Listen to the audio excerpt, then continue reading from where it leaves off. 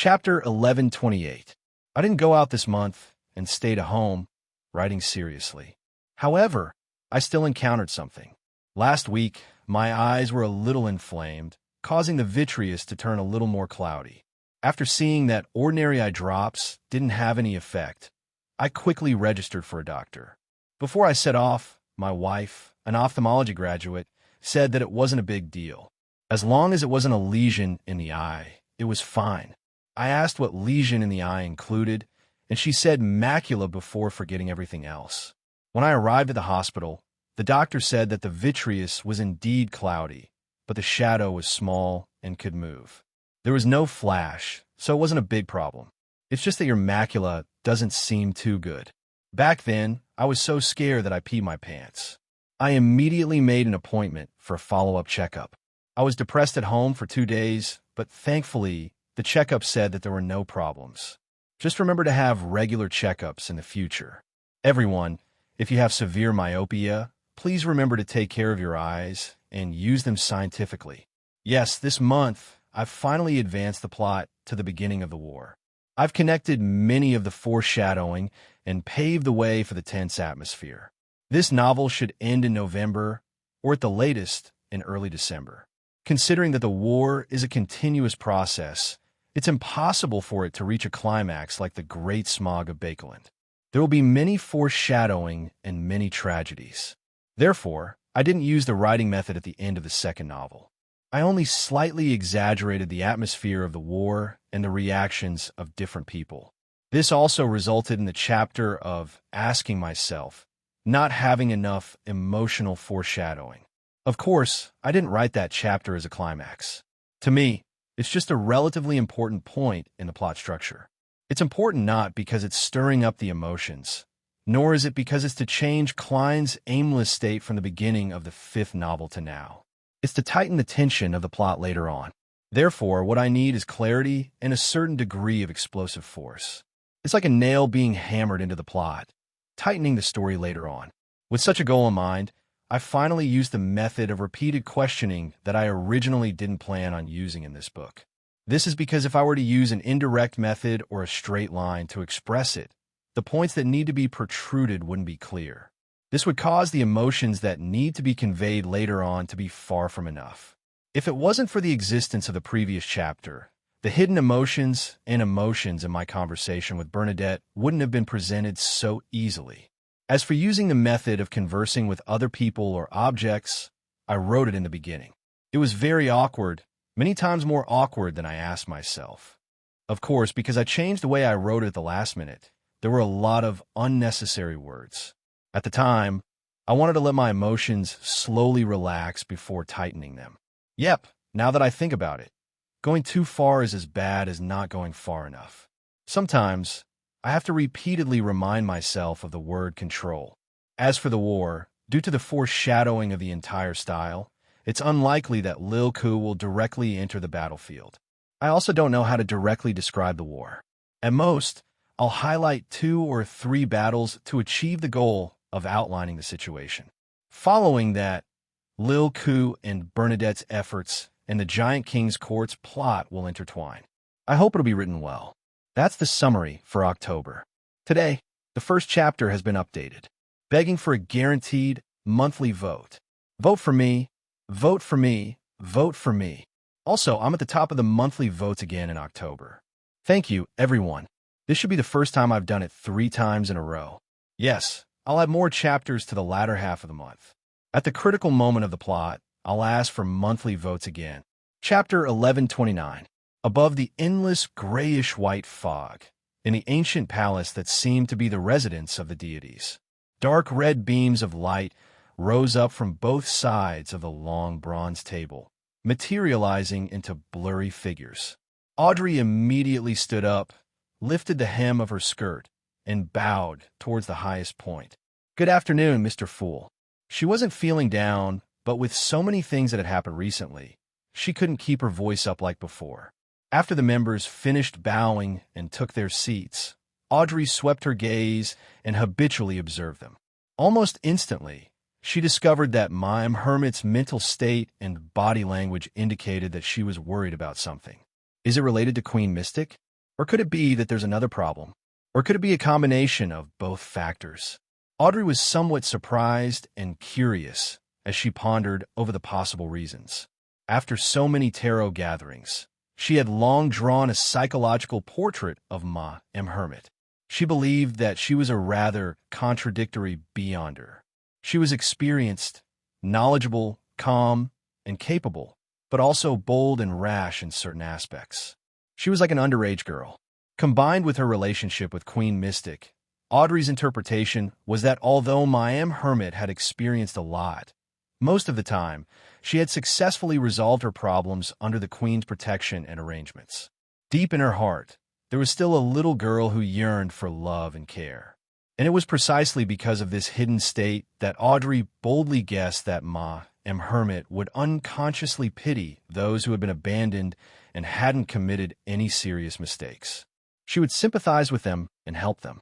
At the same time, based on the fact that she was a woman who was active at sea, had the strength of a Sequence 5, had plenty of mystical items, had rich knowledge and experience, liked to wear a pair of thick glasses, and had interacted with German Sparrow, Audrey believed that she could confirm Ma M. Hermit's identity by casually flipping through the wanted posters and newspapers related to pirates. However, she didn't specifically do so. All she did was make a rough guess.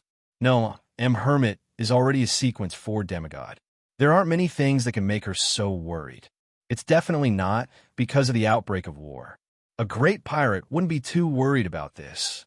As her thoughts raced, due to her lack of understanding, Audrey couldn't think of anything other than guessing from the direction of Queen Mystic. And at this moment, two things echoed in Catlia's mind. Why did the Queen send so many diary pages over? If I hadn't become a mysticologist and grasped certain mystic techniques, I wouldn't have been able to memorize all of them in such a short period of time. What exactly happened? Was the Queen in some sort of predicament? That frank fellow actually didn't want to hold the ritual and directly consumed the potion to advance. Luckily, I stopped him. However, the druid ritual isn't difficult for him at all. Grasping the living habits and body structure of many ordinary animals and 3 extraordinary creatures is a crazy biologist who has already done his homework in advance. Next week, no, within these 2 days, he will become a druid. What he needs to do is to write down the knowledge and experiences he has accumulated in the past as part of the ritual. Amidst her thoughts, Catlia put away her worries and turned to the end of the long bronze table. She lowered her head and said respectfully, "Honorable Mr. Fool, I've gathered an entire set of Roselle's diary this time. An entire book." Upon hearing Ma M. Hermit's words, all the members, including the hanging man Alger, were clearly stunned. This exceeded their understanding. In the past, it was usually 2 or 3 pages, but this time it was a whole book. Did something happen? Even the dullest son, who paid the least attention to such matters, sensed something amiss. They all knew that Queen Mystic Bernadette was Roselle the Great's eldest daughter. It was normal for her to provide an entire diary, but what wasn't normal was for her to provide an entire diary at once. Catlia didn't mind everyone's gazes as she continued.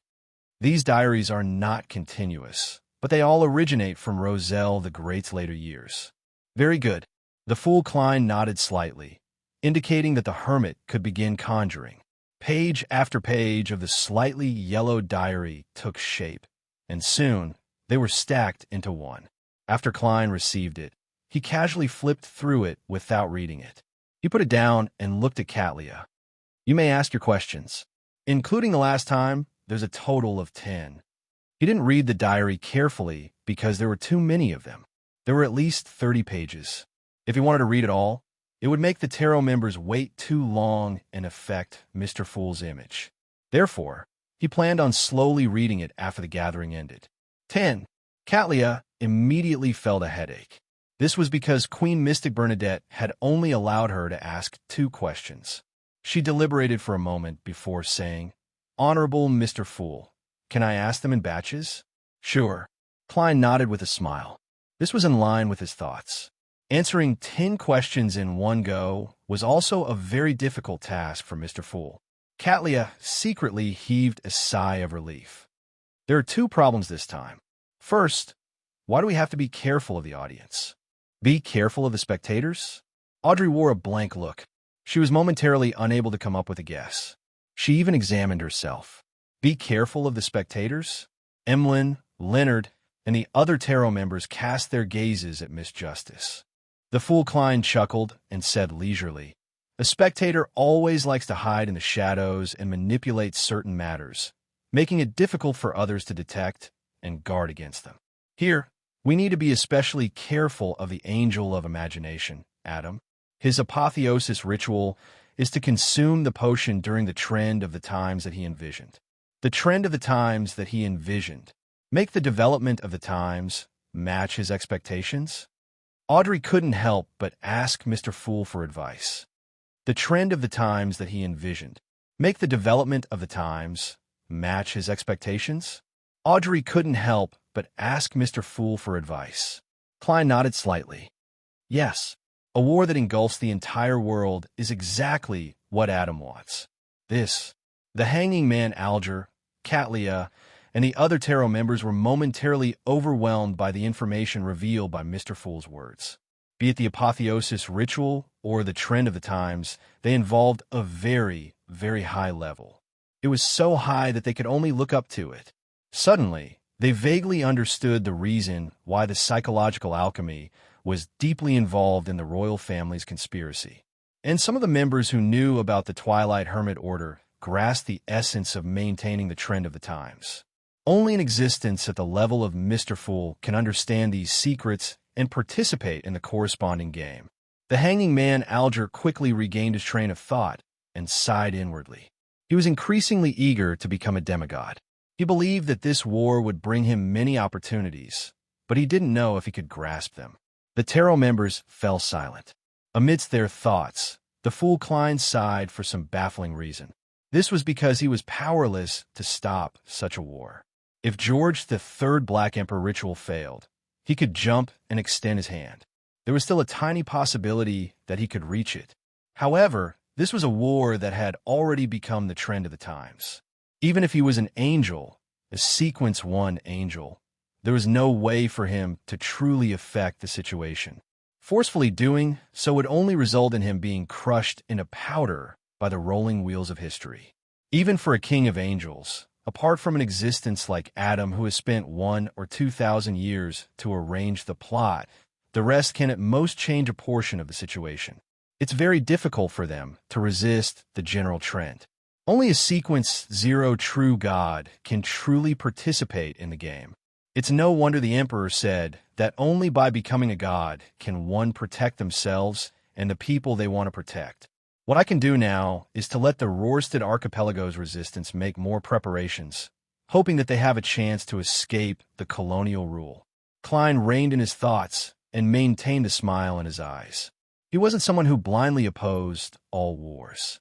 The education he had received in his previous life, as well as what he had seen at sea in East and West Balam, had encouraged the resistance to overthrow the colonial rule. To put it simply, what he didn't like and abhorred was an unjust war.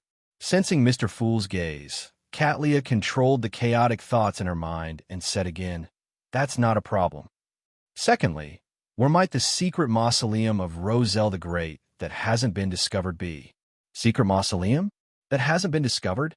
Magician's Furs became more focused, feeling that this was a best-selling theme that had all the elements that were popular. Audrey and the Hanging Man Alger keenly sensed something from his question. Roselle's eldest daughter might not be willing to accept the fact that her father had perished. She was still searching for the traces he left behind, hoping to find clues that could revive the Emperor. Of course, he couldn't eliminate the possibility that there was something else in the secret mausoleum, something important. That might be Queen Mystic's real goal. Roselle left behind a secret mausoleum. I wonder what's inside. Leonard, Zio, and the other members were more concerned about this. The Fool Klein was already prepared for this. Perhaps in the Fog Sea, in the hidden primitive island, or the abyss that Roselle once discovered. Abyss. Emlyn immediately felt his eyelids twitch. The history of the vampires had a lot of records about the demons of the Second Era. Even after thousands of years, he still felt that he had become impetuous and entangled by chaos during and after reading it. Sun felt the same way as him, but he didn't mind too much. When reading certain documents, one's mental state would be overly drained, and one's mental state would be unknowingly affected. This was common knowledge in the City of Silver, so one had to first receive general education and listen to the teacher's explanation. Abyss, Audrey, Zio, and the others couldn't help but repeat the term inwardly. In their daily lives, the abyss was more of an abstract description. It was synonymous with danger, pain, degeneration, and filth. They never expected it to really exist. It's somewhere in the fog sea. P.S. I've sent both chapters today. I hope for a guaranteed monthly ticket for November. Chapter 1130. Katlia similarly didn't snap to her senses for a few seconds. She never expected that Roselle the Great's secret mausoleum would involve the abyss. But on careful thought, she realized that it wasn't surprising for a battle of that level to involve anything. For an instant, she wished that the queen wouldn't pursue this matter further, but she eventually suppressed this thought to the bottom of her heart. This was because she felt that if she were in her shoes, she would have made a similar choice. All sorts of thoughts flashed through her mind as Katlia bowed at the end of the long, mottled table. Thank you for your answers. I have no more questions today. The fool Klein nodded slightly and surveyed the area. You may begin. Just as he said that, Furs, who had been cultivating her courage, spoke with a resolute attitude as though she was closing her eyes and charging towards death. Mr. World, I have something to entrust you with. Seeing the World German Sparrow look over, she hurriedly explained, You don't need to do much. You don't need to do much. Just throw me to an unfamiliar place every once in a while and pick me up in a few days. If you're really busy, you can also gather them at a certain point in time and show me a few more trips for me to record. Upon hearing Miss Magician's words, the first thought that came to Klein's mind was, man versus wild? There are too many suitable places for me. The easternmost ruins of the Battle of the Gods in the Sonia Sea, Calderon City in the Spirit World, or the City of Miracles in Roselle's Travels, Liveseed. They're all 10 times, 100 times, or even 1,000 times more dangerous than the wilderness. I'm just afraid that Miss Magicians won't be able to grasp it.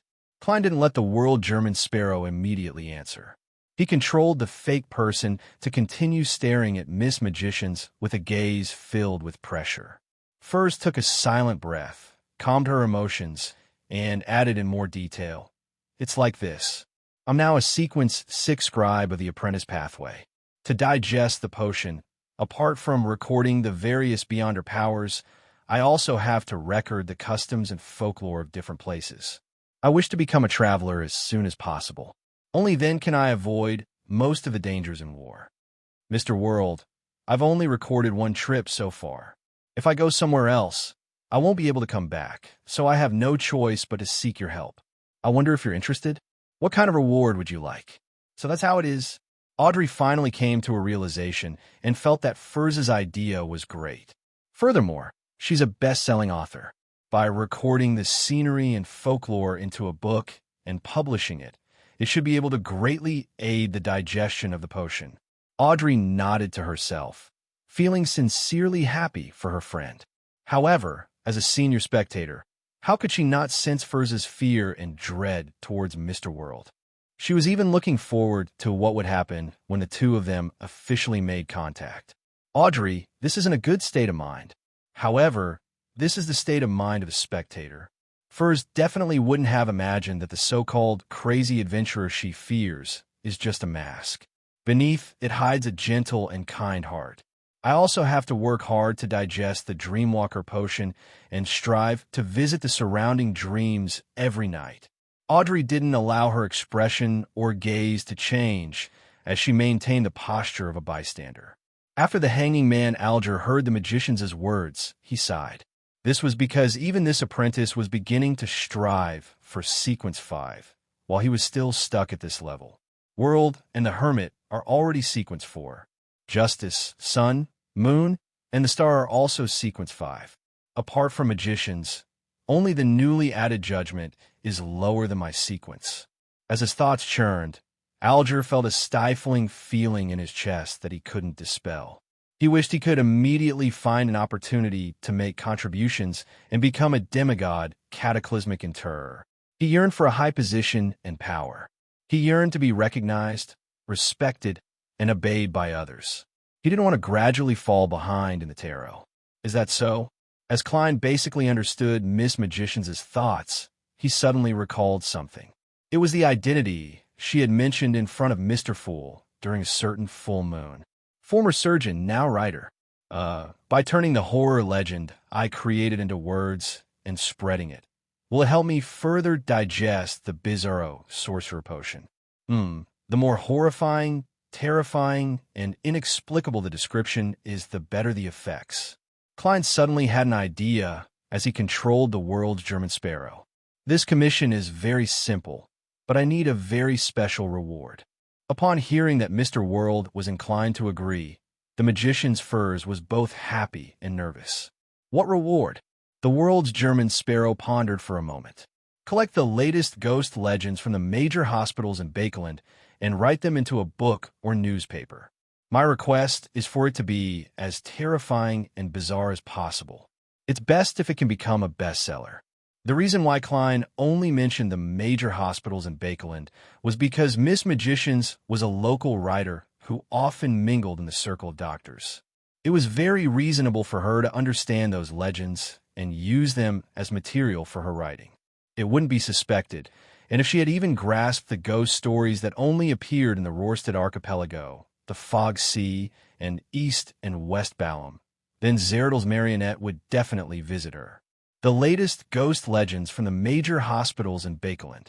When Audrey heard the world's German sparrow's words, she was stunned for nearly 3 seconds. She originally believed that the legends were caused by the church's beyonders secretly treating the injured, and that mushrooms and weeds were the negative effects of mystical items. She never expected that it wasn't the case. Audrey had also guessed that it was done by Don Dantes. After all, this gentleman had heard her mention the air raid victims, and he was a kind gentleman. However, due to the lack of any other clues or evidence, she could only believe that the church was more likely. At this moment, she was almost certain that the clown angel was the world's German sparrow. Even if he wasn't, there was a deep connection. Mr. World wearing the mushroom and weed mask is the same as German Sparrow wearing the crazy adventurer mask. Why does he disguise himself like that when doing good deeds? Is it because he needs the feeling of horror and the corresponding feedback? Audrey had a guess as she muttered to herself inwardly. The star Leonard and the hanging man Alger connected it to the urban legends that the Nighthawks of St. Samuel Cathedral had recently discussed, while the other pondered over the terrifying legends his subordinates had heard and encountered. I've never heard of such remuneration. It's not like I'm writing a biography. Although a war has recently broken out, the sales of newspapers and magazines seem to have increased. The previous editor has been urging me to publish a new book. Yes, my identity has to be kept a secret. I have to convince the editor to change my pen name. The excuse is that different styles have different pen names. Magician's Furs didn't have the time to think too much. After some consideration, she replied, "All right, no problem." The world's German sparrow chuckled and said with a hoarse voice, "If you do well, I'll give you a chance to wrecker the beyonder powers of a demigod." "No problem." Furs chuckled and said with a hoarse voice, "If you do well, I'll give you a chance to wrecker the beyonder powers of a demigod." "No problem." Furs replied firmly, no longer having her usual laziness. To her, recording a demigod's powers could not only increase her ability to protect herself, but could also effectively digest the potion. This also made Audrey, Zio, Leonard, and the other members sigh inwardly. A scribe sure is enviable. Once a demigod-level powerhouse has the backing of a scribe, she can produce extremely powerful strength that isn't inferior to a sequence 5. At times, she might even be stronger. After the deal was made, there was a brief silence. This was because the other members of the tarot didn't have any requests at the moment. Leonard had just become a spirit warlock not long ago, and he hadn't even finished summarizing the acting principles. There was still the possibility of advancing from the Church of Evernight. As for mystical items, he had already bought Word of the Sea. In special situations, he could still request to use the church's sealed artifact. Emlyn was reading the Sanguine's research on the moon domain every day, hoping to make the Scarlet Scholar more realistic. As for the sequence, 4 Shaman King potion formula and beyonder ingredients, he wouldn't be able to use them for a very long time, nor could he afford them. Sun had just mastered the powers of a priest of light, and he was still a long way from advancing. As for the main ingredient of an unshadowed, he had already obtained it. Similarly, Audrey and Zio hadn't advanced for long. One of them was working hard to help Mr. World, accumulating contributions, while the other was burdened with a huge amount of debt and was eager to repay it. The hanging man Alger was in the Church of the Storm, and he had to hide his secrets. He was currently in a rather awkward position, and he needed an opportunity to advance. Furthermore, he had obtained the cataclysmic Interrer potion formula from the world. Catlia had just become a demigod, and she was currently deeply studying all kinds of secrets and mysticism knowledge. To her pleasant surprise, not long after her advancement, when she recalled the knowledge and secrets she had grasped in the past, she realized that she had digested quite a number of potions. Among them, the things she had heard from the tarot had contributed greatly. The transaction segment quickly ended, and the members began to freely communicate. Emlyn surveyed the area before his gaze landed on Leonard's face. If you were official Beyonders, how would you deal with a clergyman from an opposing faction under your jurisdiction during a war? He hasn't done anything bad. What does he plan on doing anything bad? Although Faina Potter hadn't directly declared war on Rouen, they had invaded Rouen's ally, Limburg. This made the believers and citizens around the Harvest Church look at Bishop Utravsky more and more strangely. Leonard thought for a moment and said, "That's right. Protective custody. P.S. Looking for a guaranteed monthly ticket at the beginning of the month." Chapter 1131. Protective custody. This answer is very intelligent. As expected of a newly promoted Red Gloves team captain, the fool Klein couldn't help but laugh inwardly when he heard Leonard's answer. He knew very well who Emlyn was referring to, and he had a certain understanding of Bishop Utravsky, who called himself a priest. He didn't really believe Emlyn White's words that he hasn't done anything bad, nor does he plan on doing anything bad. This was because to a blessed and a fanatic, their understanding of what was bad might be different from that of a normal person. Indeed, Klein had never doubted Father Utravsky's sincerity and agreement when he talked about how precious life was and how the harvest was to be happy. However, the problem was that the teachings of the Church of Earth Mother also mentioned that life was like a plant that would eventually wither and die. It would return to the embrace of Mother Earth, and it would grow back in the next year. A qualified bishop of the Church of Earth Mother wouldn't and couldn't treat life and death the same as the secular world. Regardless, I still have to control Father Utravsky. This is to protect the believers of Earth Mother and the surrounding people, as well as to protect the half-giant bishop. It's to prevent anything irreversible from happening. As Klein thought to himself, Leonard, who knew a lot about the Harvest Church, also understood the essence of Emlyn's question. He planned on leading his team over in the next 2 days to confirm the situation and cooperate with the official faction in charge of the Bridges South area to protect and imprison the blessed of Earth Mother. After Emlyn heard the answer, he only nodded slowly without saying a word. Seeing his silence, Leonard raised the question he wanted to discuss. Is there anything major hidden in Bakeland recently?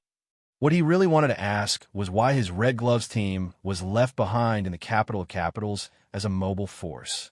And just as he said that, the other tarot members, including Sun, who didn't pay much attention to the outside world, cast their gazes at the world, German Sparrow.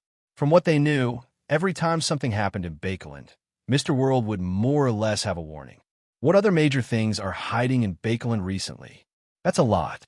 George III Black Emperor ritual, the secret collusion between me and Queen Mystic, the 3 churches' seemingly tacit agreement, but they actually have different attitudes. As Klein's thoughts raced, he suddenly understood what Leonard wanted to ask. After all, the two of them would occasionally communicate privately. That's right. Why did they leave Leonard in Bakeland? Because of me, the church doesn't want to place Leonard in Bakeland? Am I thinking too highly of myself? Klein secretly shook his head and rejected the first thought that came to mind. He quickly changed his train of thought and analyzed the problem from the perspective of what Leonard could use. Leonard was only a sequence 5. What use could he be in the turbulent backland? Even if they wanted to use him, they wouldn't use him. They would use me, who is related to him, or Palaz Zoroast. This can eliminate me. At present, I'm still a qualified blessed. If they really want me to do something, they can just directly instruct me.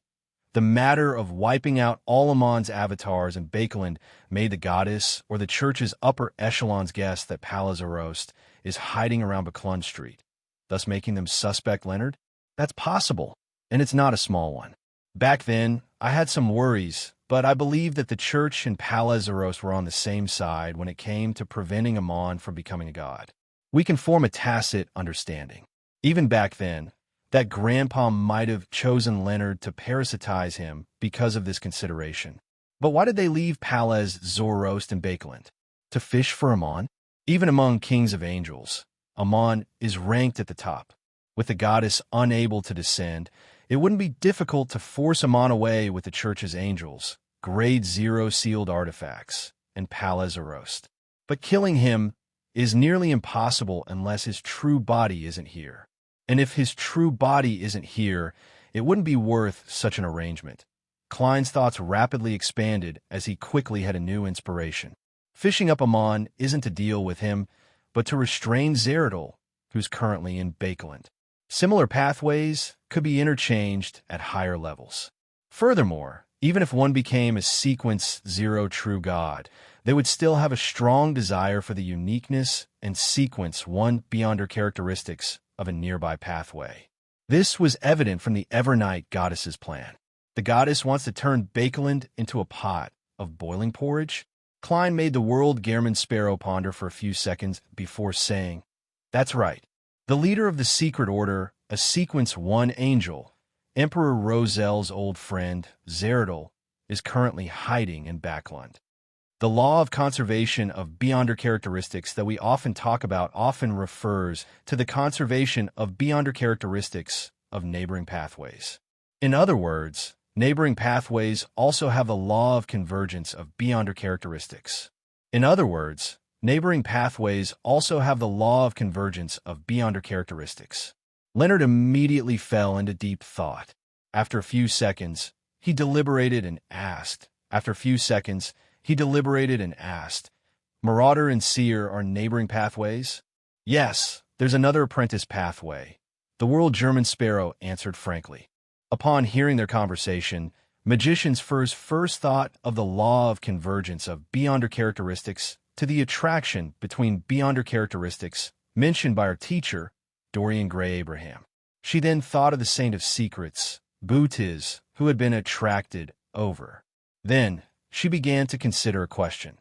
If it's really as Mr. World said, that there's an attraction between beyonder characteristics of neighboring pathways, then could it have attracted Zeradol, who was in Bakeland, to the vicinity? Suddenly, Furs thought of the crow that had been staring at Butiz's back. Furs hurriedly raised her hand, indicating that she had something to say. Seeing that all the members were looking at her, she quickly said, "My teacher is a member of the House of Abraham. He wields a rather important sealed artifact." As the first half of the sentence was something that the other members knew apart from the star, Furs didn't think of hiding anything. As for the latter half of the sentence, she made some embellishments, changing it from very important to rather important. Seeing that no one asked any questions, Furs continued. This caused him to occasionally encounter high-sequence beyonders of the apprentice pathway. Previously, when he came to Bakeland, the Aurora Order's Saint of Secrets Butiz appeared nearby, and I noticed that a crow was staring in the direction that Butiz was heading. A crow? The exact situation of the foggy town surfaced in Klein's mind. At the top of the pitch-black cathedral, there were crows flying back and forth, as though they were paying their respects in mourning. And Zeradol's avatar was hidden inside the cathedral. Zeradol is used to using crows as marionettes. This is a mark left behind by him when he was a Bizarro sorcerer. In thought, Klein made the world's German Sparrow speak. That's very likely Zeridal. I actually met a Sequence 1 angel. Magician's Furs felt a lingering fear, shock, and fear. She then recalled that she and Zio had discussed Adam and the possibility of being targeted. For some baffling reason, she had the illusion that she had become the main character. She was only a Sequence 7 or Sequence 6, but she was already related to a king of angels and a Sequence 1 angel. With this in mind, Furs hurriedly turned her head to Miss Justice. "Wait, can you hypnotize me to forget some things? I'm afraid that I might accidentally recall it and attract attention." "No problem," Audrey replied as she glanced at Zio and nodded at her. As for Leonard, he had some guesses and planned on discussing it with Old Man to hear his opinion. Klein, on the other hand, did not continue to talk about the major events hidden in Bakeland, because for the other members of the Tarot, it was too high-end. Not only could they not participate in it directly, but even a complete understanding of it might bring disaster. In this regard, Klein's idea was that some of the Tarot members might be able to help out at some point, but it was just like entrusting a bounty hunter to do something. He didn't want them to get too involved and figure out the whole story. This was a form of protection for them. At this moment, the hanging man Alger surveyed the area. "According to my observation, the Church of the Storm isn't very active in this war. Not too active? This doesn't match the image of the Church of the Storm. Although their teachings don't advocate combat, nor do they promote war, they definitely emphasize on treating their enemies with the cruelty of the storm. Any anger will be vented on the spot." Klein was a little surprised when he heard that. Then, he combined it with his understanding of deities and made a preliminary analysis. "According to my previous speculations, the storm, sun, reader, spectator, and shepherd are close pathways that can be interchanged at a high level. There should be a huge conflict between them, and the Lord of Storms is most likely the wind angel from back then. He had devoured Adam's father, the ancient god of the sun, the city of Silver's creator. Even if he tacitly allowed George III to become the Black Emperor, it's unlikely that he would sit back and watch Adam use the torrent of the times to ascend to the divine throne. Therefore, the Church of the Storm isn't willing to expand the war to the extent that it engulfs the entire world. They're trying their best to restrain their urges. It's really difficult for them. This can explain why Ruan and Intis are strangely silent about Fainapotter's invasion of Lenberg, Mason, and Seeger. The Church of the Eternal Blazing Sun and the Church of the Storm are probably in a dilemma, unable to make up their minds. On the one hand, at the level of deities, it's not like they don't have the possibility of betraying the Alliance and dealing with the Church of Knowledge. On the other hand, national strategy urges them to protect those countries. Forcefully going against the understanding that the citizens have formed will lead to the instability of the anchor. Also, once they participate in the war, they will fulfill Adam's wish and fulfill the conditions for him to advance to Sequence 0. Klein deliberately made the world's German sparrow fall silent for a moment before replying to the hanging man's intelligence. "At present, this is a necessity. P.S. Requesting a guaranteed monthly ticket at the beginning of the month." Chapter 1132. In fact, Klein couldn't remember if he had told the hanging man that the 5 pathways, Sailor, Spectator, Sun, Reader, and Secret Suppliant, could be interchanged, unless he used dream divination on the spot to recall it. But since the hanging man had shown his doubts about the Church of the Storm's attitude, it meant that he hadn't thought about the possibility of exchanging pathways. Regardless of whether he didn't know or whether he hadn't connected the two matters, Klein believed that he needed to make things clear so that the members of Tarot could grasp the true stance of the various major factions and avoid many dangers. After the hanging man, Alger and company cast their gazes over, Klein controlled the world, German Sparrow, and made him say in a low, uncertain tone, "The Storm, Sun, Spectator, Reader, and Secret Suppliant are neighboring pathways. So are Evernight, god of combat, and death. And neighboring pathways often become enemies. Of course, this isn't absolute. At the very least, the 7 deities have established an alliance." Upon hearing World's answer, the hanging man, Alger, first recalled how Adam had pushed for the torrent of the times in an attempt to become a god. Following that, thoughts flashed through his mind as he gained a certain understanding of the Church of the Storm's current attitude. This made him feel a rather special sense of superiority and joy, as if he had seen the essence of the matter, surpassing the level of most of the Beyonders in the Church of the Storm. Audrey also had a new understanding of the strange silence of Intis in this war. She became more and more worried about the situation in Lenberg, Mason, and Seeger. In addition, she also knew that she could become an unshadowed, a cataclysmic interrer, and a Sequence 4 representative of the Church of Knowledge's demigod. As for the corresponding Sequence 4 of Secret Suppliant, it wasn't even within her consideration. Of course, compared to the others, she preferred Manipulator. She had a fondness for the Spectator pathway from the bottom of her heart. However, she also had a heartfelt fear towards the high-level Beyonders of the Spectator pathway. Vin Rambus had left a rather bad impression on her, and Adams, any mention of it will be known, had left a psychological scar on her. She had no choice but to frequently do self-analysis to treat the corresponding problems. Katlia had always been very knowledgeable in this area. Apart from what the World German Sparrow had mentioned, she also knew that mystery priors and savants were similar pathways that could be interchanged at high sequences. It was the same for arbiter and lawyer, prisoner and criminal, hunter and assassin, and planter and apothecary. While the other members of the tarot were lost in their thoughts, the hanging man Alger said to the World's German Sparrow, "Thank you for your answer." He didn't mention what he had figured out. In fact, there was a moment when Alger wanted to leave the Church of the Storm and switch to another pathway. This was at least better than waiting for a slim chance in the Church. However, he eventually gave up on this thought. After all, he had been pursuing becoming a cardinal of the Church of the Storm for a long time. Now, he was beginning to yearn to be ranked first among the cardinals, becoming an angel in charge of an agent or ascetic. As for the position of pontiff, Alger didn't yearn for it. This was because it was too close to the Lord of Storms, and he had many secrets. If he were to really be chosen as pontiff, Alger suspected that he would be blasted into a pile of charcoal by a lightning storm the moment he wore the papal tiara. Seeing that the world and the hanged man's exchange had ended, Emlyn asked out of curiosity, "What's the matter? Which pathway can the apothecary pathway be exchanged with?" The Sanguine's racial characteristics made it so that none of them wished to switch to other pathways. This was because it often meant that they would lose their identity. Therefore, Emlyn wasn't too concerned about such matters. "The planter pathway of the Church of Earth Mother Earth," Katlia replied casually. "The planter pathway, owned by the Church of Earth Mother." Emlyn frowned bit by bit as he vaguely grasped something. At this moment, Zio also asked, "What's the matter?" "Which pathway is Arbiter related to?" "Lawyer," Katlia replied succinctly. "Lawyer of the Black Emperor pathway.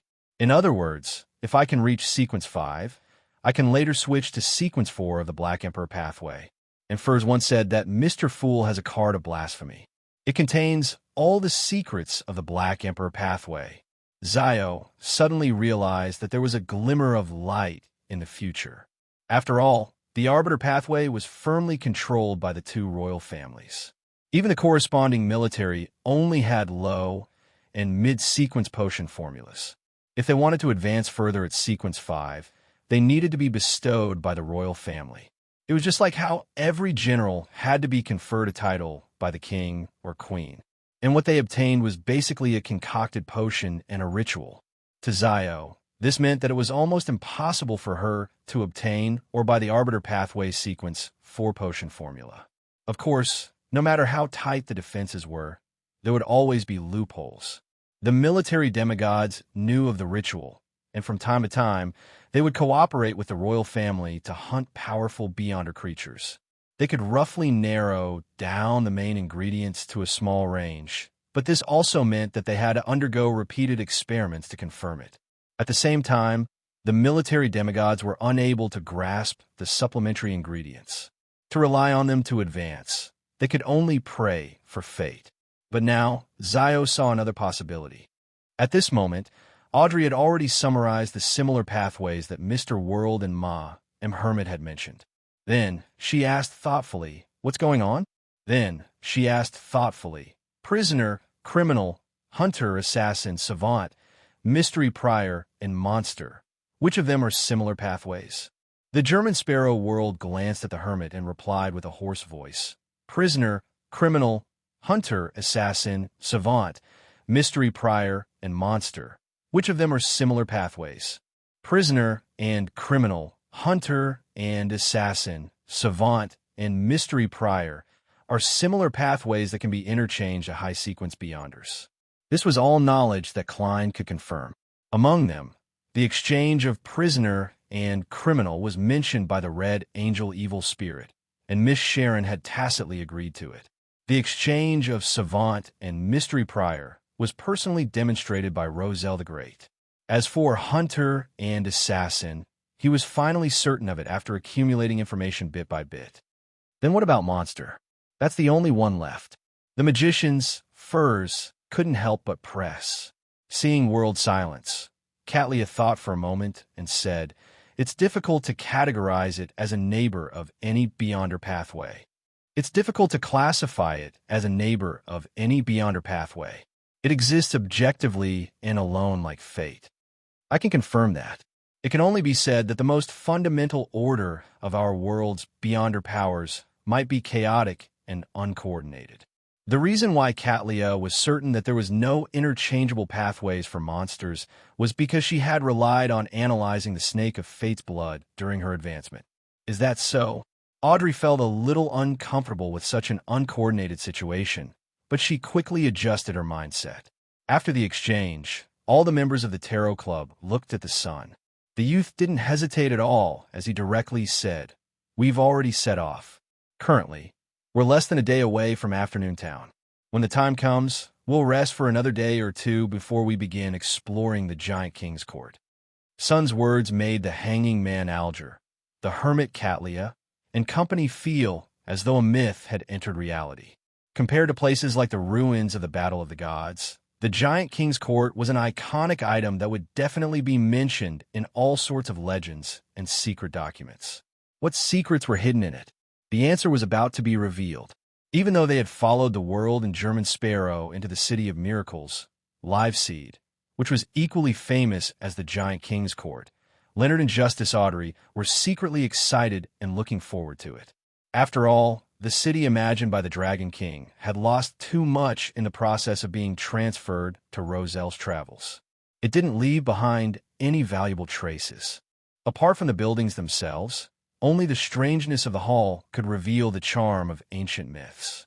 Furthermore, more importantly, Sun had mentioned that the kings of angels were conspiring in the Giant King's Court. At that moment, the fool Klein was thinking about something else.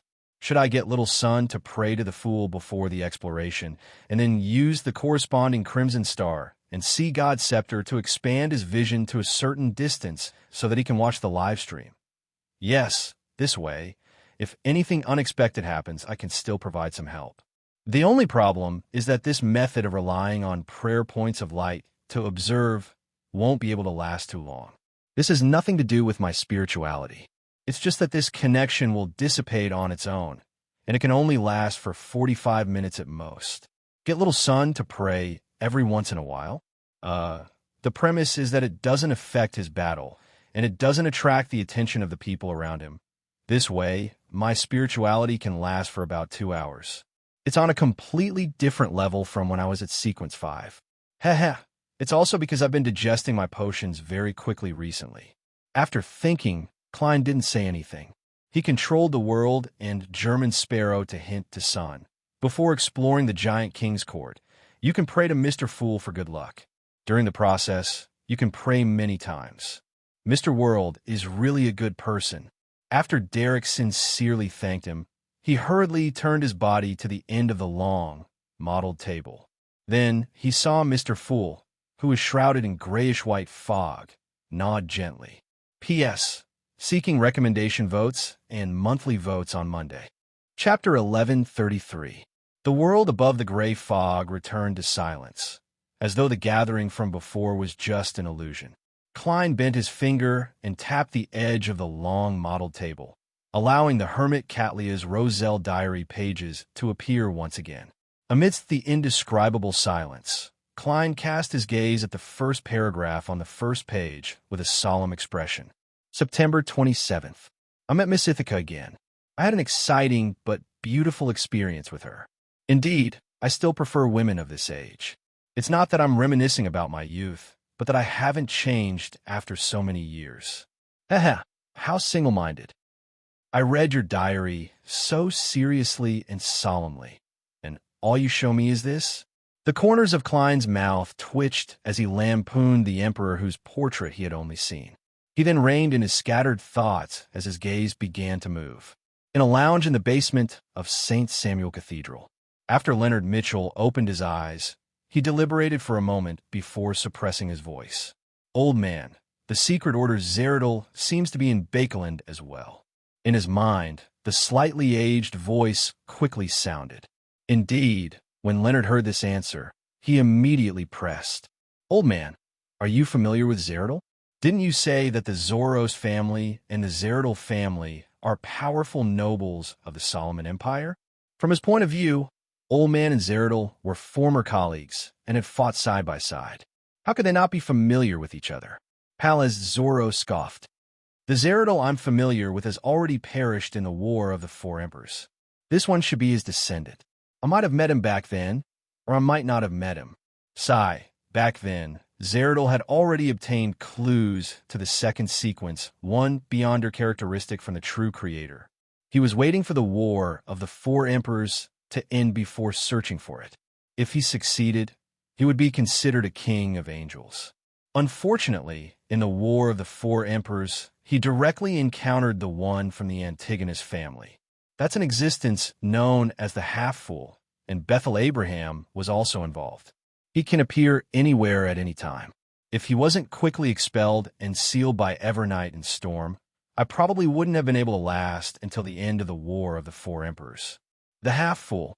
Leonard's eyelids twitched when he heard this title, as he inexplicably thought of the person above the gray fog. He immediately forced himself to control himself and turn his thoughts to something else. Even from a bystander's description, Mr. Dorr is clearly one of the top existences among the kings of angels. Two true deities had to join forces to expel and seal him. There's a high chance that is especially good at running and very difficult to kill. And back then, the situation was tense. They had to eliminate a threatening enemy as soon as possible. He, the old man, was reminiscing about the past, and his mood was a little unsettled. He actually said so much in one breath. Amidst his thoughts, Leonard suddenly spoke. I was left in Bakeland because I wanted to use you to lure him on here. The sentiments in Palaz Zoro's tone vanished as he clicked his tongue. Who guessed that? I don't think it was you. However, it's not bad that you know how to use your own resources to find out the truth. I've been very familiar with this ever since I joined the Nighthawks. Leonard replied in his heart, but he did not say it out loud. Palaz Zoros continued. That's what I guessed as well. To be frank, your former colleague's relationship with Evernight really puzzles me. If it wasn't for the familiarity of the mysterious power that appeared that day, I wouldn't have dared to make such a guess. Zeradol and I are in Bakeland, and Amon is about to arrive. It's truly a perfect triangular balance. What does that mean? The mysterious power that dealt with Amon came from the Evernight domain, and not Mr. Fool? Does this mean that Mr. Fool and the goddess have a certain level of cooperation, or does one of the upper echelons of the church actually believe in Mr. Fool? Leonard suddenly felt extremely confused and perplexed about his position. Upon seeing Palaz admit that he was rather puzzled, he reined in his thoughts and didn't ask about it. He frowned slightly and said, Two sequence, one angels and a king of angels. Will this bring a devastating disaster to Bakeland? He remembered that Amon was a terrifying existence that could silently kill countless people, and he could happily experience life as a victim. With this as a reference, Zeradol, who was of a similar pathway, definitely had extremely terrifying and horrifying powers. If he were to clash with Amon, half of Bakeland or all of Bakeland would become the city of death or the city of bizarreness. Palaz Zoros laughed and said, Balance means that everyone will restrain themselves. Besides, it's very likely that Amon won't let his true body enter Bakeland. At most, he'll summon a large number of avatars. After all, Evernight's inability to do anything doesn't mean that storm and steam can't descend. What do you mean? What do you mean by it can't be done? Nader acutely grasped the crux of old man's words. Palazzuro's tone turned rather leisurely. Be it because of the war or other reasons, Evernight likely isn't able to interfere with the matters on the ground. Otherwise, why would he draw Amon over to form a balance? He could have directly set up a trap to capture Zeradol or scare away the cowardly seer. Did something happen to the goddess? Leonard suddenly turned nervous. The slightly aged voice replied, "It might not be a bad thing. It might also be a good thing." Without waiting for Leonard to ask again, Palazzuros sighed again. "Amon was attracted to Bakelin by me. What about Zeradol? What about me? Zeradol likely did it because of you, and you did it because I'm in Bakelin," Leonard replied after some thought. "Huh, why do you think you're in Bakelin?" Palaz immediately scoffed. Leonard immediately replied, "This is an arrangement by the church. It can't be because of the law of beyonder characteristics convergence, right?" "That's not necessarily the case." "Not necessarily." Palaz's tone turned slightly serious. "Most of the time, the law of beyonder characteristic convergence isn't something you can directly sense. It's more of an influence on fate. It's just like when you board a train, but you suddenly find the scenery along the way very beautiful. Hence, you get off ahead of time and wander around a small city. This might be because there are beyonders or mystical items of similar pathways nearby. In other words, there's something else in Bakelin that attracted you and Zeradol here. And through you, it affected my fate, causing me to be arranged by the church to be in Bakelin most of the time." Leonard sought confirmation with some understanding. Palazzuros slowly sighed. "I can't rule out that possibility." Above the gray fog, Klein quickly flipped to a valuable page in the diary. November 21st. As I had made too many preparations in advance, I obtained the chaotic and terrifying Grade 0 sealed artifact faster than I imagined. Then, after a difficult battle and with help, I finally restored it to a pure sequence 1 beyonder characteristic. In a few days, the ritual's preparations will be complete. I should be able to advance to sequence 1 knowledge emperor of the mystery prior pathway. November 26th. Clear sky with a gentle breeze. The ritual went smoothly, and I digested it thoroughly. The anchor was very stable, and I didn't encounter many difficulties during the entire process. I'm already a sequence 1 angel, the knowledge emperor. From now on, Bernadette no longer needs to worry about the influence of the hidden sage. She can abide by the maxim of do whatever you want, but do no harm, and continue on this path. At the same time, being a sequence 1 angel means that I can resist the gaze and corruption from the cosmos to a large extent. I can head to the Crimson Moon to see what's there. Regardless of whether Mr. Dorr is lying or not, everything points to the crux of the problem. If I want to become a true god, I have to figure out the reason. I'll attempt to land on the moon in another 3 days. This is a small step for me, but a huge step for humanity. Haha, that's not what I said. Upon seeing this, Klein recalled Roselle's hysterical diary page, and he increasingly suspected that it was recorded after the Emperor's moon landing. Putting down the remaining unread diary pages, Klein began to recall the contents he had read over the past year through dream divination. He wanted to use the comparison to find clues to Roselle's abnormal mental state in his later years. Not long after, he saw a few lines of text in his dream. This was the theoretical final diary entry of Roselle. I'm unable to give a specific suggestion because I can't see the 7 deities or the true faces of those evil gods. This might have something to do with the contents of the second blasphemy slate hidden by that ancient organization. Unfortunately, I can only roughly guess that there's a hidden portion, but I'm unable to verify it. In this diary entry, the Emperor had solemnly warned his possible companions to be careful of the moon. The dream suddenly shattered as Klein jolted awake. There was a clear look of horror in his eyes. He clearly remembered that Roselle had confirmed that the second blasphemy slate had a hidden portion a long time ago. July 19th, the night of the blood moon. Mr. Door's answer has allowed me to confirm one thing. The second blasphemy slate I saw in that ancient secret organization wasn't complete. Did the Emperor forget? No. How could he forget such an important matter? He only looks a little extreme and a little extreme. There's nothing wrong with him. So why is this happening? Klein couldn't help but mutter silently to himself. He had an inexplicable and terrifying feeling. The person who wrote the last diary entry, or rather, that sentence, Roselle the Great, seemed to be a different person. P.S. Seeking recommendation votes for Monday. Chapter 1134. Above the grayish-white fog, Klein silently sat at the end of the long, mottled table, as though he was a stone statue that had existed there for centuries or millennia. He felt a sense of horror that came from the bottom of his heart over his discovery. He felt a chill surge out from the back of his head and spread throughout his body, causing him to tremble in an inconspicuous but real manner. It was as though he had watched a familiar friend turn into a stranger in a short period of time. His actions were abnormal, as though he had been replaced by an imposter. Of course, there was a clearer and more direct analogy in this regard. It was Leonard Mitchell visiting Klein to discuss the matter regarding Palez Zoroast when he suddenly took out a monocle and put it on. Could it be that after the Emperor ascended to the Crimson Moon, he was unknowingly infected, and he didn't notice it at all? He usually didn't show any abnormalities, and only when he recalled the past in his diary and dissected his inner thoughts and conversed with himself would there be certain subtle signs? Or is this Adam's hypnosis? But at this point in time, Roselle is at least a sequence one. Klein couldn't help but look down at himself, imagining that there was another unknown, completely unknown fellow in his body.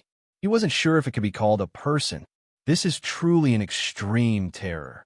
Klein slowly took a deep breath and forced himself to focus his attention back on Roselle the Great's diary. Soon, he discovered something worth reading carefully. July 28th. Once again, I participated in that ancient secret organization's gathering. From the members' idle chatter, I noticed a problem.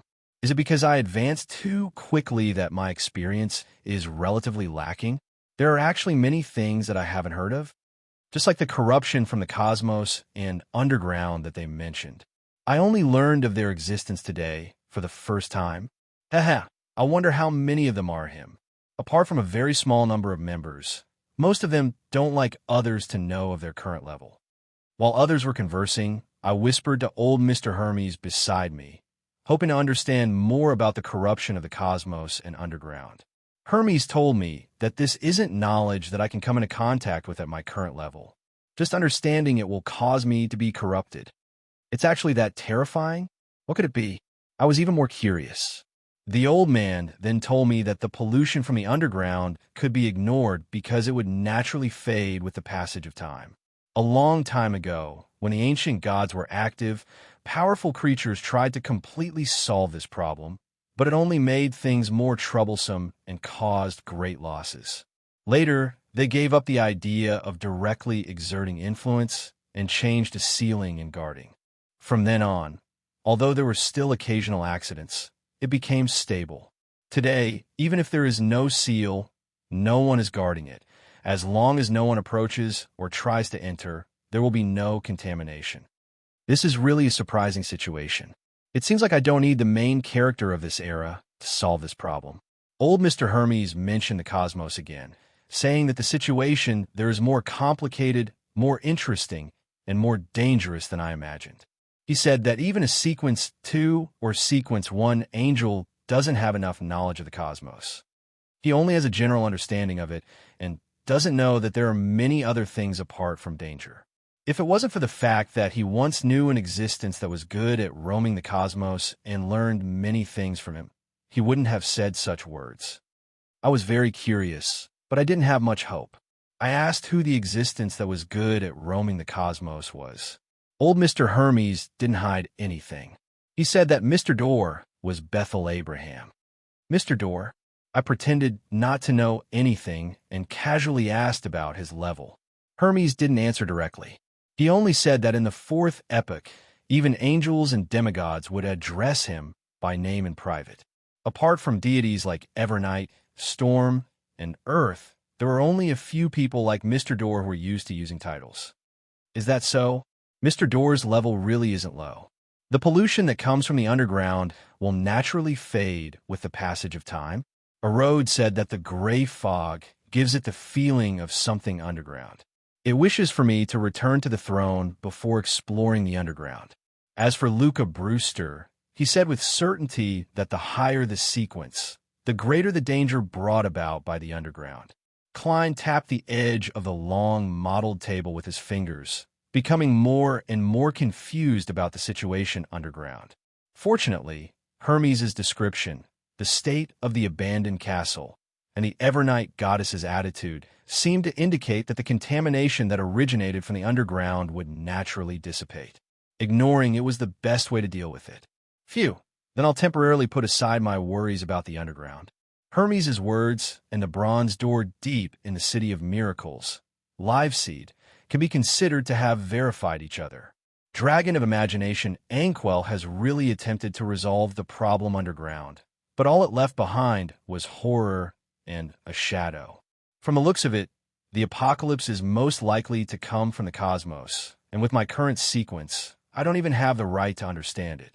As these thoughts flashed through his mind, Klein continued flipping through the diary in his hand with a sigh. After reading a few pages in a row, his eyes suddenly lit up as he locked onto one of the entries. December 31st, the end of the year. This is the best day to make a decision and begin a new story. I've already thought of where the 8 secret mausoleums should be built. I'm just sure of the last one. This one has to be more concealed than the previous 8. Otherwise, it would be meaningless.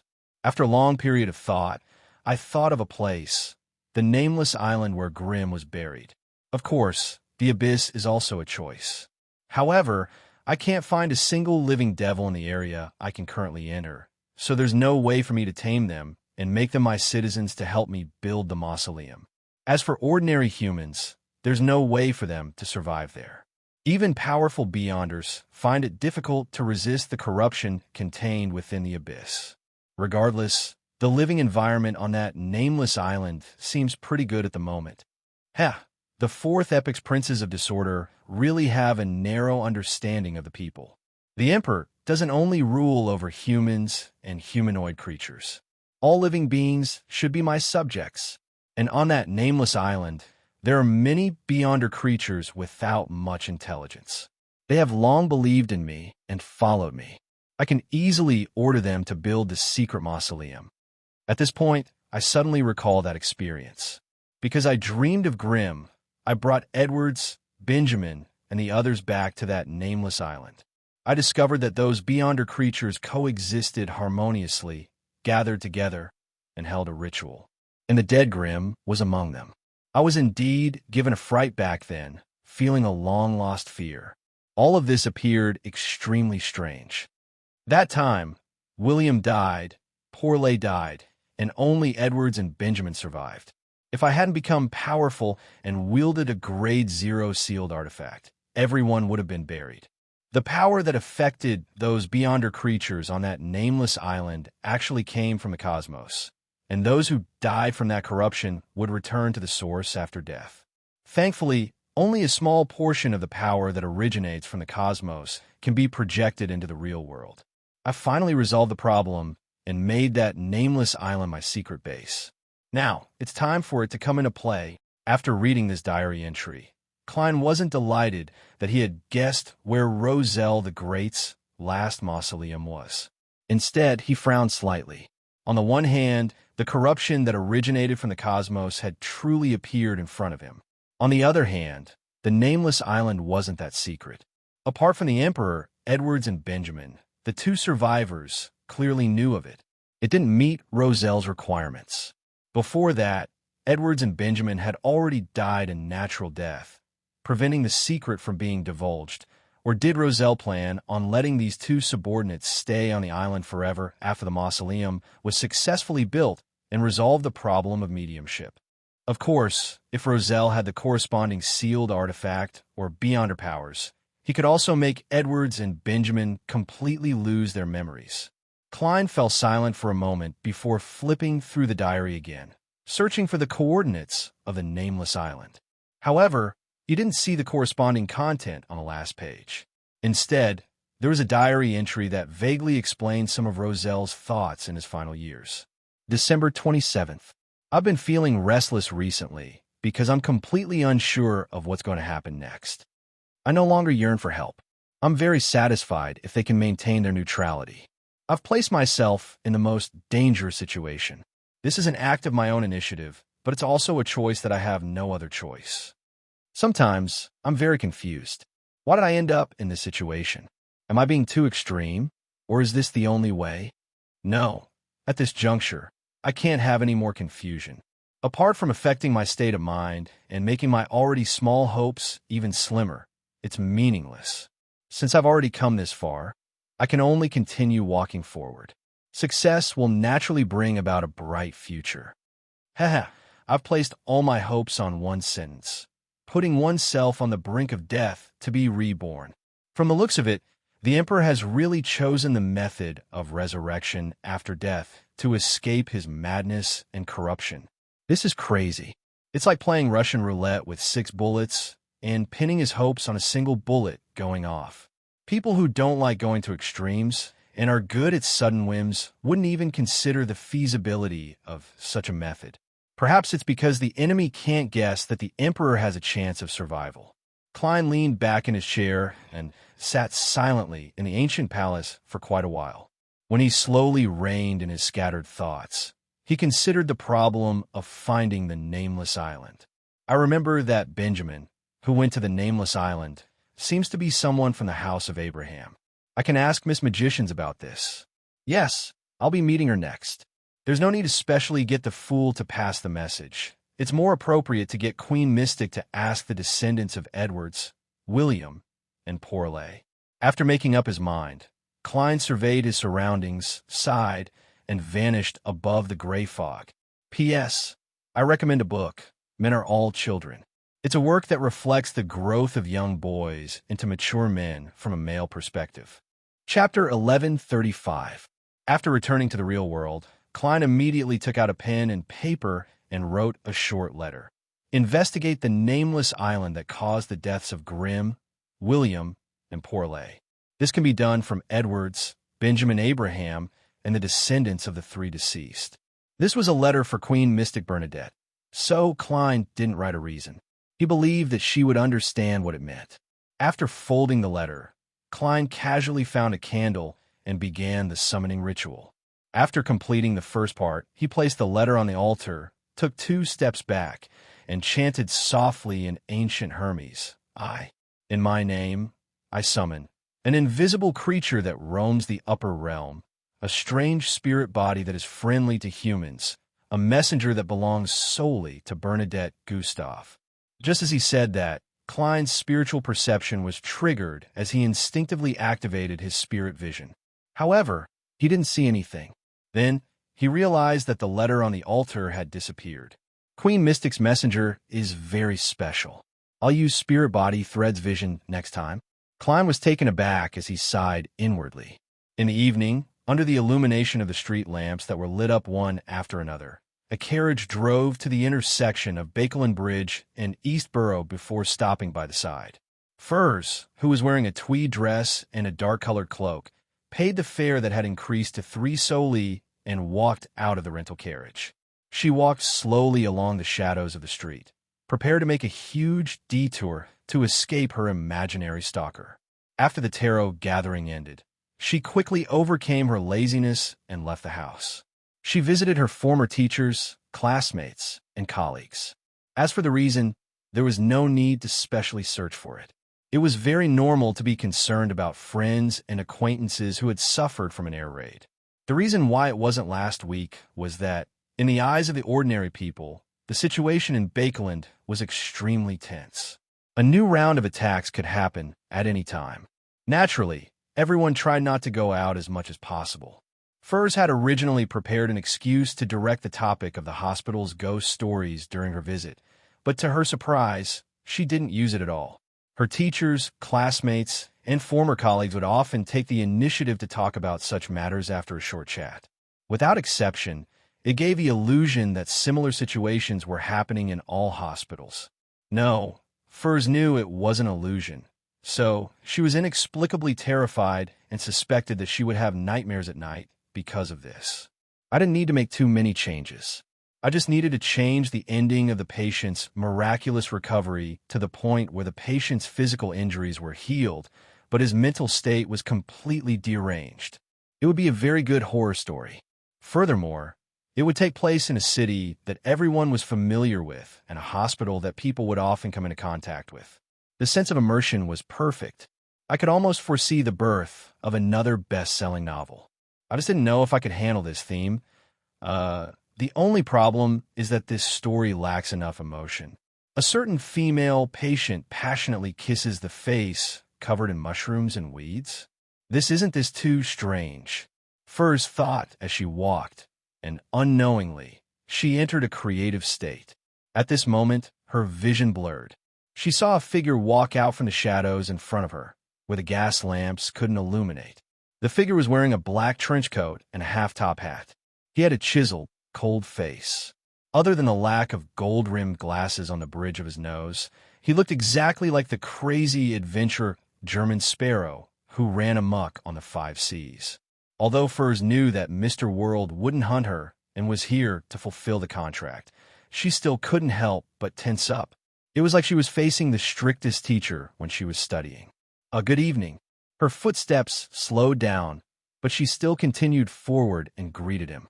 Klein nodded and didn't say a word. He turned around and walked into a secluded alley to the side. The gas lamps inside had been destroyed, and they couldn't emit any light. Looking at the dark environment, Furs also didn't say a word. She lowered her head slightly and followed behind German Sparrow at an unhurried pace. When they reached the depths of the alley, Klein looked around and said in a deep voice, "Ask your teacher if he knows a person named Benjamin Abraham. Ask your teacher if he knows Benjamin Abraham. If he does, I want all his information and all the words and pictures he left behind." Okay. Furs was a little nervous as she waited for Mr. World to teleport her somewhere else. She didn't expect him to mention another matter for some baffling reason. She nearly couldn't react in time. She didn't ask why and quickly nodded in agreement, as though it was something she couldn't wait to do. Then, she took a deep breath and continued waiting for German Sparrow to approach, grab her shoulder, and begin teleporting. But after a few seconds, nothing happened. Furs looked up in surprise, only to see Mr. World still standing in front of her, looking at her. She then heard the other party speak in a deep voice. Write it now. Furs still didn't ask why. I have no paper, pen, envelope, or stamp. Before she could finish her sentence, the 4 items were thrown over. Furs caught the items and took a few steps outside. Under the light of the street lamp and the hard walls, she quickly wrote a letter to her teacher, Dorian Gray Abraham. Klein put his hands in his pockets and waited patiently. He was not impatient at all. In fact, he had long been lurking around Miss Magicians, but he hadn't shown himself. According to the address provided by Furs, he had been secretly monitoring her from the moment she left in the afternoon. And the way he monitored her was to make his marionette prey, to see God cavituous from time to time. His true body would go above the gray fog and use the prayer light to observe the situation in the vicinity of the magicians. With the help of true vision, Klein could confirm that Zeradol wasn't targeting Miss Magicians. It was safe to make contact with her. After knowing that Miss Magicians had met Zeradol's marionette, how could Klein be at ease to meet her and travel with her? Now, he was certain that Zeradol had been attracted by the house of Abraham's sealed artifact, or the Saint of Secrets Buddhas. As for a mere sequence 6 magicians, she wasn't noticed at all, so she wasn't exposed. A few minutes later, Furs finished writing. She used a sticky herbal powder she carried with her as a paste, sealed the envelope, and stuck the stamp. Furs glanced at the surface of the envelope with her teacher's address and real name and asked hesitantly, "Do I send it to the mailbox now?" She believed that she had to do it herself. She couldn't leave it to the world, otherwise it might bring danger to her teacher. Of course, if German Sparrow insisted, Furs felt that there was nothing she could do. Even if she tore the letter apart and ate it, there was still the possibility of being hypnotized or channeled. Klein nodded indiscernibly. Come back here after you're done. Phew! Furs heaved a long sigh of relief, turned around, and jogged down the street to find the mailbox. After doing all of this and returning to the dark alley, she didn't wait for German Sparrow to say a word. She directly handed over the fountain pen and the remaining 2 stamps. One is enough. Klein glanced at Miss Magician, took the stamp and fountain pen, and said calmly, "That's not a problem. This means that your teacher lives no more than 100 kilometers away from Bakeland." Furz's expression froze. So what? I also know that your teacher lives in Pritz Harbor, and there's a high chance that he hasn't moved away. As for why I gave you 3 stamps, of course it's on purpose. Klein mumbled inwardly as he took a few steps and came in front of Miss Magician's. He then reached out with his left hand, which was wearing a transparent glove, and grabbed the lady's shoulder. Magician's Furs subconsciously lowered her head again. The colors in the surroundings suddenly thickened and stacked on top of each other. Countless figures with indescribable forms quickly appeared. When her vision returned to normal, Furs raised her head reflexively and was about to say thank you. However, German Sparrow's figure had already disappeared. Furs looked around in a daze and realized that she was standing in an empty corner.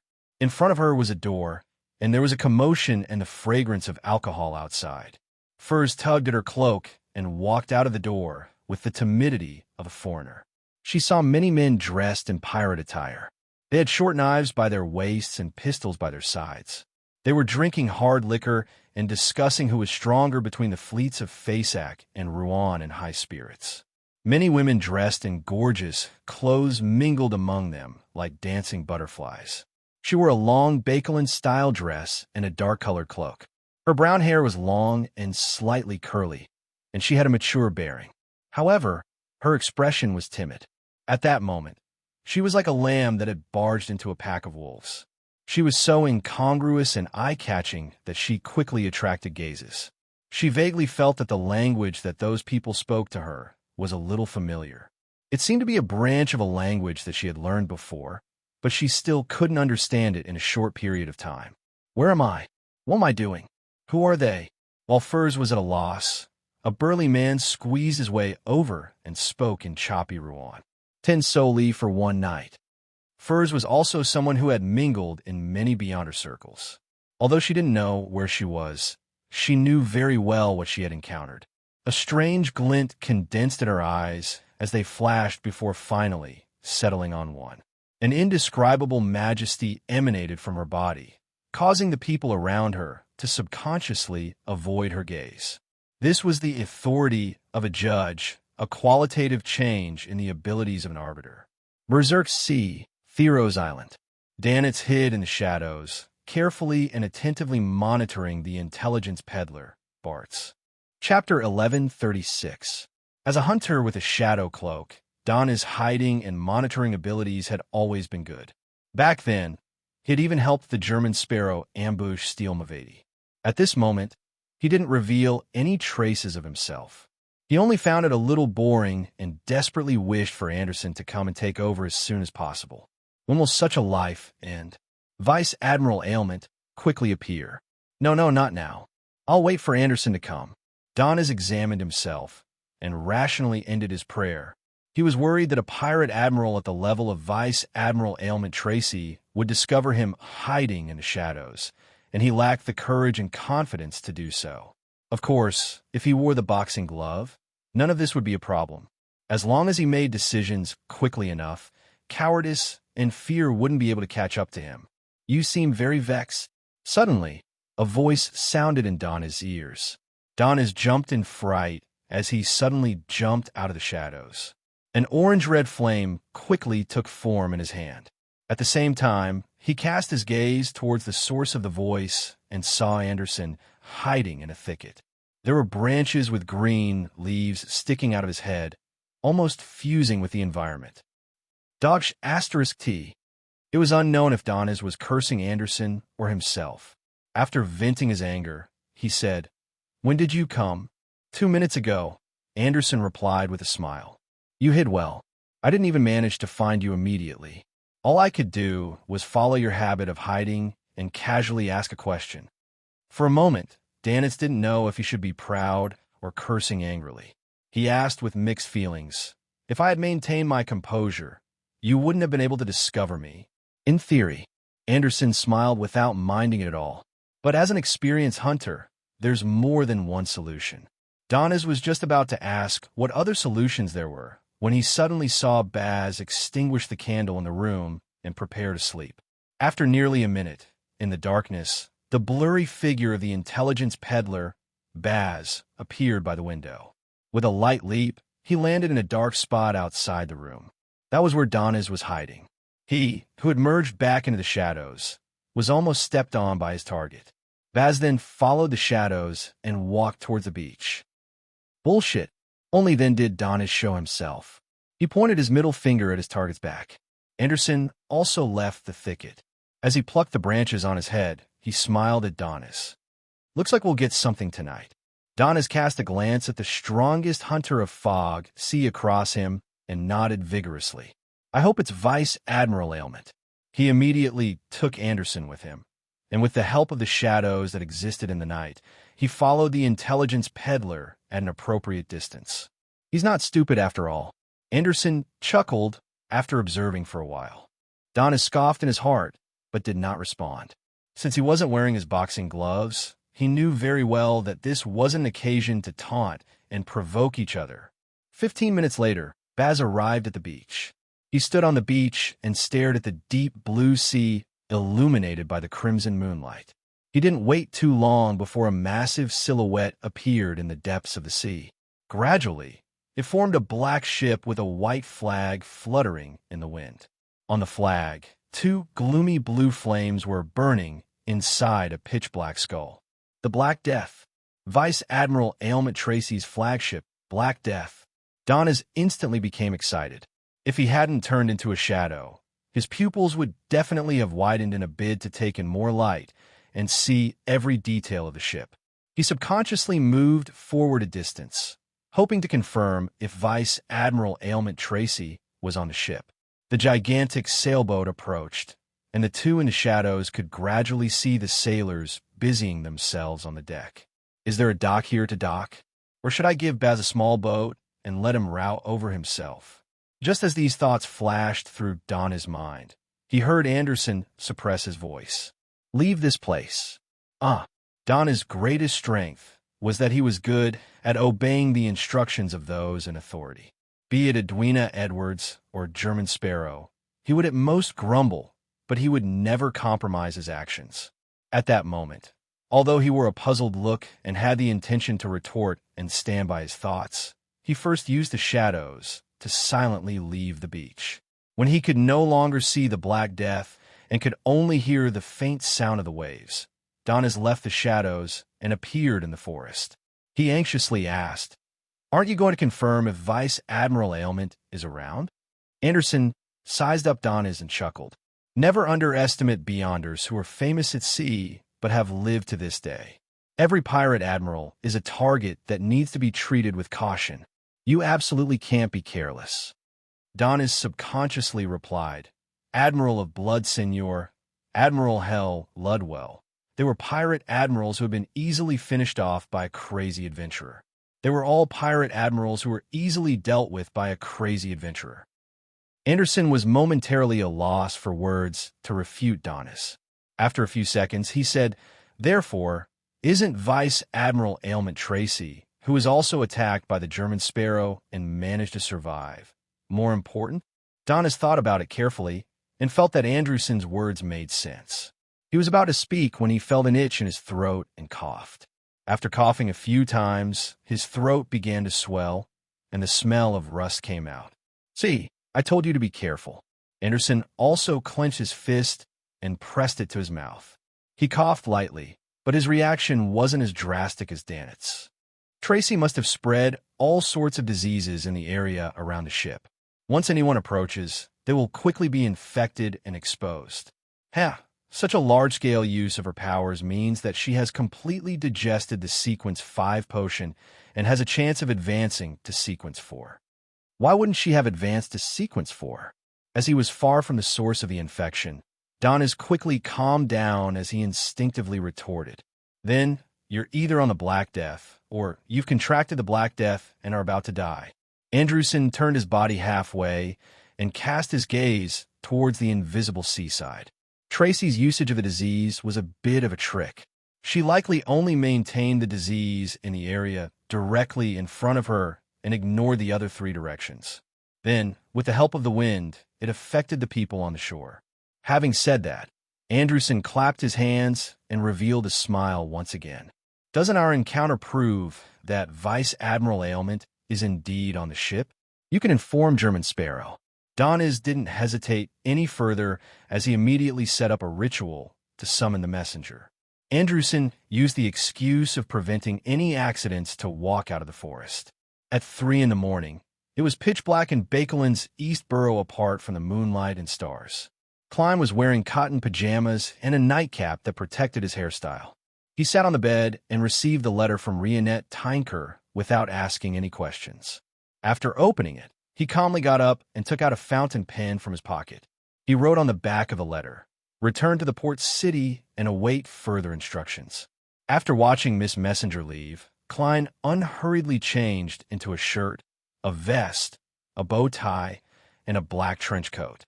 Then, he took 4 steps counterclockwise and arrived above the gray fog. He used the Topaz Spirit Pendulum to divine the danger level of this operation and received almost no revelation. Without any hesitation, Klein returned to the real world. Standing in front of the mirror, he picked up his half-top hat and wore it. In the room outside, Marionette's Konas and Innuni opened their eyes on the bunk bed. On the Black Death, in an empty room, a figure quickly outlined itself. He had black hair and brown eyes, and his facial features were cold and stiff. It was none other than German Sparrow. Under the dim, crimson moonlight, Klein swept his gaze and casually found a chair to sit down. He enjoyed the night view of the sea outside the window. In the captain's cabin a floor away, Vice Admiral Ailment Tracy, who was wearing a white shirt and beige trousers, watched in disgust as Baz left the room. She reflexively tugged at her collar as her expression gradually turned solemn. She had just learned that Blazing Donis and the strongest hunter, Anderson, had been staying on Thero's island recently with an unknown motive. They are all related to German Sparrow. That fellow is looking for me? Tracy narrowed her eyes and walked to the window without any hesitation. She was prepared to instruct the sailors on the deck to turn the ship around and leave the waters. At this moment, her thoughts suddenly froze, as though she had fallen into a state where she knew she was dreaming, but she couldn't escape no matter how hard she struggled. Not good. Black flames suddenly drilled out of Tracy's body in an attempt to burn away any external influences. However, the flames were able to flow smoothly in the beginning, but later on, they became intermittent as they constantly dripped to the ground like withered petals. A strong sense of despair surged in Tracy's heart as her thoughts turned sluggish. She couldn't care less about anything else as she hurriedly condensed a layer of translucent ice crystals on the surface of her body, allowing the invisible threads to coil around her in layers. At this moment, the door to the captain's cabin creaked open. German Sparrow, who was wearing a silk top hat and a black trench coat, walked in. Right on the heels of that, he politely closed the door. Amidst a light, creaking sound, the entire captain's cabin immediately became extremely quiet. There was no longer the sound of the waves, as though it had been isolated from the real world. As for the invisible spider silk that wrapped around Tracy, it seemed to misunderstand the orders as it tightly bound Vice Admiral Ailment, preventing her from moving or using her beyond her powers. Distortion. Tracy's thoughts recovered as her brain no longer felt frozen. What do you want to do? She couldn't hide her horror as she looked at the approaching German Sparrow. What she couldn't understand was why Klein had given up on the attempt of turning her into a marionette when she clearly didn't have the strength to resist. The reason why Klein did this was because he was worried that Vice Admiral Ailment and the Demoness of White had a very close blood relationship. This way, Tracy's death would be sensed by the demigod who was good at curses, allowing her to avoid it ahead of time. Tap, tap. Amidst the sound of footsteps, Klein stopped in front of the demoness. Chapter 1137. Seeing that German Sparrow didn't say a word, Tracy's heart slowly sank, as though it had fallen into an ice cavern. Looking at Vice Admiral Ailment, who had a look of despair on her face, Klein took out a piece of paper from his pocket. With a flick of his wrist, it flew forward like a poker card. With a whoosh, the piece of paper seemed to be made of metal as it sliced through a small amount of invisible spider silk and sliced through the crystalline ice crystals. It streaked across Tracy's upper left arm, producing a blooming flower of blood. The surface of the piece of paper was quickly dyed red as it flew past the demoness, who had been trapped in her spot, and spun back into Klein's palm. Tracy originally imagined that the piece of paper would be aimed at her throat, but she never expected it to be aimed at her arm. She was momentarily stunned until German Sparrow folded the piece of paper and placed it into an iron cigar case. Only then did she snap to her senses and ask, "Your true goal is to find Katerina?" Klein casually placed the iron cigar case back into his pocket and didn't answer. Instead, he calmly asked, "Are you her descendant?" Upon hearing this, Tracy, who was still trapped by the ice crystals and spider silk, suddenly chuckled. "I'm not only her descendant. I'm her child, daughter." As Klein was glad that he didn't rashly kill her, causing demoness of White Katerina to sense him, he subconsciously analyzed if Katerina was Ailment Maiden Tracy's mother or father. If Katerina was once a man, it was indeed possible that she was Tracy's father.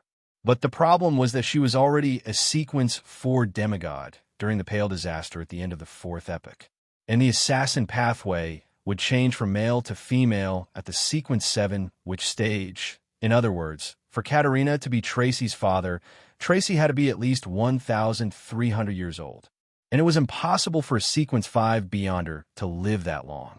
Even most Sequence 4 and 3 saints were unable to do so. There's only one answer.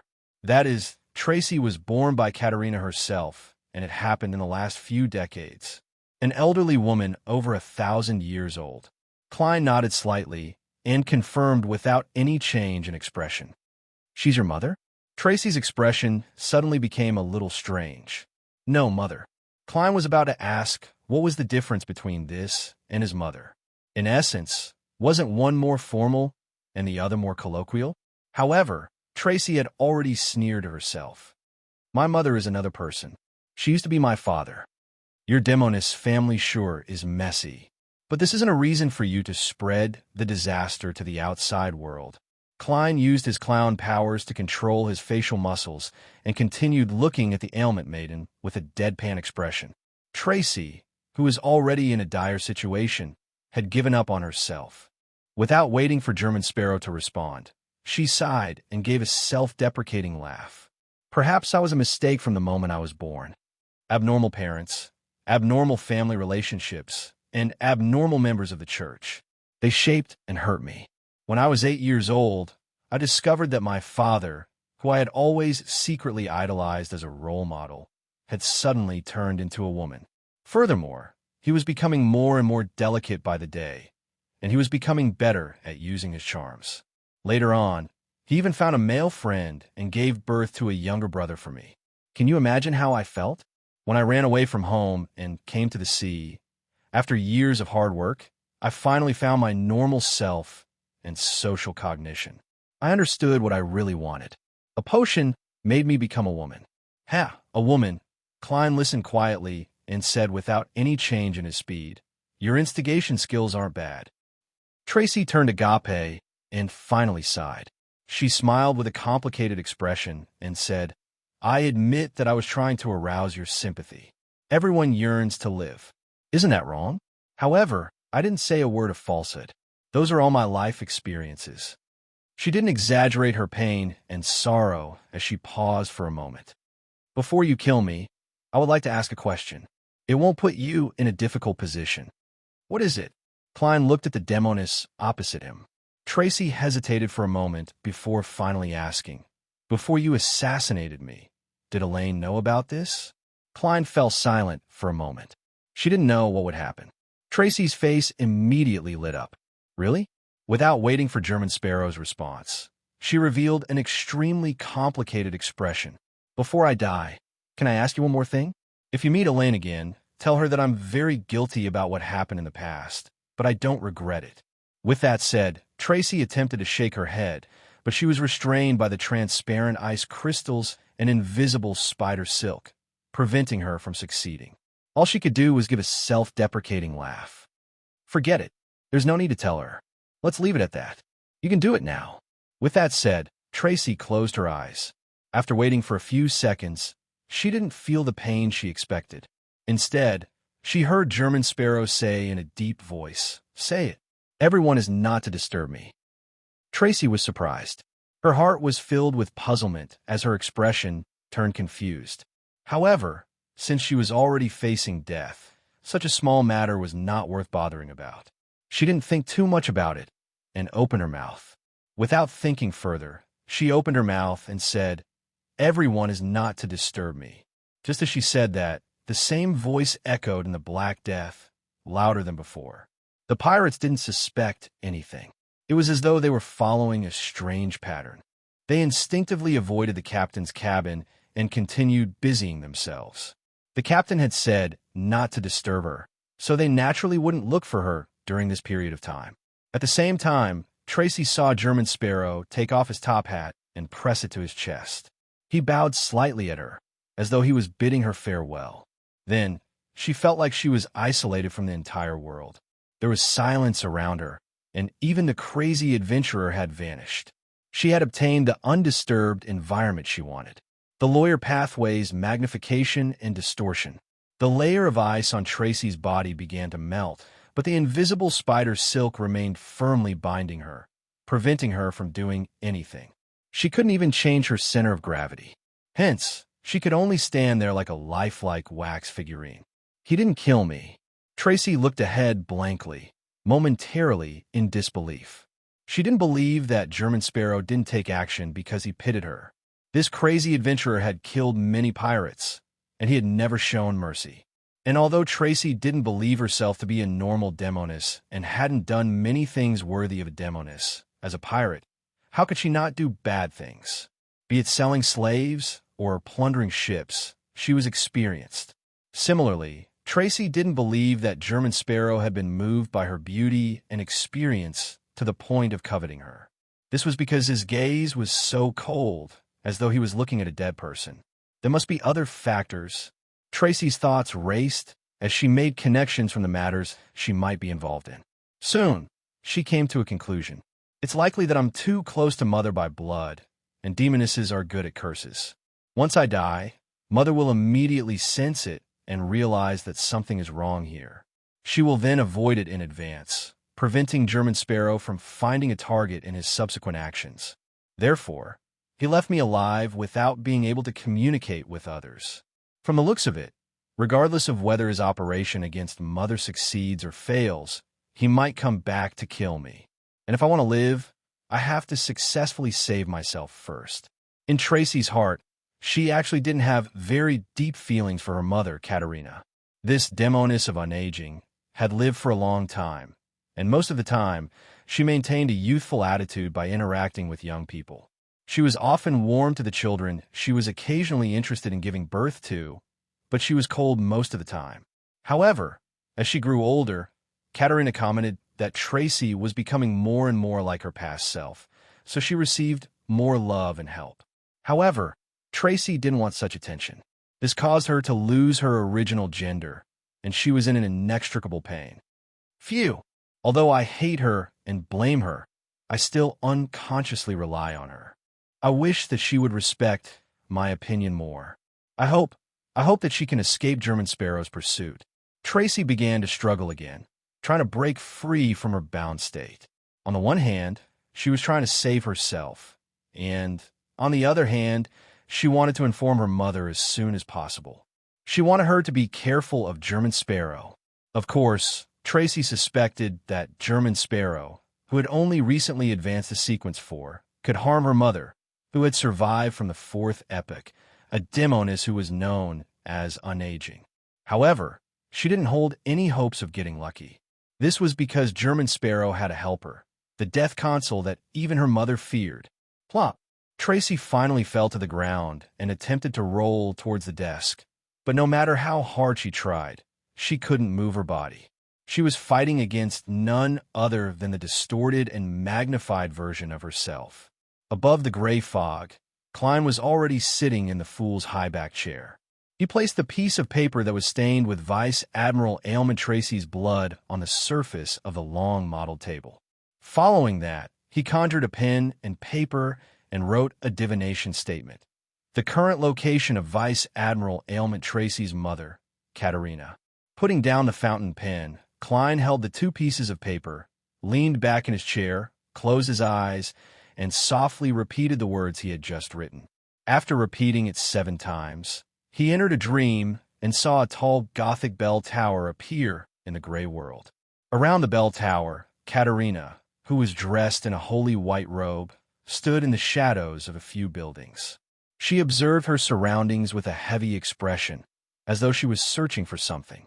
And the crimson moon hung high in the sky, and its position was identical to what Klein had seen before he entered the gray fog. This meant that demoness of White Katerina was still in Bakeland. She was in Westboro, pursuing a particular target. Chapter 1138. After ending the divination and returning to the real world, Klein walked to the room outside his rented apartment and looked at the crimson moon in the night sky outside the window. He silently pondered for nearly a minute. Perhaps there's still a chance to digest the potion. Finally, he mumbled silently, found something, and disappeared into the shadows with his 2 marionettes. In Bakeland, he no longer dared to use Flaming Jump, afraid that Zeradol would sense it. After all, he couldn't ignite Willa Septon's folded paper crane every time as a precaution. This was disrespectful to the Snake of Fate, and it was easy for their family to be targeted by Dr. Allen if he kept visiting them. In the blink of an eye, Klein appeared behind the tall Gothic bell tower in his dream, hiding in the shadows. This was Bakeland's iconic bell of order. Right on the heels of that, he and his 2 marionettes split up, each occupying a different hiding spot. After doing all of this, Klein quickly transformed a rat into a marionette and made it run to the edge of his control. It opened its mouth and softly chanted an honorific name, the great god of war, the symbol of iron and blood, the ruler of chaos and strife. Demoness of White Katerina is in this area. Klein was fulfilling his agreement with the Red Angel evil spirit, and he also hoped that this former high-level creature would step into a possible trap for him. At the same time, he was a little puzzled about Sauron Einhorn Medici's true intentions. He didn't plan on being in a hurry to seek help from the Church of Evernight or Queen Mystic Bernadette. He planned on watching from the sidelines to confirm the situation so as to prevent others from falling into a trap. Just as the prayer ended, the gray rat suddenly convulsed a little and quietly fell to the side of the trash can. It had already lost its life and was no longer Klein's marionette. This was a way for Klein to prevent himself from being marked by the Red Angel evil spirit. As for himself, after abandoning the rat marionette, he immediately left the area where the Bell of Order was with Konas and Inuni. Then, a few kilometers away, he got the winner to pray to see God Cavituous. After praying, the man and the 2 puppets continued to retreat, putting quite a distance between them. Then, Klein hid in a storeroom in a particular building, took 4 steps counterclockwise, and arrived above the gray fog, where he sat at the fool's seat. He then waved his hand and summoned the Sea God Scepter. With the help of Winter's Prayer Light, he expanded his range and observed the situation of the target zone. At the same time, Klein's other hand held the piece of paper stained with Vice Admiral Aylmont Tracy's blood.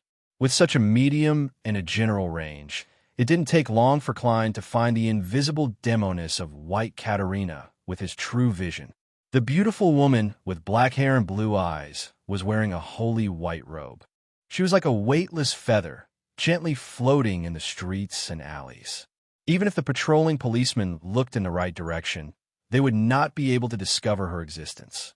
If not for the gray fog's help, Klein could only rely on his spirit-body threads to see through this level of invisibility.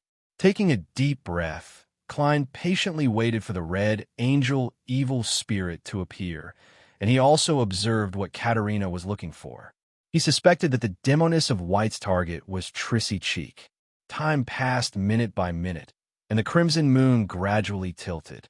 Katerina, who wandered around the Bell of Order for a while without any results, revealed a slightly frustrated and disappointed expression, as if she might leave that area at any moment. As for the red angel evil spirit, he didn't appear. This, Sauron Einhorn Medici, was just lying to me and didn't really treat the demoness of White as a target. No, there's no need for that. If that's the case, his condition would be meaningless.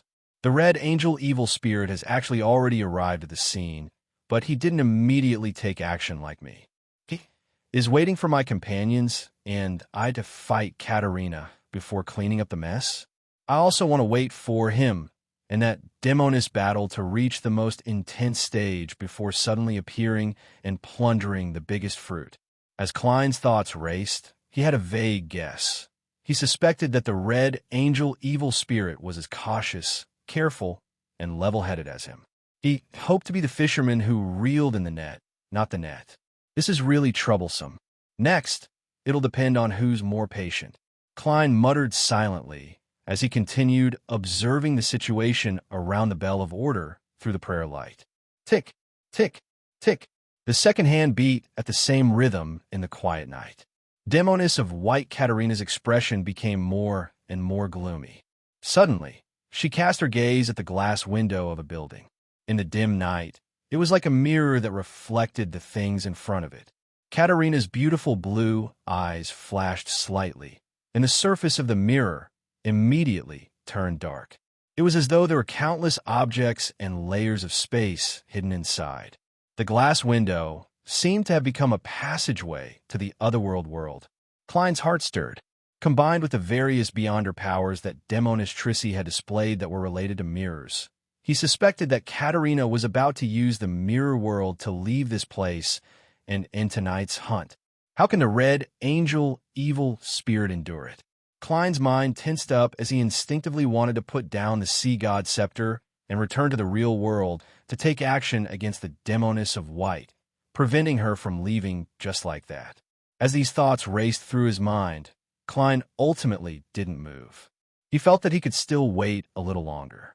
This was because even if Katerina left the area around the Bell of Order, as long as she didn't discover that something had happened to her daughter, Tracy, Klein could locate her again. When the time came, he could first summon a Rhodes and ask about the target's specific abilities and items. Then, he could seek Queen Mystic Bernadette's help or borrow a Grade 1 sealed artifact from the Church of Evernight. He could tilt the scales of victory in his favor before taking action. I didn't deliberately hide anything in this operation. If I were to borrow a sealed artifact and the Archbishop gave it to me, it means that the goddess's true attitude regarding George III matter is she doesn't like that king becoming the Black Emperor, but she can only tacitly agree to it. If someone is willing to destroy the ritual, she's very willing to provide some help. Klein calmed his slightly anxious emotions and relaxed his state of observation. At that moment, Demoness of White Katerina's expression returned to normal. She floated in front of the glass window and entered as though she didn't have a physical body. The layers of illusory world inside the mirror converged as though it was constantly distancing itself. At this moment, Klein, who was using his true vision to observe the area below, seemed to hear a shrill female scream. This scream seemed to come from another world. It contained extreme fear and disbelief. As for the residents in the surrounding area, none of them woke up. No one heard it. Is this Katerina's scream? What exactly happened to her? Klein's gaze instantly froze as he thought of something. The Red Angel Evil Spirit was also an evil spirit. It could also use Mirror Blink to use this medium. In other words, he was definitely no stranger to the world in the mirror. Could it be that Sauron Einhorn Medici had been hiding in the mirror all this while waiting for the demoness of White to fall into the trap? As Klein's pupils dilated, the gloom and darkness in the glass window disappeared. The mirror lost all its uniqueness and returned to its original state. After a few seconds, at the bottom of the glass window, bits of bright red slowly seeped out, condensing into a liquid that slid down. Wherever the liquid passed, grayish white spread out, covering the original light yellow, as though it was a stone that had been embedded. Tap, tap, tap. The drops of liquid landed on the ground and dyed the ground. They were as red as blood and as beautiful as flowers. Upon seeing this scene, Klein's facial muscles twitched slightly. Then, he forcefully used his clown powers to control his expression. This kind of ending was a little out of his expectations. A demoness of unaging who had lived for more than 1,000 years, a powerful and experienced Sequence 3 saint, seemed to be unable to put up any resistance in front of the red angel evil spirit's trap. Just like that, she remained motionless. As for Klein himself, even with his 2 marionettes and the sealed artifacts he possessed, he was still slightly inferior to Katarina's pure strength. He had to rely on advanced preparations to make up for it. This also meant that if he were to face the red angel evil spirit, he probably wouldn't have a better outcome. He would similarly be powerless and insignificant, and he could only slowly sink in the flood. This is the former king of angels? Even though he hasn't recovered to his peak strength, he still makes me feel despair. Seeing that the blood seeping out of the glass window had gradually decreased, Klein took a deep breath and returned to the real world. Following that, he switched places with Winter Inuni, his marionette, and teleported him to the glass window. When a Bizarro sorcerer switched places, they could choose to switch their bodies and external objects. However, there was no way to be precise at this level. It wasn't possible for Klein to leave behind whatever external object he wanted. He could only choose to leave everything behind or not leave anything behind. Just as Inuni, who was wearing the appearance of German Sparrow, appeared, he faced the glass window and said in a deep voice, "I've already fulfilled my promise. I've already fulfilled my promise." A figure instantly appeared on the glass window. He was wearing a black robe with red patterns. He casually wore a hood, revealing his soft lines, brown skin, and pale face. He was none other than the gatekeeper who had been possessed by Sauron Einhorn Medici. "Well done," the young man said with a smile as he walked down from the window. Upon hearing this, Klein took out an item from his pocket and curled up the corners of his mouth as he replied in a rather pleasant manner, "That's right. You've done well, too." As he spoke, he blew at the monocle in his hand and wore it on his left eye. Sauron Einhorn Medici's smile immediately froze. P.S. Llewellyn created a secret interactive game and placed it in the Discovery page under Score Event. Everyone can give it a try. This is the first wave, and it's mainly to test the effects. There will be more and better ones in the future. The next time might be to test if I'm Grumpy Bro, Proud Brainiac, or Night Owl, as well as what the specific Beyonder job is. Chapter 1139. For an instant, the cold night became abnormally hot, as though invisible magma was surging. However, everything quickly returned to normal. The red angel evil spirit sized up Klein and smiled as though nothing had happened. "I'll say it again. You have the talent of a provocateur." Back when Zeradol was digesting the Bizarro sorcerer potion, he didn't dare to pretend to be Amon in front of me. His tone didn't contain any anger. He didn't say why Zeradol didn't dare, but when his gaze swept past Klein, he felt as though he had fallen into the depths of a glacier as his body turned cold. This was what his main body felt. Even with a marionette in between, the hair on the back of his neck and back still stood on end. Without needing Sauron Einhorn Medici to say anything else, Klein already understood the hidden meaning behind his words. Anyone who dared to use such a method to scare him would suffer the punishment of iron and blood on the spot. Looking at the red angel evil spirit in front of him who had a converged aura but gave off an extremely lofty vibe, Klein couldn't help but mutter inwardly. If it wasn't for the fact that the Bizarro sorcerer potion had been digested to a large extent, I would have really imagined that your will was as strong as steel and that your strength had recovered to at least the level of a Sequence 1. And now, I can basically confirm that under your calm performance, there's a strong fear of Amon. This also means that your current level is at most sequence 2. Furthermore, I'm already mentally prepared to lose a marionette. In order to digest the potion as quickly as possible, this is a risk I have to take. If Donis were here, he could take the opportunity to shout coward twice. Then, even if he drank 4 or 5 bottles of the provocateur potion, he would still be able to quickly digest it. Klein didn't agitate the red angel evil spirit any further.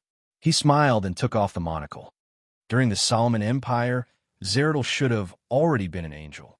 How can he still be digesting the Bizarro sorcerer potion? I'm talking about young Zeradol, Sauron Einhorn Medici replied casually. This is consistent with the description of the grandpa in Leonard. Klein nodded indiscernibly and changed the topic. You've already finished off the Demoness of White? What do you think? The red angel evil spirit laughed and said, also, you have to be polite. Since Katerina calls herself the Saintess of White, don't call her Demoness. Courtesy. A hunter is emphasizing on courtesy. At that instant, Klein really wanted to twitch the corner of his mouth to express the absurdity in his heart, but he ultimately held himself back. From the looks of it, provocation isn't limited to mocking and cursing. Donis, who only knows how to curse once, is a disgrace to all hunters. Klein thought as he spoke. I have fulfilled my promise. I think you wouldn't mind giving me a small reward. Payment. The red angel evil spirit scoffed and asked in return. Klein didn't care about his attitude as he continued. I want to communicate with the Demoness of White and ask her some questions. That's all. The red angel evil spirit asked in amusement. Klein nodded. Yes, no problem. Sauron Einhorn Medici raised his right hand and grabbed at his glabella. From there, he dragged out a slightly blurry, illusory figure. It was none other than the Saintess of White, Katerina, who had a blank and horrified expression. Can we communicate in private? Klein looked around when he saw this. The red angel evil spirit immediately laughed. Do you still need a separate room? Use your brain and think about it. Even if you want to hide the question you asked, I can still know the details through Katerina's spirit. Unless you don't plan on returning her to me? Or are you a little boy who needs a sense of ritual? Klein made the marionette reply without any expression. I have a way to make her forget my question. This was both the truth and a lie. The truth was that Klein could indeed use Van Ramby's manipulator beyonder characteristic to complete this task. However, it was relatively difficult, and the failure rate was very high. Furthermore, the negative effects weren't small. The lie was because Klein didn't plan on doing so at all. This would expose many important matters. He only had one goal in saying this, to make the red angel evil spirit suspect that what he asked wasn't the truth. He would believe that there was still a crucial part hidden beneath the surface, thus ignoring the value of the question on the surface. This was miraculous for people who were suspicious. Of course, Klein didn't have any extravagant hopes of success. After all, he was facing the Red Angel who was in charge of conspiracies. That's right. After Sauron Einhorn Medici heard Klein's answer, his body suddenly vanished and was reflected in the glass window.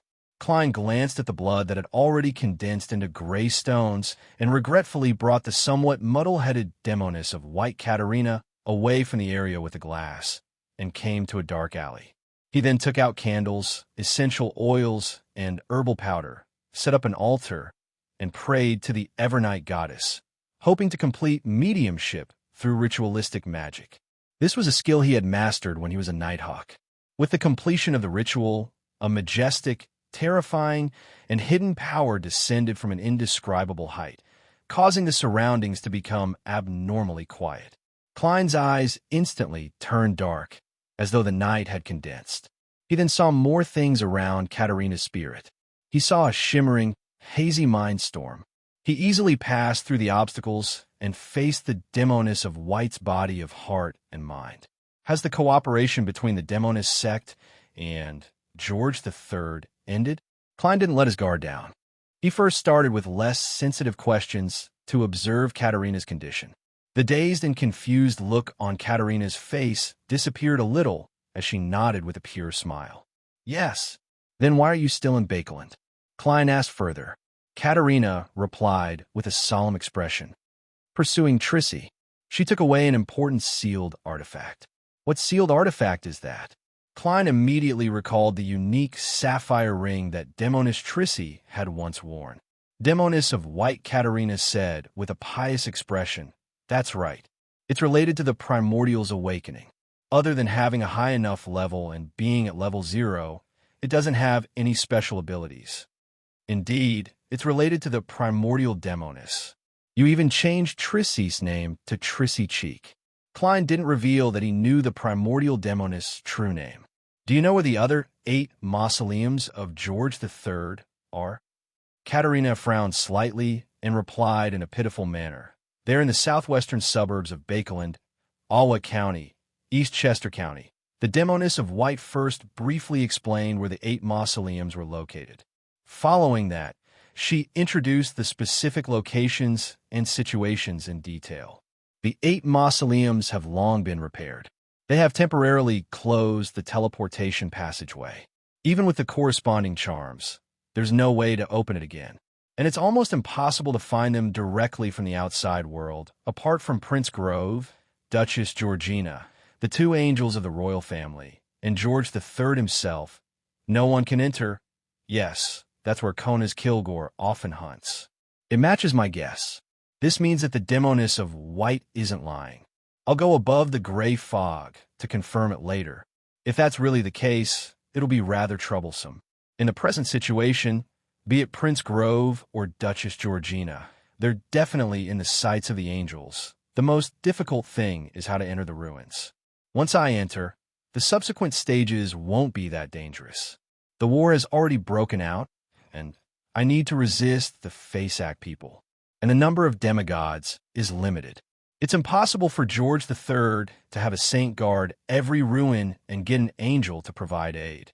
As Klein's thoughts raced, he first raised a question. The royal family has 2 angels?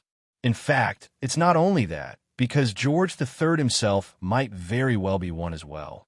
Demoness of White Katerina answered honestly. Demoness of White Katerina answered honestly.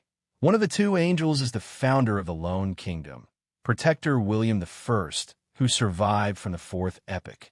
He is a sequence 1 hand of Order of the Arbiter Pathway. The other is the former Duke of Southville, Delink Augustus. He is a sequence 2 balancer of the Arbiter Pathway. As for how many grade 0 sealed artifacts the royal family has, I'm not sure. The founder on the 10-pound bill is still alive. It feels like history has entered reality. Klein ended his thoughts, nodded, and asked, "What's the matter?" He then asked, "Why are you cooperating with George III?" "For a conqueror beyonder characteristic. It's now in our hands." Katerina's expression turned a little excited. Conqueror was the name of the Red Priest Pathways Sequence 1 potion. Then, will it belong to the primordial Demoness, or the upper echelons of your church? Klein asked thoughtfully, "What are the upper echelons of your church?" "It will be sacrificed to the primordial, but we have to first find the sealed artifact that Trissy took away. Currently, it's in the custody of the Saintess of Darkness. The upper echelons of our church all use colors as their code names." Katerina answered truthfully. After understanding more details, Klein stopped the mediumship and dealt with the altar, allowing the Demoness of White's spirit to return to the glass window from before. As for himself, his figure suddenly turned transparent. With the help of teleportation, he vanished from the area and met up with his main body and another marionette. After watching German Sparrow leave, the dazed and confused look on Katerina's face suddenly vanished. Her expression became extremely spirited. She then entered the glass window that had turned dark once again. A few seconds later, Sauron Einhorn Medici, who was wearing a black robe with red patterns, and Demoness of White Katerina walked out of the mirror together. The latter's figure was clear and filled with flesh and blood. There are no signs of death at all.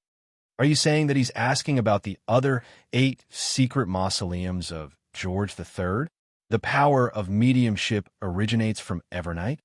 The red angel evil spirit stroked its chin and turned its head to ask Katerina. The Demoness of White nodded slightly. Yes. Huh. The Red Angel evil spirit immediately laughed.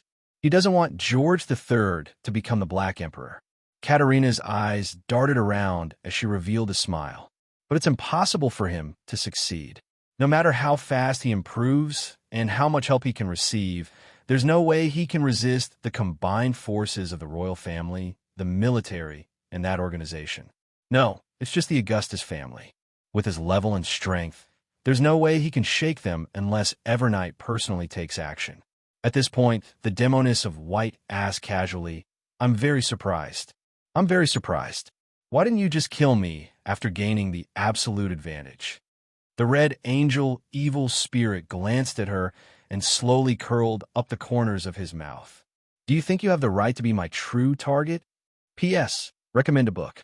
The author is Jean Shuanja, a god of online literature during the Age of Enlightenment. The title of the book is The Sword of Commandership. It's a story of a top athlete who was bestowed true love by the god of love, but fell in love with swords. He was reborn in a new world where martial arts competitions were all the rage, and he ascended to the top. Chapter 1140. Upon hearing the Red Angel evil spirit's answer, Demoness of White Katerina's expression instantly froze. She couldn't help it. Sauron Einhorn Medici laughed and continued.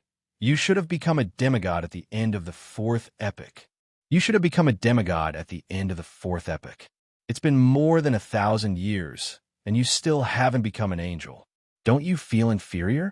As for that fellow from before, he originally had to rely on Aztec eggers to face you head-on. He was as weak as a newly hatched chick, but now, in less than a year, he has already advanced to Sequence 4 and obtained godhood. He has the strength to fight you. Don't you have any thoughts about this? Don't you think that the previous 1,000 years were a waste? Even a dog might have pushed open that door and become an angel after living for more than 1,000 years. I know what you're thinking. On one hand, you're jealous, and on the other hand, you have a twisted desire. You want to prove yourself by sleeping with him, which is like you are truly laughable. On the one hand, you have to insist that you're originally a man in your heart to avoid losing yourself and losing control.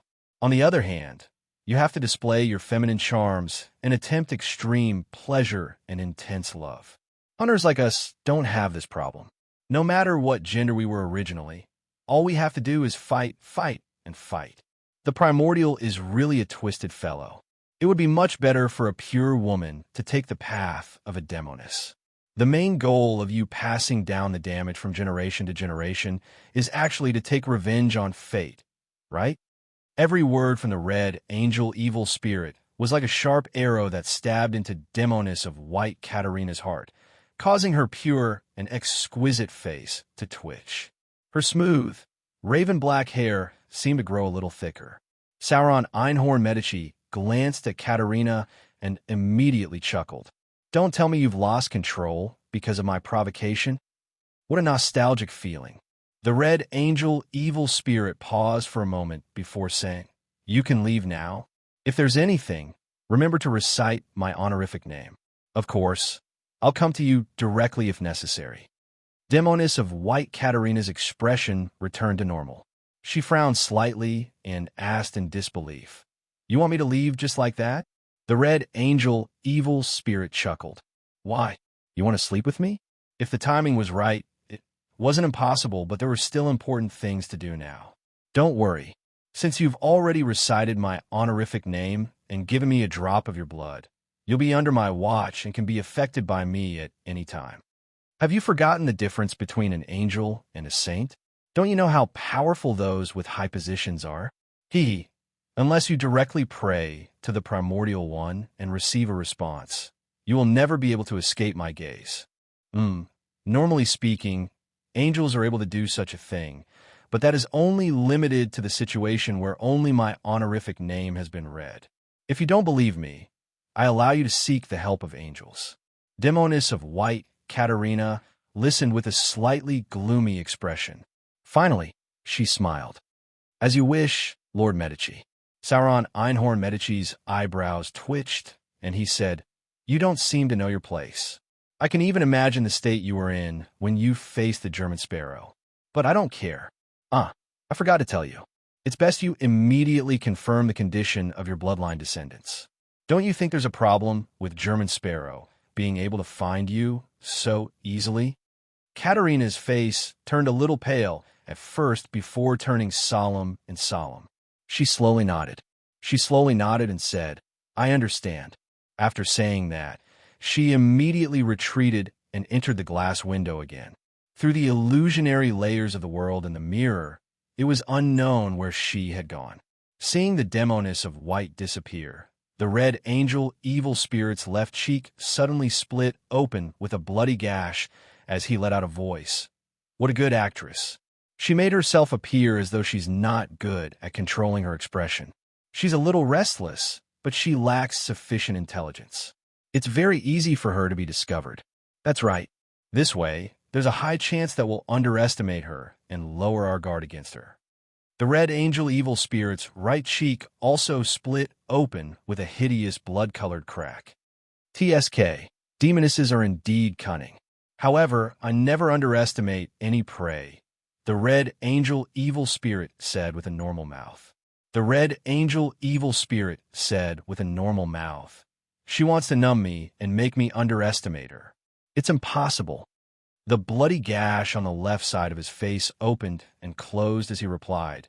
Then why were you captured by a listitutor back then? That's because of the two of you. The personality belonging to Medici curled his lips and said, It has nothing to do with underestimating her. The blood-colored crack on his right snorted and said, How does it feel to be someone else's prey? The great god of war, the red angel beside the creator? Not bad. Medici's expression turned a little gloomy, but his words seemed to be at ease.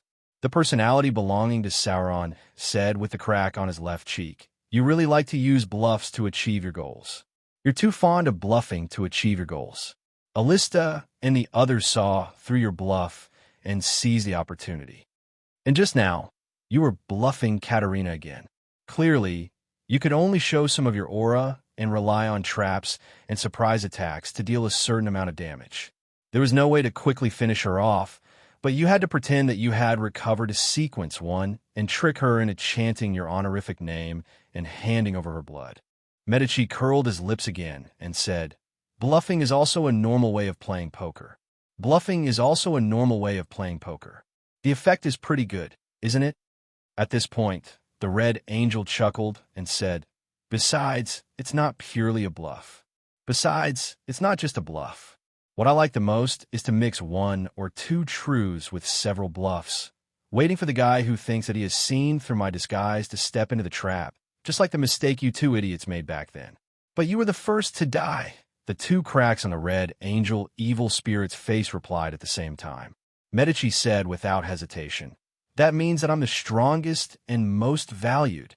With that said, the three personalities of the red angel evil spirit fell silent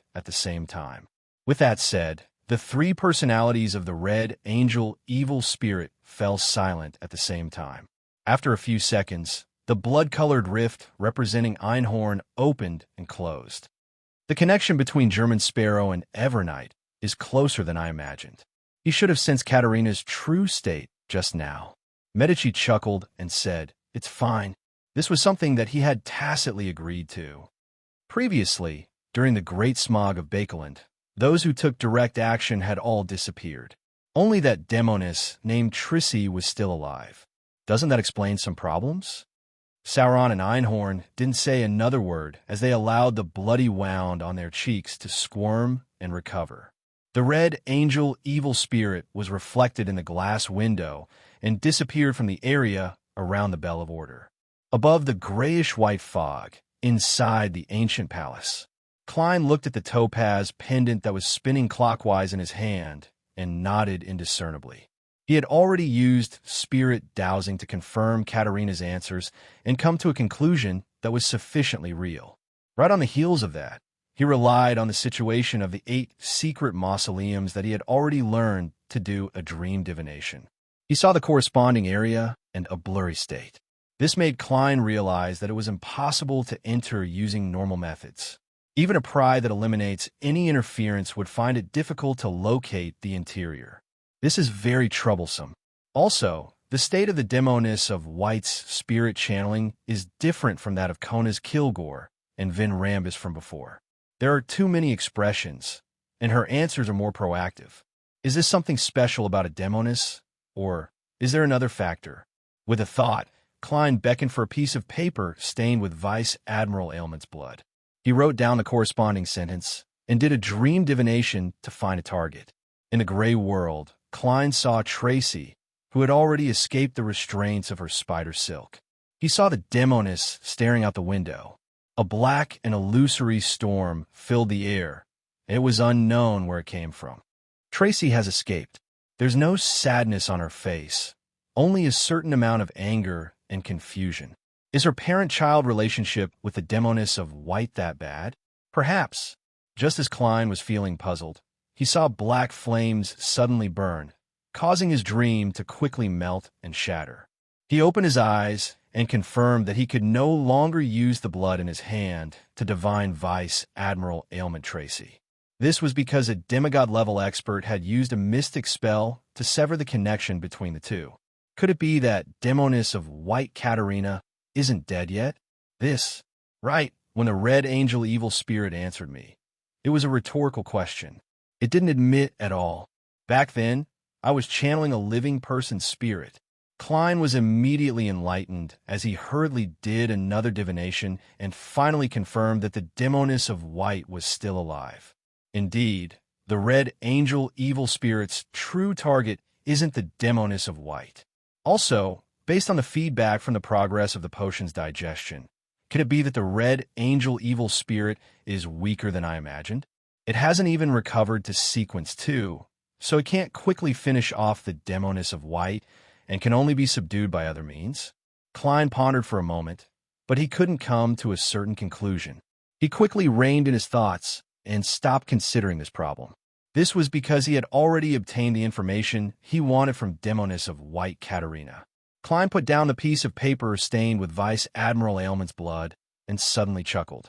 It severed a certain connection between the blood and the main body, preventing divination and prophecy from being used as a medium. I wonder if smearing it on the surface of Roselle's travels will still be effective? After looking at the piece of paper for a few seconds, Klein temporarily gave up on the idea of experimenting because there was no need for it at the moment. His focus quickly shifted to whether there was a way to enter the other 8 mausoleums of George III. Normal methods probably won't work. If I can think of it, the angels and saints like George III and him will definitely be able to think of it as well, if it wasn't for the fact that the deities have already tacitly agreed to it. Printing this matter into a flyer and distributing it might have a certain effect. Yes, fixed-point teleportation. Tudor ruins. This, as he thought about it, Klein's heart suddenly stirred as he had a guess. Chapter 1141. In a magnificent palace above the gray fog, Klein stretched out his right hand and tapped the edge of the long mottled table. He silently muttered to himself, "The 5 major families of the Tudor dynasty are Amon, Abraham, Antigonus, Jacob, and Tamara. The ones who helped Alista Tudor become Blood Emperor were Adam, Amon, Abraham, and the other kings of angels. Can this be inferred that during the Tudor-Lewin-Sostal United Empire, Amon and Abraham stood beside one of the 2 consul, Alista? If that's the case, then Blood Emperor Alista Tudor didn't plan on switching pathways in the beginning. When he secretly built the mausoleum, he would have sought help from one or more of Amon, Abraham, or Antigonus. As for Bethel Abraham, he's Mr. Door, and he's in control of the apprentice pathway. In terms of teleportation, even a true god might not be able to compare to him. Therefore, is it possible that the fixed teleportation in the Tudor ruins was set up by Bethel Abraham? The probability is very high. Yes, only an important figure like Mr. Door can allow the entry and exit of secret ruins to reach such a level. It's impossible for my divination above the gray fog to locate him, and it's difficult for an angel who's in charge of concealment to directly infiltrate. Amidst his thoughts, Klein was more and more inclined to believe that his guess was close to the truth. I wonder if Mr. Door left behind the corresponding information to provide accurate positioning information or other methods of entry and exit. This will require Miss Magicians to ask her teacher again. Sigh, I really hope that Miss Magicians can become a traveler as soon as possible. That way, I won't need to rely on writing letters to contact her teacher. I can directly teleport over. Yes, I can do it now, but recording so many trips will scare her teacher and attract suspicion. How troublesome. If the House of Abraham doesn't have any records left behind, should I attempt to speak to Mr. Dorr? That's not only troublesome, it's also dangerous. Most importantly, Miss Magicians hasn't reached sequence 5. She can't hear me clearly every time, much less respond to Mr. Dorr. It's impossible for me to turn her into my marionette or descend and possess her body.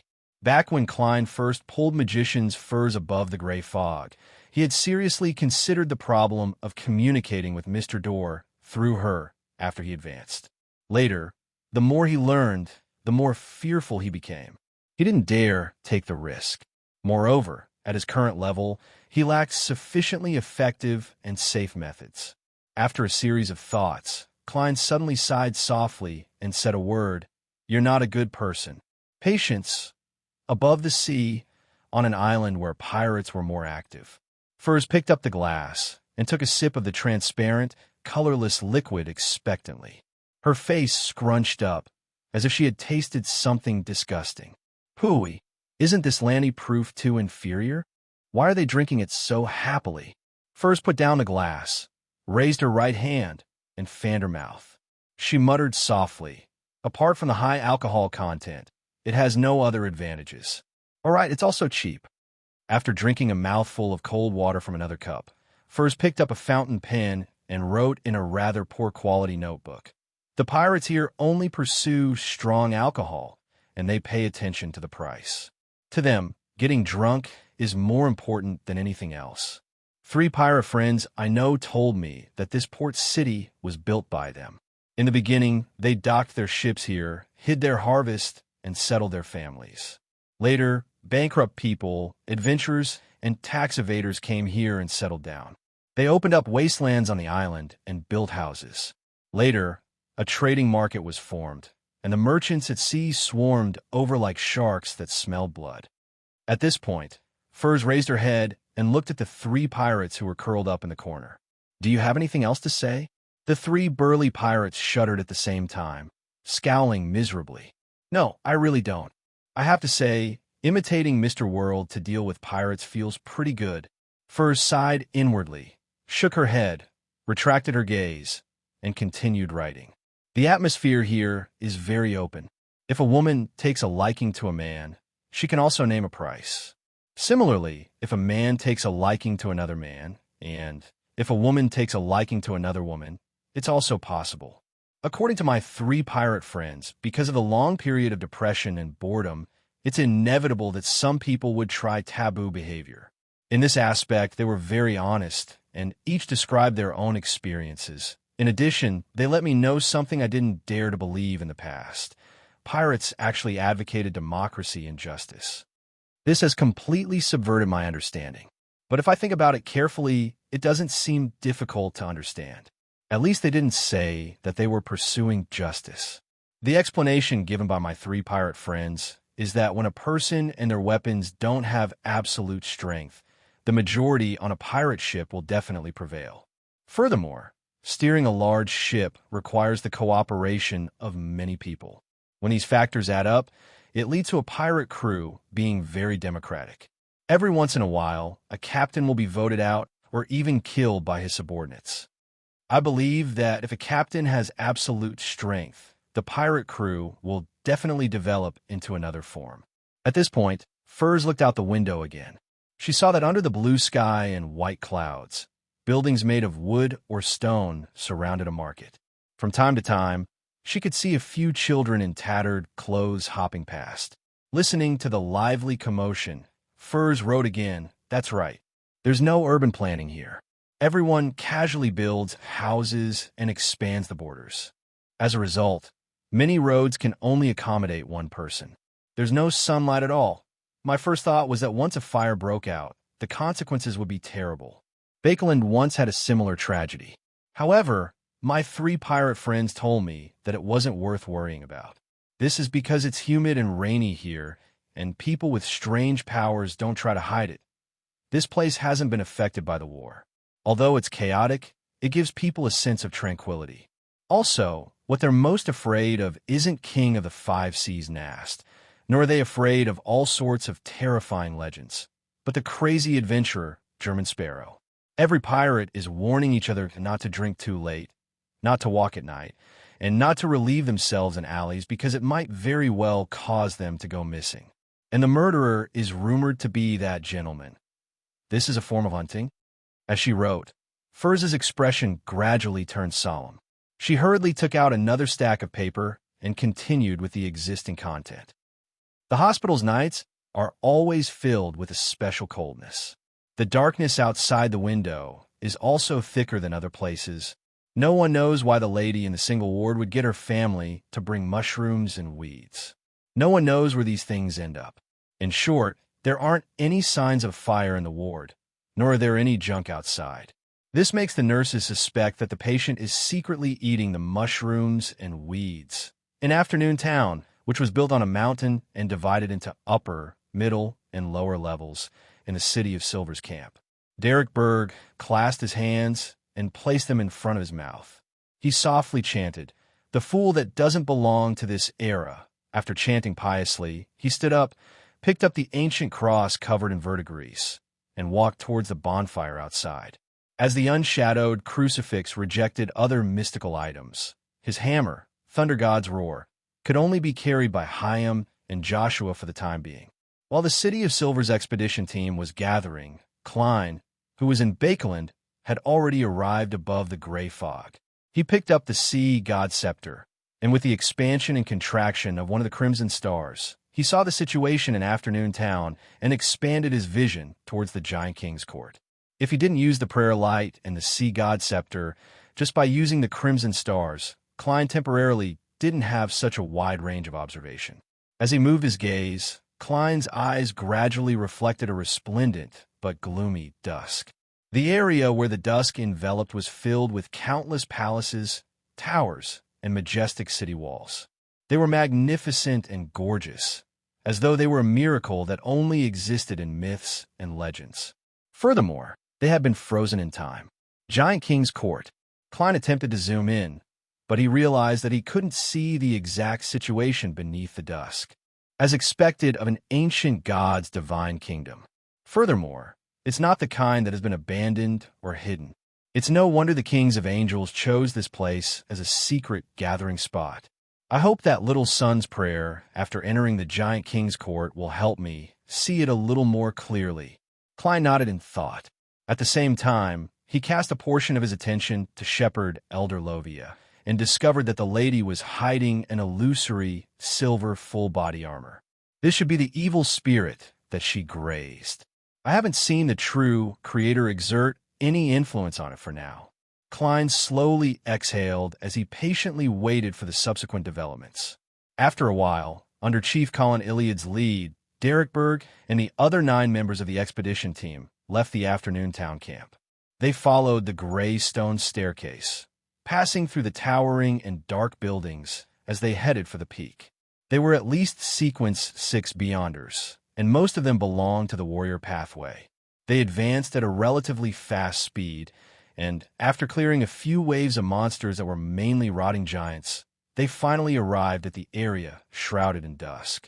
They were shocked by the magnificent buildings that exuded a strong sense of epicness. No one spoke for a moment. This was also the first time they had encountered a place where there was natural light without alternating lightning. Demon Hunter Colin narrowed his eyes, took out a metal bottle, and drank the liquid inside. After generations of changes, they were already more accustomed to the dark environment with frequent lightning. They had an instinctive fear towards the situation of dusk. They were both hopeful and fearful. After drinking the potion they had prepared and mentally preparing themselves, Colin Iliad and Shepherd Lovia led the members of the expedition team into the area with the light of dusk. Before Derek could sense anything, he saw the unshadowed crucifix in his hand fall to the ground, revealing a corporeal body formed from pure light. The light emitted by the corporeal body was no longer clear. It was dyed with the orange-red color unique to dusk. Right on the heels of that, Derek felt his condition plummet to rock bottom. It was as though he was at the most exhausted moment of daytime. He was prepared to welcome the approaching night. Chapter 1142. The huge building stood quietly in the frozen dusk. There was no sound around it, as though it was an oil painting. While traversing through such an environment, Derek Berg was even more tense than when exploring the depths of the darkness. The hair on his back stood on end. After entering the area enveloped in dusk, the entire expedition team, including Chief Colin Iliad and Shepherd Elder Lovia, inevitably showed signs of exhaustion and decline. They felt as though they were nearing the end of their lives. And as they proceeded forward, the rotting giants that wandered the roads or rushed out of different buildings increased in number and strength. With one side weakened and the other strengthened, it became difficult to advance. After a few intense battles, the City of Silver's expedition team finally broke through the monsters' blockade and obstruction. They arrived in an extremely quiet area without any sound. It left their scalps tingling.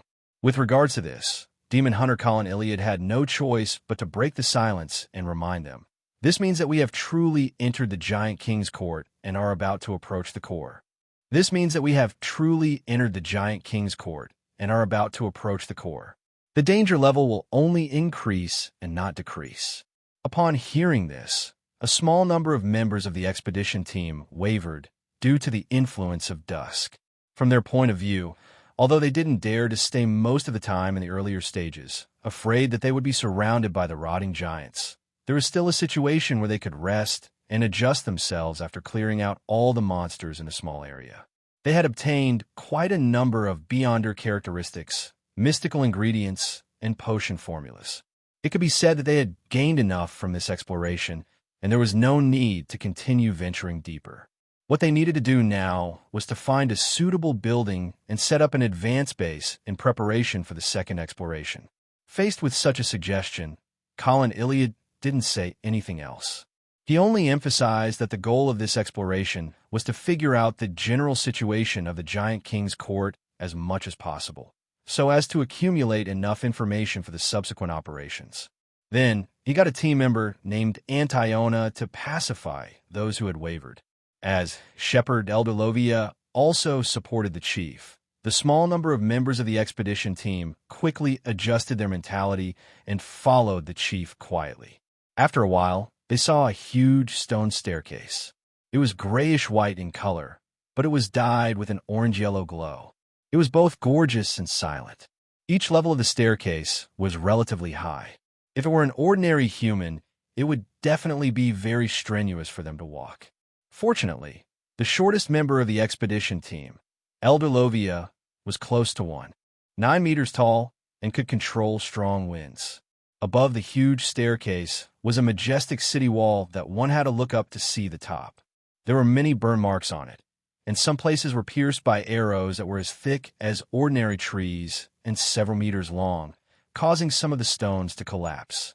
In the middle of the city wall was a pair of double doors that were dozens of meters tall. The color of the door was more grayish-blue, and there were many golden nails embedded in it. 2 guards stood outside the door, giving off a strong sense of oppression just by looking at them. They were about 5 to 6 meters tall and wore exquisite and sturdy silver full-body armor. One of them held a great sword, while the other held a giant axe to the ground. Behind their visors, there was an orange-red light that looked like a single eye. Silver Knight. Demon Hunter Colin raised his right hand and held his sword horizontally, stopping the members of the expedition team behind him. He had already unsheathed the 2 swords on his back and smeared them with different drugs. Silver Knight. Derek Berg's eyelids twitched as his heart palpitated. He had recently come into contact with some information that only the upper echelons knew from the chief. He knew that the Giant Pathways Sequence 3 was called Silver Knight, and he also knew that the City of Silver lacked the correct potion formula, but they had the corresponding Beyonder characteristics. What surprised and horrified Derek was that the gatekeepers at the core of the Giant King's court were 2 Sequence 3 demigods. This was a level higher than the strongest combat power of the City of Silver. And this was only the area of the king's court's entrance. If he could go deeper, it was unknown what he would encounter. After his horror, Derek couldn't help but feel a certain sense of anticipation. Perhaps, in the giant king's court, he could find the potion formula for the giant pathway after sequence 4. That way, the chief might become a Silver Knight, greatly increasing the strength of the City of Silver. When the time came, he would be able to explore the giant king's court further, find more potion formulas, hunt more monsters, and obtain more high-level Beyonder characteristics and mystical ingredients. Subconsciously, Derek looked around and realized that Joshua, Hyam, Antiona, and the other members of the expedition team had the same reaction as him. They were nervous and fearful, but also a little hopeful. At this moment, Shepherd Elder Lovia took 2 steps forward and stood beside Colin Iliad. She looked up at the grayish-blue door and the 2 Silver Knights who were in an unknown state. If there's only one, we have a chance of dealing with it. What she really meant was that with 2 Silver Knights, even if they were willing to suffer massive casualties, there was no way for them to wipe out the enemy. After all, even if the chief could control his mythical creature form and could normally fight as Sequence 3, the environment here didn't allow him to make such an attempt. The Shroud of Dusk brought about decay, and what could originally be withstood might not be withstood. Colin Iliad nodded and glanced at Lovia and Derek Berg. After observing the area ahead for a while, he said, "That's right." After observing for a while, he said, "From the looks of it, as long as we don't approach the door, the 2 guards won't attack us. Perhaps we can try to lure one of the Silver Knights away and do a solo cleanup?" The female warrior, named Antiona, deliberated and made a suggestion. She had medium-length burgundy hair, and her facial features weren't considered exquisite, but when combined, they were extremely imposing and beautiful. In this expedition, her main mission was to rely on a sealed artifact she wielded to treat the psychological problems of her team members and resist enemies with psychic domain powers. Antiona's actual idea was for her and the other members to lure one of the Silver Knights away and rely on the terrain and their cooperation to deal with it. Meanwhile, the chief and Elder Lovia would join forces to deal with the remaining one, hoping to finish it off as soon as possible. This was a textbook method of dealing with similar situations in the City of Silver. Even if there's only one Silver Knight, it will be very difficult. Furthermore, there's no guarantee that the Silver Knight you lure away won't directly reveal its mythical creature form. Demon Hunter Colin calmly rejected Antiona's suggestion, ignoring the fact that the Silver Knight had powerful Beyonder powers. As long as it revealed its mythical creature form, most of the members of the City of Silver's expedition team wouldn't be able to look at it directly. They would be affected, making it impossible for them to deal with it.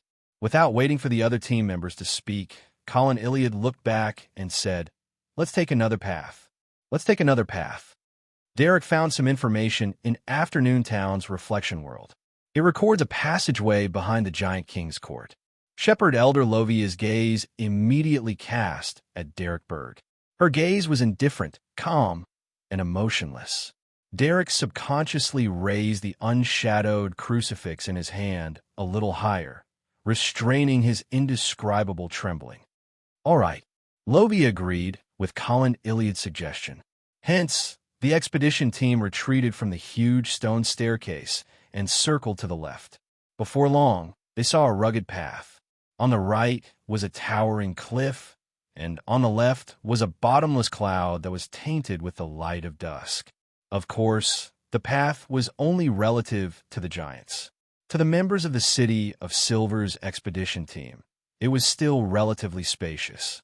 As they walked forward, Derek and company's spiritual perception was triggered at the same time as they subconsciously looked to the side. At the edge of the cliff, grayish-blue swollen palms reached out from the orange-red clouds. They were densely packed and difficult to count. If they were all giants, even if they were only Sequence 7 or Sequence 6 giants, this number was enough to wipe out the City of Silver's expedition team. Colin Iliad was just about to swing the sword in his hand when Derek suddenly had a subtle feeling. He hurriedly raised the unshadowed crucifix in his hand a little higher and pressed a finger on a particular thorn, causing bright red blood to seep out. The glow of dusk emitted by the pure cross suddenly brightened, as if it had returned to the state of noon. They surged towards the edge of the cliff, enveloping the grayish-blue giants that were attempting to climb up. These giants froze at the same time as their bodies faded inch by inch, quickly melting away. They weren't real giants, but the wraiths and shadows left behind by the giants after their tragic deaths. Therefore, the unshadowed crucifix could sense them. It was a saint-level sealed artifact of the Sun Domain, the nemesis of wraiths, shadows, and evil spirits. After easily finishing off these monsters, the City of Silver's expedition team continued advancing warily. After a while, they finally circled around the mountain wall and cliff and saw a dark forest. In the forest, the trees were dozens of meters tall and extremely thick. However, their bark was peeling off and their trunks were rotting. Their leaves and branches were withered, giving off a sense of decline. The branches and leaves were supposed to be entangled together, forming a barrier in midair to block the light of dusk, making the interior dim. But at this moment, due to the large number of collapsed trees, the orange-red light had already scattered across most of the forest that could be seen with the naked eye. This is the waning forest where the giant ancestor, the parents of the giant king, is buried. Derek looked ahead and silently calculated how much longer he could use the unshadowed crucifix before speaking to the chief and his teammates. Colin Iliad stared at the forest for a while and said, "It's already been destroyed. Even if there's any remaining danger, it won't be too strong. We can attempt to explore it." "Yes, Your Excellency," Derek replied without hesitation. "My cross can resist the environment here. I will walk in front." He remembered that Mr. World had warned him that there might be some kind of corruption lurking in the forest, and that the unshadowed crucifix could provide an effective warning. The white-haired Colin nodded slightly. "Be careful of your surroundings." Derek took a silent breath and strode towards the waning forest. At the same time, he used the convenience of walking in front to softly recite Mr. Fool's honorific name. Then, Klein, who had his vision blocked by the dusk and had been offline for a period of time, could finally see the exact situation. However, he was unable to expand his vision too far. Chapter 1143. The interior of the forest, which should have been dark and decaying, was filled with the orange-red light of dusk. Where it was intense, it was like a burning fire. However, it inevitably brought with it a sense of glory that was about to end and irreversible. Derek Berg held the unshadowed crucifix condensed from pure light as he slowly walked in front. To his left was the grizzled demon hunter Colin Iliad, who held 2 swords in his hands. To his right was Hyam, who held Thunder God's roar. This 2-meter-tall half-giant was prepared to exchange his sealed artifact with Derek at any moment. The light emitted by the unshadowed crucifix became even dimmer here, as if the sun had already set to the horizon, leaving only a wisp of golden afterglow. Of course, the people in the City of Silver had never seen such a scene before. They could only rely on the descriptions in ancient literature to imagine it. Similarly, today was the first time they had seen what dusk was. Woo! As the exploration team ventured deeper, the waning forest, which was so quiet that it was almost frozen, began to have the sound of wind, as if countless living beings were crying in the depths. However, Derek and the rest didn't feel the wind blowing on them at all. Woo! The sound of the wind became more and more intense, shaking his soul. Derek suddenly felt a chill at the back of his neck. It made his hair stand on end, and his body and mind turn cold. Normally, a human's instinct would be to shrink their necks, raise their arms, and block behind them. They would then half-turn their bodies to observe the situation and prepare to launch an attack. However, Derek didn't do so. This was because in a dangerous environment, rashly turning one's head would often result in an extremely terrifying situation. Furthermore, he had the chief and his teammates behind him. He had full confidence that they would be able to react in time and place his life in their hands. With a whoosh, the silver blade, which was surrounded by tiny electric snakes, flew past Derek's neck and evaporated into the light of dusk with a blurry and distorted figure. At the same time, The unshadowed crucifix seemed to have received some sort of stimulation. It suddenly broke free from its dim state, allowing the light it emitted to become bright and pure once again. It was dawn in the surrounding area. Indescribable black shadows appeared one after another in the light of dawn and quickly melted away. After everything calmed down, Derek stared ahead and asked in puzzlement, "What's going on? What are these?" Unlike vengeful spirits, shadows, and evil spirits, Demon Hunter Colin looked around and slowly said, "Some kind of remnant aura. Some kind of remnant aura. It seems to have fused with the power of dusk, causing a certain mutation. I've never seen such a monster before." Derek tightened his grip on the unshadowed crucifix and moved his other finger to the thorns. With the targeted abilities of the unshadowed crucifix, the expedition team proceeded rather smoothly. Before long, they arrived deep in the waning forest. They could vaguely see the distant cliff and orange clouds through the trees. The damage here wasn't too serious. The branches and leaves were connected in midair, blocking the solidified dusk and causing the surroundings to darken. In God be bin at comma, comma, comma, and comma. The figure was very blurry, as though it was eternal and unchanging, as though it was a projection from a mythical era. Its skin was grayish-blue, and it wore a silver-gray armor that seemed to be stained with blood. There was a glow on its face that resembled the setting sun, which seemed to be the manifestation of its eyes. Its mere existence caused the surrounding trees and the void to bend, causing everything to uncontrollably begin to decay. Upon witnessing this scene, without any reason, everyone present had a thought. Giant King, the ancient god, Ormer, Joshua, Hyam, Antiona, and the other members of the expedition team had their skin covered in granules. Bit by bit, they turned grayish-blue. At their glabella, flesh and blood squirmed, as though a monster was about to drill out. At the same time, they entered a state that was close to losing control.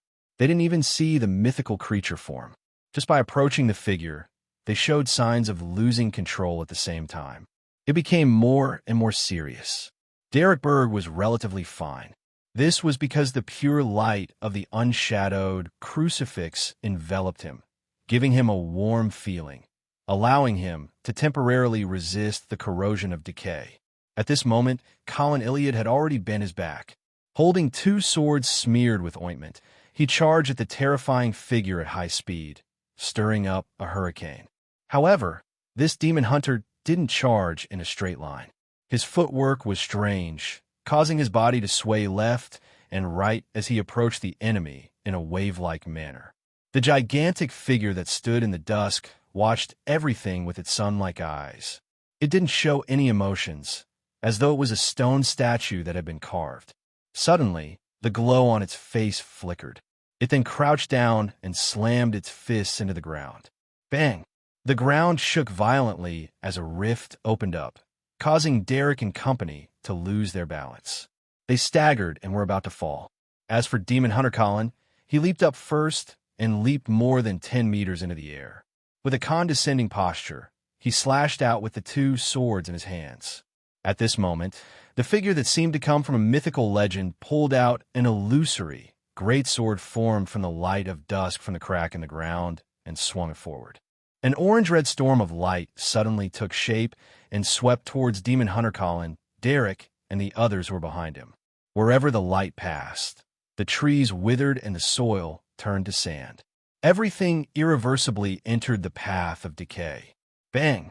The storm that was brewing at dusk was blocked by an invisible wall, causing the entire forest to shake.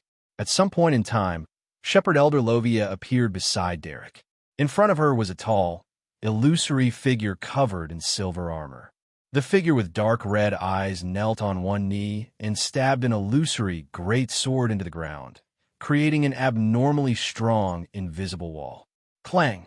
At this moment, Demon Hunter Colin's two swords slashed at the nearly 10-meter-tall figure that had the aura of an ancient god. It triggered countless bolts of lightning. As the silver bolts darted about, the terrifying figure wasn't injured at all.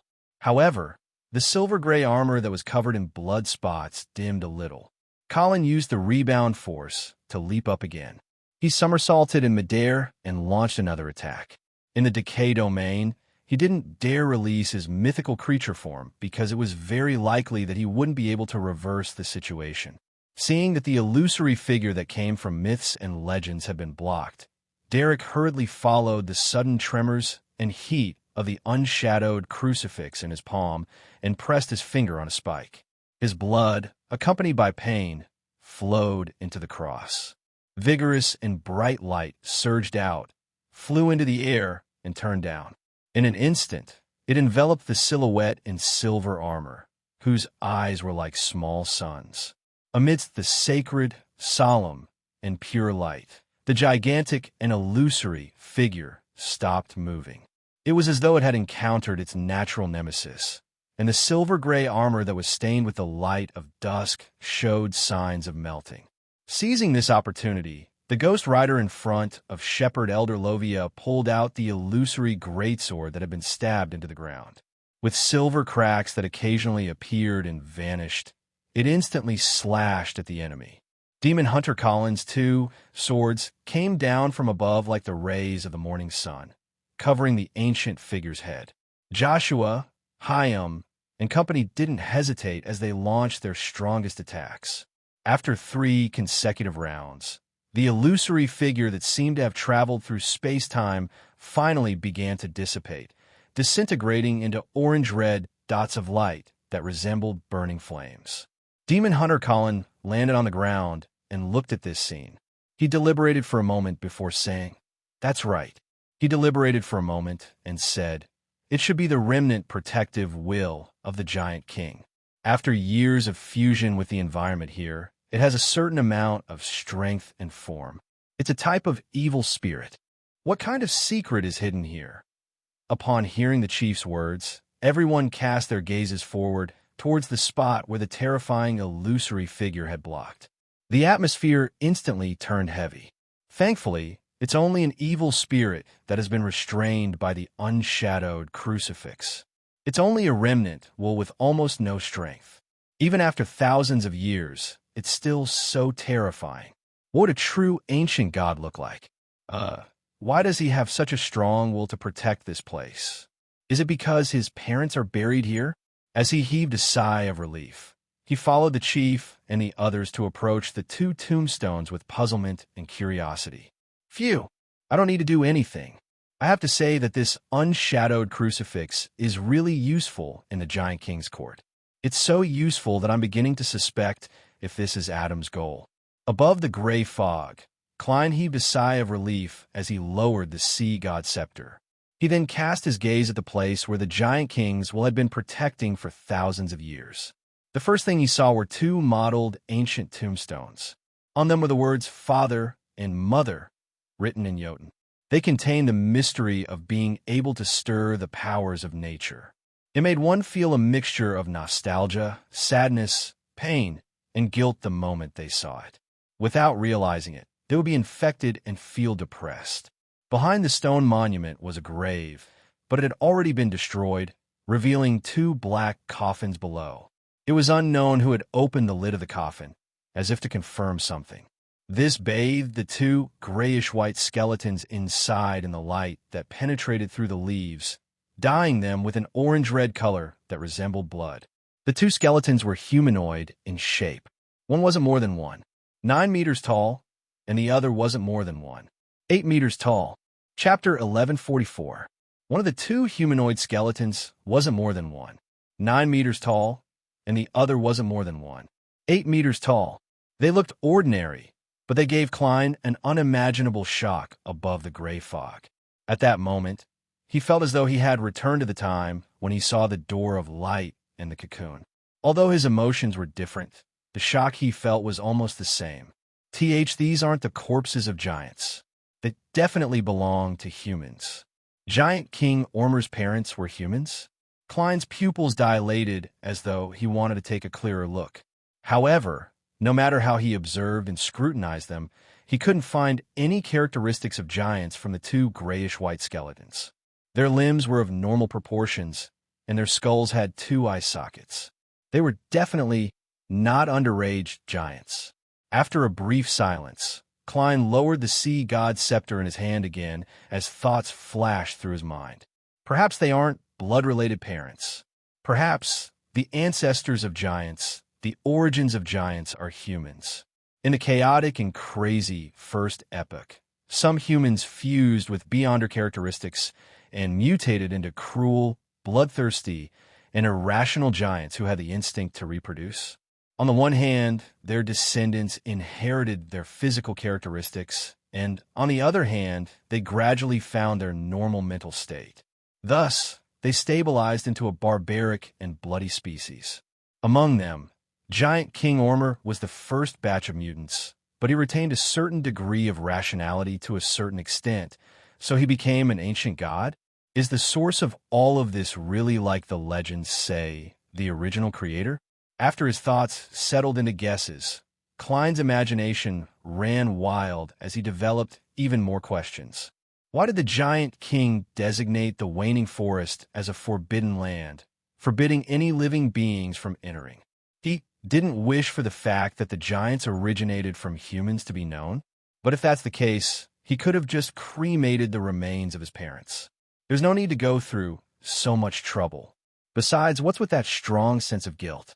Who opened the tomb? The ancient sun god who killed the Giant King? The god of dawn, Badheil, or the other subsidiary gods of the Giant King's court who survived? Also, since the ancestors of the giants were humans, what about the elves, sanguine, and other humanoid beyonder creatures? The ancestors of dragons were actually lizards? In the early and middle period of the Second Era, were the conflicts between the demi-humans and the aliens because of different factors? Due to the lack of sufficient clues and information, Klein found it difficult to make any judgments, nor was he able to think of any more possibilities. All he could do was forcefully restrain his thoughts and focus his attention on the City of Silver's expedition team.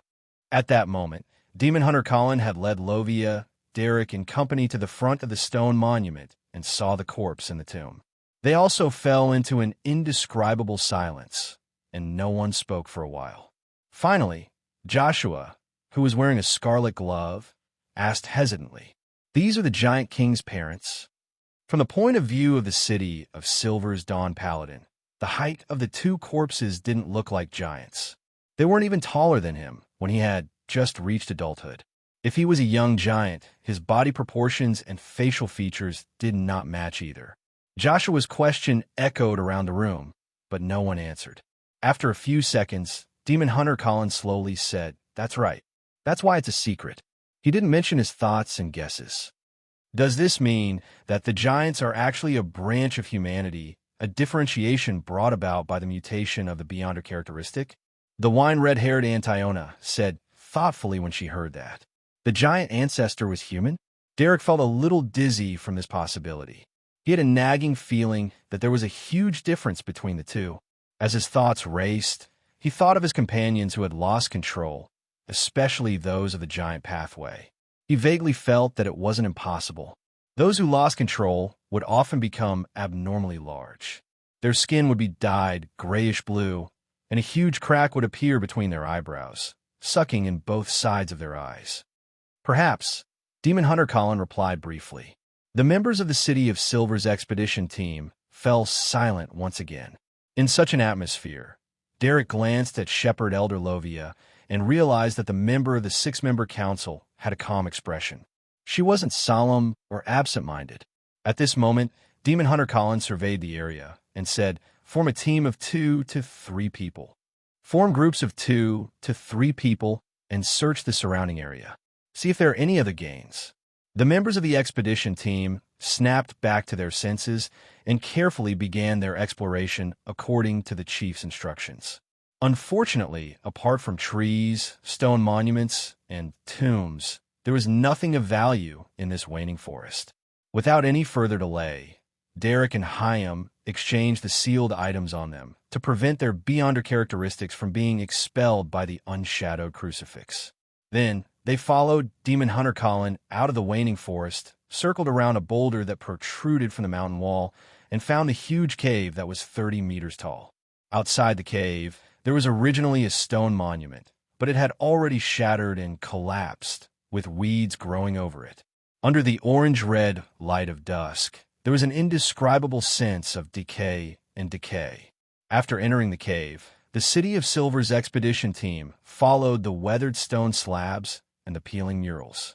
They walked through the withered grass and rough gravel as they explored forward with abnormal vigilance. With every step they took, they felt their lives weaken as they constantly lost moisture. After an unknown period of time, the City of Silver's expedition team finally saw an open grayish-blue door. On both sides of the door, there were pieces of iron-black fragments that seemed to belong to some kind of armor. There should have been guards here, Demon Hunter Colin said simply, took out a bottle of medicine, and gulped it down.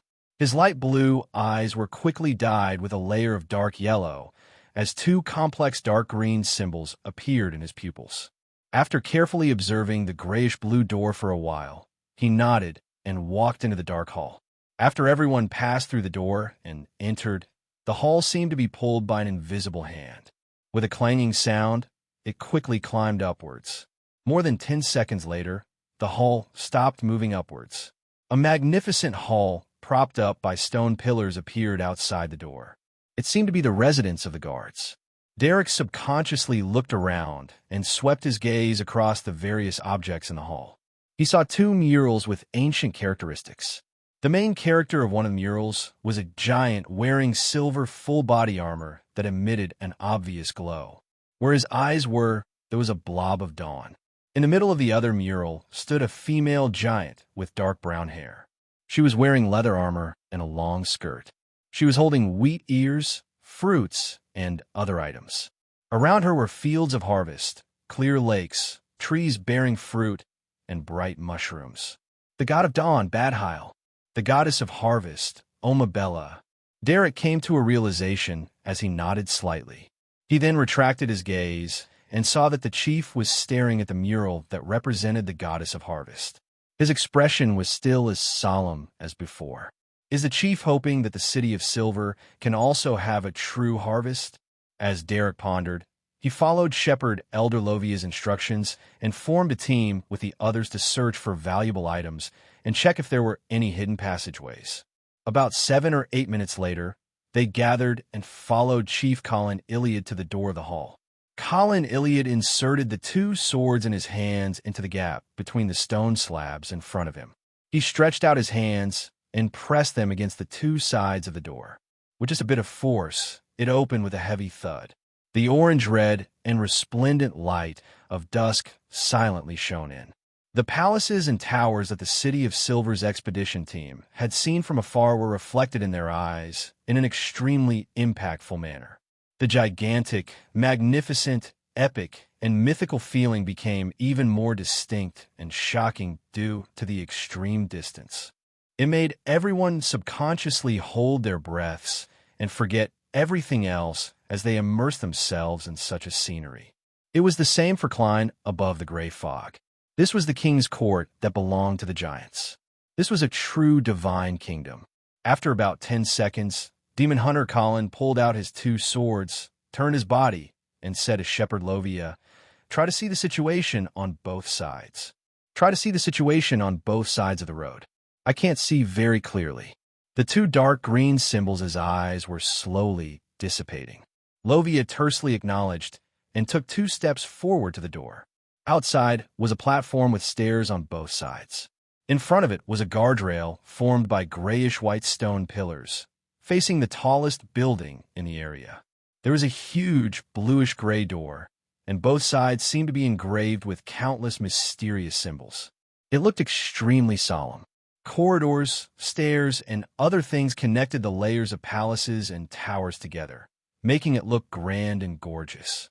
Lovia's silver-gray, slightly curly hair floated up, and the stones on the ground that were bathed in the light of dusk protruded, forming a grayish-white doll. This doll didn't have any spirituality. It was like a puppet that was being controlled as it walked to the left. It followed the stairs and went down one level at a time amidst the rich orange-red light, helping the expedition team confirm the situation. Suddenly, Its body paused, and a fine silver light burst out from within, turning it into countless pieces. Shepherd Lovia wasn't alarmed. She followed the previous steps and created another stone golem, making it walk to the right. This time, the stone golem walked all the way to the end of the stairs and stopped at the entrance of the palace below. Nothing happened along the way. Demon Hunter Colin had been watching intently the entire time. Only then did he say, "We'll walk to the right, but we have to be careful." Although he didn't detect any danger, the fact that he couldn't tell the actual situation with his Beyonder powers was enough to explain many problems. With such a reminder, Derek and company became even more tense. The three of them formed a team and helped each other as they slowly walked down. As they walked along the tall stairs, Joshua, who was wearing scarlet gloves, suddenly heard a series of tapping sounds behind him. It was as if someone was slowly and quietly following them. And behind them, Shepherd Elder Lovia was to the side. From the corner of his eye, he could tell that the footsteps were definitely not made by her. Joshua's heart turned cold as he hurriedly said in a deep voice, "There are footsteps behind me." Lovia turned her head and made the 5-meter-tall silver knight appear in front of her. She sized up Joshua's back with her scarlet eyes. After a few seconds of silence, the Shepherd Elder shook her head. "There's nothing. P.S. Seeking monthly recommendation votes on Monday." Chapter 1145. Shepherd Lovia's response made Joshua even more vigilant. He looked at the other members of the expedition team and asked anxiously, "What's going on?" He looked at the other members of the expedition team and anxiously asked, "Did you hear any abnormal footsteps?" With the Thunder God's roar hammer and the straight broadsword in hand, Derek recalled for a few seconds before shaking his head in denial. With the unshadowed crucifix in hand, Hyam looked at the sealed artifact whose gaze didn't change. He replied, "Perhaps you were hallucinating?" "No, I heard it clearly." Joshua, who was wearing a scarlet glove, frowned and expressed his opinion. Upon hearing this, Demon Hunter Colin, who was walking right in front, turned his body and calmly instructed, "Hyam, Antiona, check on Joshua's condition."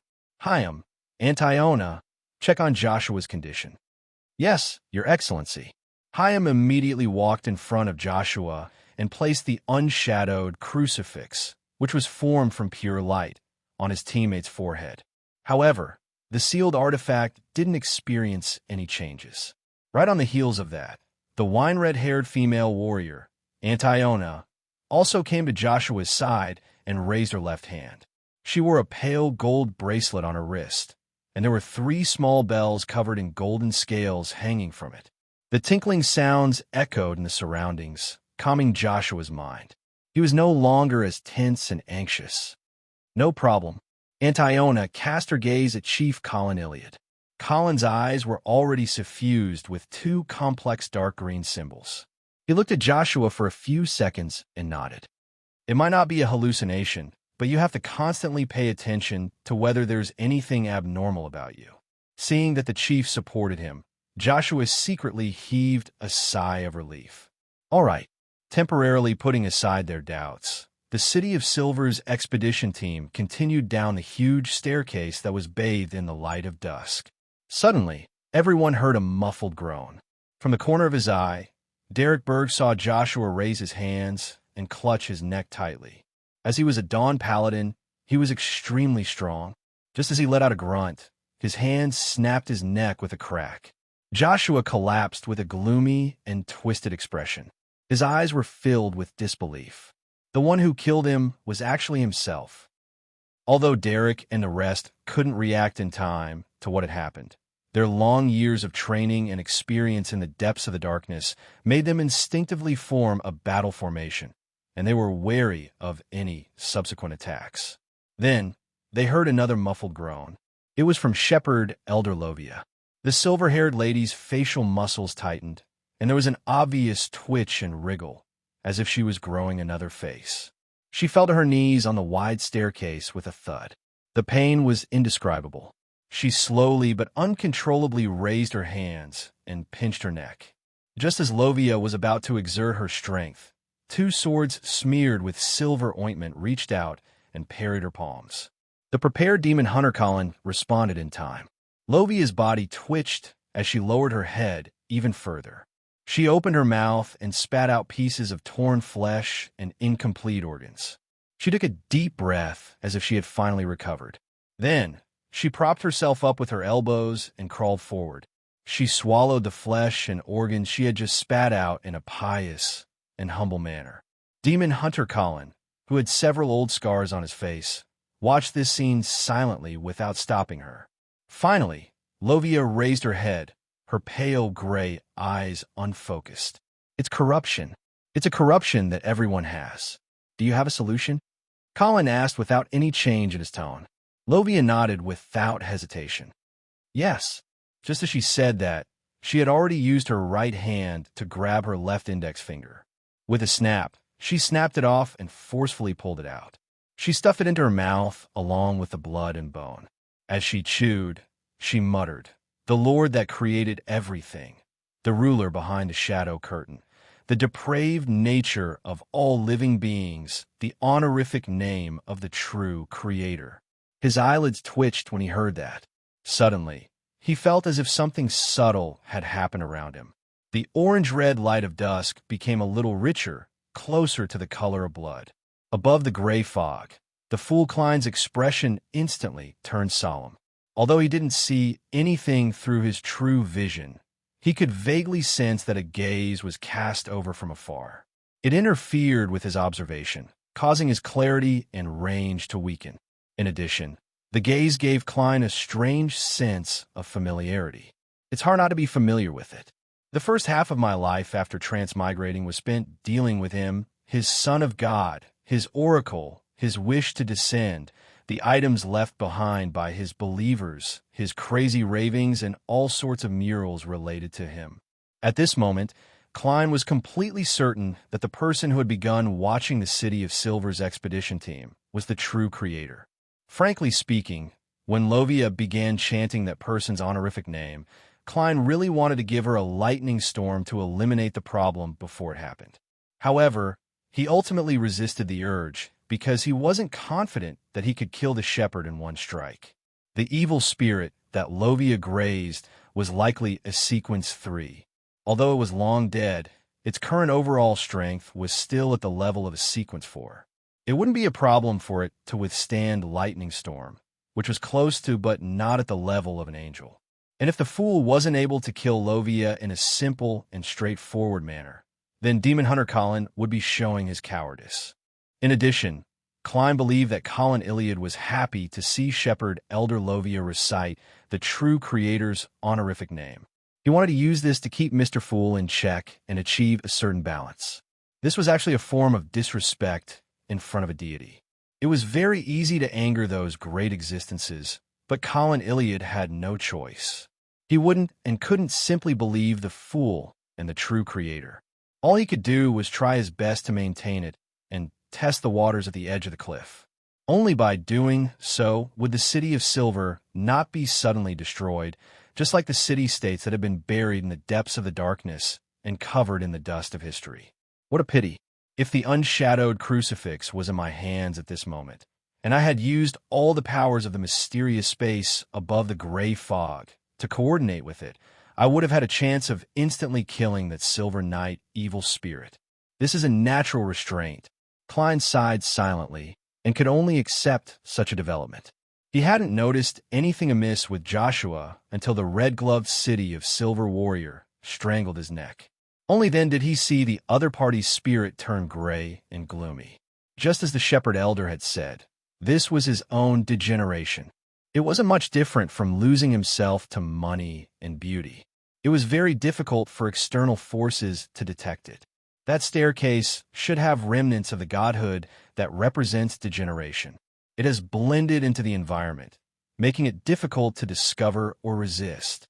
The stone golems from before didn't have any intelligence or spirituality, so they weren't affected from the honorific name. The true creator has the self-nature to control degeneration. Just by looking at it, it can make the corresponding power dissipate. Klein adjusted his state of mind and continued observing the subsequent developments. During this process, he couldn't help but think of a question. Is the true creator also like me, watching the actions of the city of Silver's expedition team from his divine kingdom? On Earth, if I were to reward friends who are watching the same livestream, would the true creator reward them even more? Klein used his teasing thoughts to ease the nervousness and worry caused by the true creator's gaze. That was a genuine deity, be it Adam or Amon. None of them were worthy of being on par with him. At this moment, Shepherd Lovia had already stood up. Her missing left index finger had also grown back. She looked at Chief Colin Elliott. This area is no longer degenerated. This also meant that the staircase wasn't that dangerous. Typically speaking, the expedition team wouldn't care about Joshua's corpse. Be it advancing or retreating, they couldn't waste time. If they stayed in an abnormally dangerous area for too long, it would lead to accidents happening to the other team members. However, since Elder Lovia of the six-member council had used a certain tone to indicate that there were no problems nearby, they could take a short break and deal with the matter.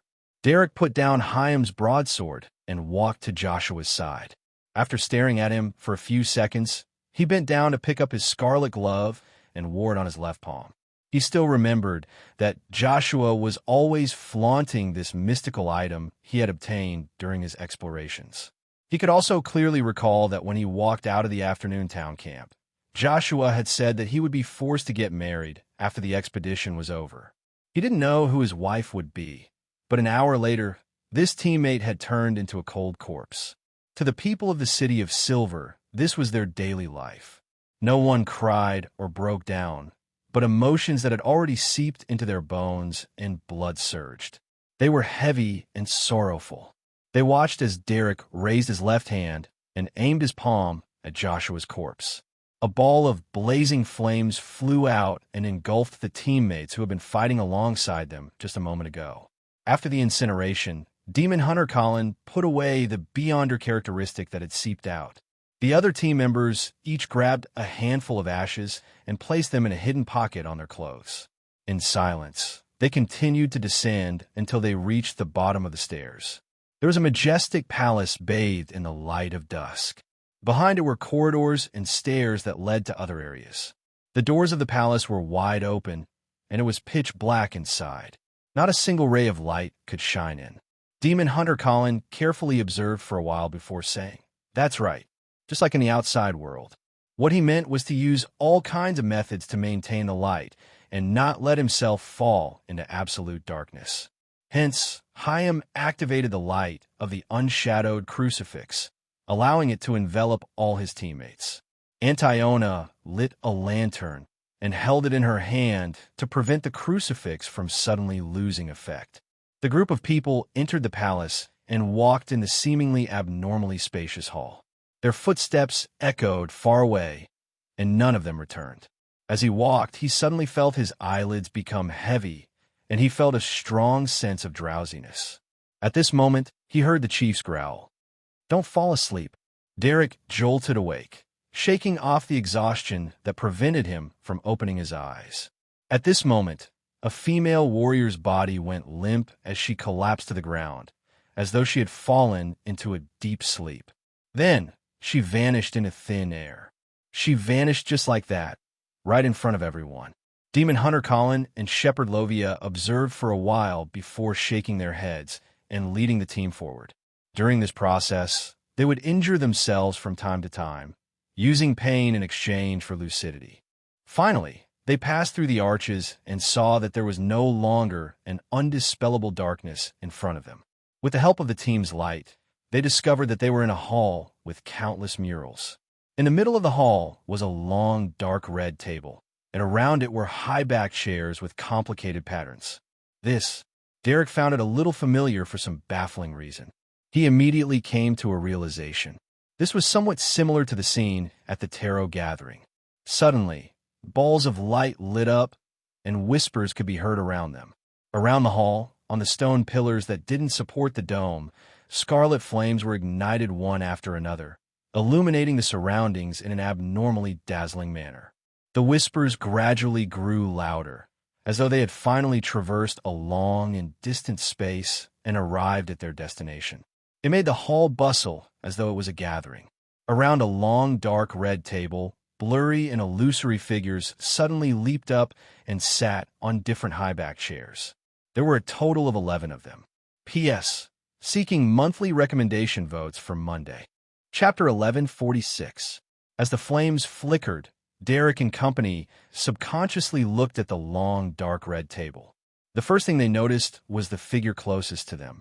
The figure was wearing a simple linen robe and had long silver hair. His facial features couldn't be seen clearly, but made Colin, Lovia, and Derek feel an inexplicable sense of familiarity. In the blink of an eye, it was as if lightning had struck their minds, suddenly illuminating their blurry memories.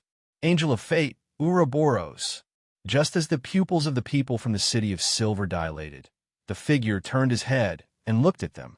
A pair of indifferent eyes immediately occupied their field of vision, and a transcendent and mysterious ring appeared.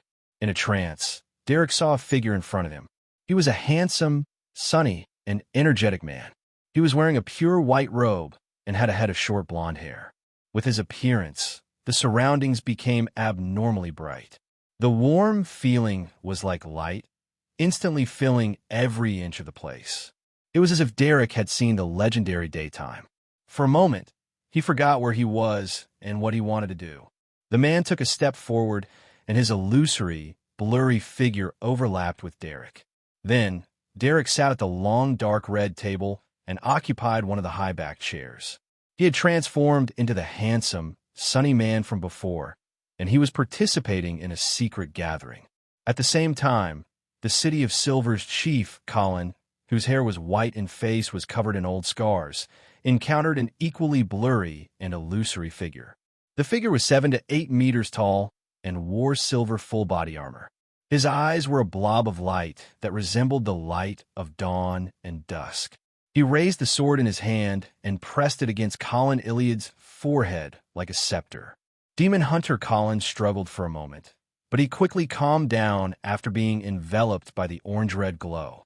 His figure merged with the giant opposite him as he took a step forward and walked to the long, dark red table, sitting in the second seat on the right.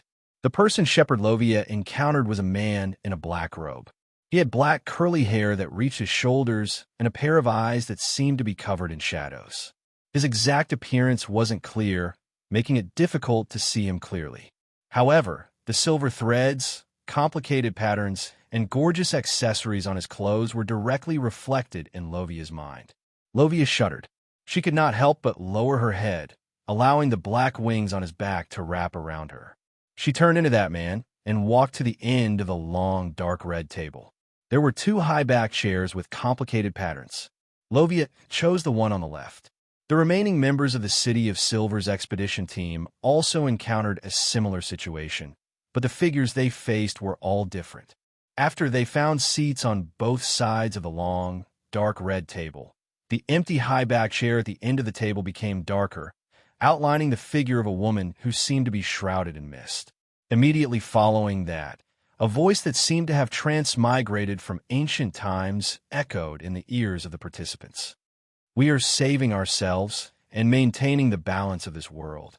Division and deviation are undoubtedly the most basic of order. This is also his idea. It's undeniable that we all have our own dark thoughts and desires, but this is very normal. Death and blood will be unavoidable. In the name of Rose redemption. Above the gray fog, Klein listened attentively. He couldn't wait for the voice to say more. However, be it the scene or the voice, it began to loop as if it had been frozen for only a few dozen seconds. This is the scene when Rose redemption was established.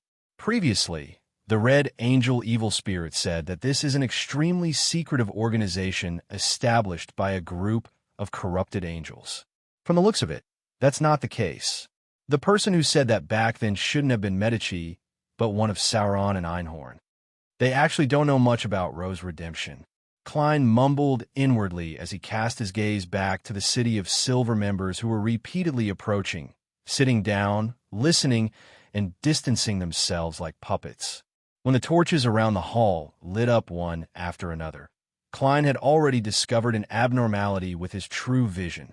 He saw the murals on the wall come to life, rapidly expanding and overlapping with the hall. It made the long tables, chairs, and floor tiles that had been cold for thousands of years warm again. It made the figures that had once met in secret cross the barrier of time and resurrect in a fixed spot, allowing some of the words from ancient times to the present. And among those figures, there were many that Klein was familiar with. Among them, the first person he saw was the angel of fate, Ouroboros. This king of angels, who still belonged to Ro's redemption, was the most spiritual of all the illusory figures. Combined with the fact that the scene was looping, Klein suspected that the person who left the traces in the murals was Tail Devourer Ouroboros. In the ruins of the previous temple, there were murals left behind by him. Somewhere in the ruins of the Battle of the Gods, there are also murals left behind by him. In the Giant King's court, there are similar murals and similar powers. I wouldn't believe it if he isn't. How much does this king of angels like murals? He draws them wherever he goes. Klein couldn't help but lampoon Ouroboros inwardly. The second figure he noticed was sitting beside the angel of fate, Ouroboros. He wore black armor that looked like it had been splashed with blood. He had a head of bright red hair that looked like it was burning, and he was young and handsome. The reason why this figure caught Klein's attention was because he had seen it in a dream before. In addition, it was also the most arrogant one among all the figures. Not only was he pressing back against the back of the chair, but he also placed his feet on the long, dark red table. He didn't care that he was surrounded by high-ranking figures of similar status. Red Angel, Medici. These are the kings of angels who participated in the secret gathering. Who else is there? As Klein's thoughts raced, he decided to first save the people of the city of Silver from the never-ending cycle of fate. In this regard, he had plenty of experience. Yes, the medium of the cycle is the hall itself. However, there's no need to attempt to destroy it. As long as I can temporarily break the cycle of fate, the dusk outside will seep in and dispel the abnormalities. They belong to the divine kingdom itself. In terms of level, they're definitely higher than the power left behind by Ouroboros. Klein observed for a few seconds and quickly came to a conclusion. After tossing a gold coin to make a divination, he immediately spread his spirituality towards the crimson star that represented Sunday, Derek Berg's spirit body, then broke through the cycle of fate, creating an invisible gap. Outside the palace, the orange-red light of dusk immediately poured in from the windows high above, enveloping the entire hall. Without waiting for Little Sun to figure out his situation, Klein, who was afraid that the true creator would lock onto him, didn't hesitate to let him return to the real world. Derek snapped out of his daze and realized that he had unknowingly sat to the side of the long, dark red table. He looked up in a daze and saw the chief, Elder Lovia, Hyam, Antiona, and company. He realized that there was more or less some confusion on their faces. Recalling what had just happened, Derek was alarmed as he deliberated before saying. He deliberated and said, "The cycle of fate, indeed." Colin Iliad, who had similar experiences, nodded slightly and stood up. He looked around and let his gaze land on the closest and largest mural. The mural depicted this hall. It had the same stone pillars, torches, dark red tables, complicated high-back chairs, and the layout of items. And on those high-back chairs sat 11 figures. There were 2 at the top, 5 on the left, and 4 on the right. Everyone from the city of Silver followed the chief's gaze and took in the corresponding content. The 5 figures on the left were a gentle silver-haired man, an arrogant red-haired man, a hooded elder who only revealed his mouth, wrinkles, and beard, a dignified middle-aged man in black armor, and a handsome man in a white robe. The 4 on the right were mummies wrapped in bandages. There was a middle-aged man in a deep black robe with facial features that resembled those of the southern continent, a giant covered in silver armor, and a voluptuous, gentle, and dignified lady. Sitting on the 2 high-back chairs at the very top were a man with black curly hair and shadowy eyes, and a woman shrouded in fog. At this moment, a guardian raised his right hand and pointed at the handsome white-robed man. His figure is made up of a bunch of mysterious symbols. These symbols symbolize the following. These symbols symbolize white angel, Aucus's. Before the guardian could finish his sentence, he suddenly let out a tragic cry as golden flames spewed out from his body. He instantly turned into a charred corpse, as if he would be reduced to ashes the moment he touched it. It made it impossible for Demon Hunter Colin and Shepherd Lovia to save him in time. Don't attempt to distinguish those symbols. They contain extremely powerful powers themselves, Colin hurriedly reminded in a deep voice. As for Klein, who was above the gray fog, he was thinking about something else. White Angel Aucus's. Is that the true name of the eternal blazing sun? If it wasn't for the power of the giant king's court isolating me, just saying this name in Jotun would attract attention and suffer the wrath of the gods. Amidst his thoughts, Demon Hunter Colin stabbed his two swords in front of him, creating an invisible barrier. Then, the City of Silver's chief replaced everyone to distinguish the symbols and labels that formed the figures. Starting from the last person on the left, he slowly and firmly read them out. Angel of Fate, Ouroboros, War Angel, Medici, Angel of Wisdom, Harabergen. At this point, Colin Iliad, who was constantly shaking the invisible barrier, paused. This was because this name was no stranger to the people of the City of Silver. This was the true name of the Dragon of Wisdom. Could it be that the Dragon of Wisdom later became the Angel of Wisdom by the Lord's side? Similar doubts surfaced in everyone's minds, but Klein discovered something strange. The historical records of the City of Silver had the name Harabergen. They usually used Jotun, a language that could mobilize the surrounding natural powers. In other words, in the past 2,000 to 3,000 years, someone in the City of Silver must have read or written Harabergen, but the god of knowledge and wisdom didn't respond. The Church of Knowledge still couldn't find the forsaken land of the gods. At this moment, Colin Iliad controlled his emotions and continued reading. Wind Angel, Leodoro, Pure White Angel, Aucus's Dark Angel, Sasser, Evernight Goddess, Ammonize's God of War, Badheil, Mother Earth Goddess, Omabella, God of the Dead, Salinger, God of Spiritual Creatures, Tolsna. Although Klein had expected this, he was still stunned. In the past, Rose Redemption was terrifyingly powerful. Among the 7 deities today, 6 were its members, including Death, the god of spiritual creatures, and the 3 kings of angels. This made Klein recall something the Red Angel Evil Spirit had once said. Rose Redemption has a close relationship with the birth of the true creator. It's impossible for you to imagine that certain people were once members of Rose Redemption, but they later left the organization, 9 Heaven's Divine Emperor. Chapter 1147. In the past, Rose Redemption could have been called an alliance of gods. But such an organization could only develop in secret under the suppression of the ancient god of the sun, hiding and conspiring in the palace at dusk. How powerful was the ancient god of the sun in the past? Klein couldn't help but exhale as he felt a strong sense of wistfulness. He examined his tarot and realized that compared to Rose Redemption, it was like a child's game. Even if he included Septon, Palazurost, Aztec Eggers, and Rionette Tynker, none of them could compare to Rose Redemption at its peak. No, even if it's a shrunken version of Rose Redemption, Tarot is still quite a distance away.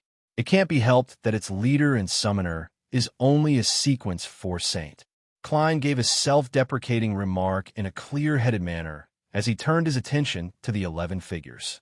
Combining their images, titles, and true names, it can be confirmed that the Wind Angel, Wisdom Angel, and White Angel are the present Lord of Storms, the god of knowledge and wisdom, and the eternal blazing Sunday. They really betrayed the ancient god of the sun, the creator of the City of Silver. Furthermore, they even devoured the deity they served. The god of combat and Earth Mother are indeed survivors of the Giant King's court. One is the Giant King's eldest son, and the other is the Giant King's queen. They have a mother-son relationship. This way, it's a little strange that Fena Potter didn't directly declare war on Rouen and help the Faysac Empire. It's worth pondering. Also, the goddess is indeed the former subsidiary god of the annihilation demonic wolf, goddess of misfortune Ammonizes. after that ancient god perished. Not only did she grasp the authority related to Evernight and successfully ascend to the throne of Sequence Zero, she also single-handedly wiped out all of Phlegria's descendants. She sealed the Antigonus family's angel in the nation of the Evernight, using Mother of the Sky's body as a vessel to descend. How ruthless, as Evernight's blessed. Klein subconsciously raised his head and surveyed the area at this thought, afraid that the secrets in his heart would be leaked to the outside world. After entering the foggy town and learning that Antigonus and Mother of the Sky were descendants of the ancient god, Phlegria, Klein actually had some guesses about the true body of the Evernight goddess. After all, in the historical records of the City of Silver, it was clearly written that the Annihilation demonic wolf had grasped the authority of Evernight and had many strange powers. Combined with the fact that the Antigonus family had the seer pathway, and the Mother of the Sky and the nation of the Evernight clearly belonged to the Evernight pathway, Klein suspected that the Annihilation demonic wolf Phlegria was an ancient god that had the beyonder characteristics of two different pathways. Therefore, he was extremely crazy and almost irrational. His goal was to destroy and corrupt everything. Therefore, he guessed that the Evernight goddess might be related to the ancient god, Phlegria. From Roselle's travels, he learned that one of the two subsidiary gods of the demonic wolf king had disappeared after his death, and the other had sought refuge with the phoenix ancestor. Furthermore, his true name corresponded to death from the fourth epic, Mr. Aztec's father. He had vaguely connected the goddess of misfortune Ammonizes to the Evernight goddess. However, due to his temporary identity as an Evernight blessed and his instinctive fear, Klein didn't dare to think too much about it. He focused his attention elsewhere. At this moment, when he saw that true name, he wasn't too shocked. Instead, he felt a sense of relief. He felt that his boots had finally landed on the ground.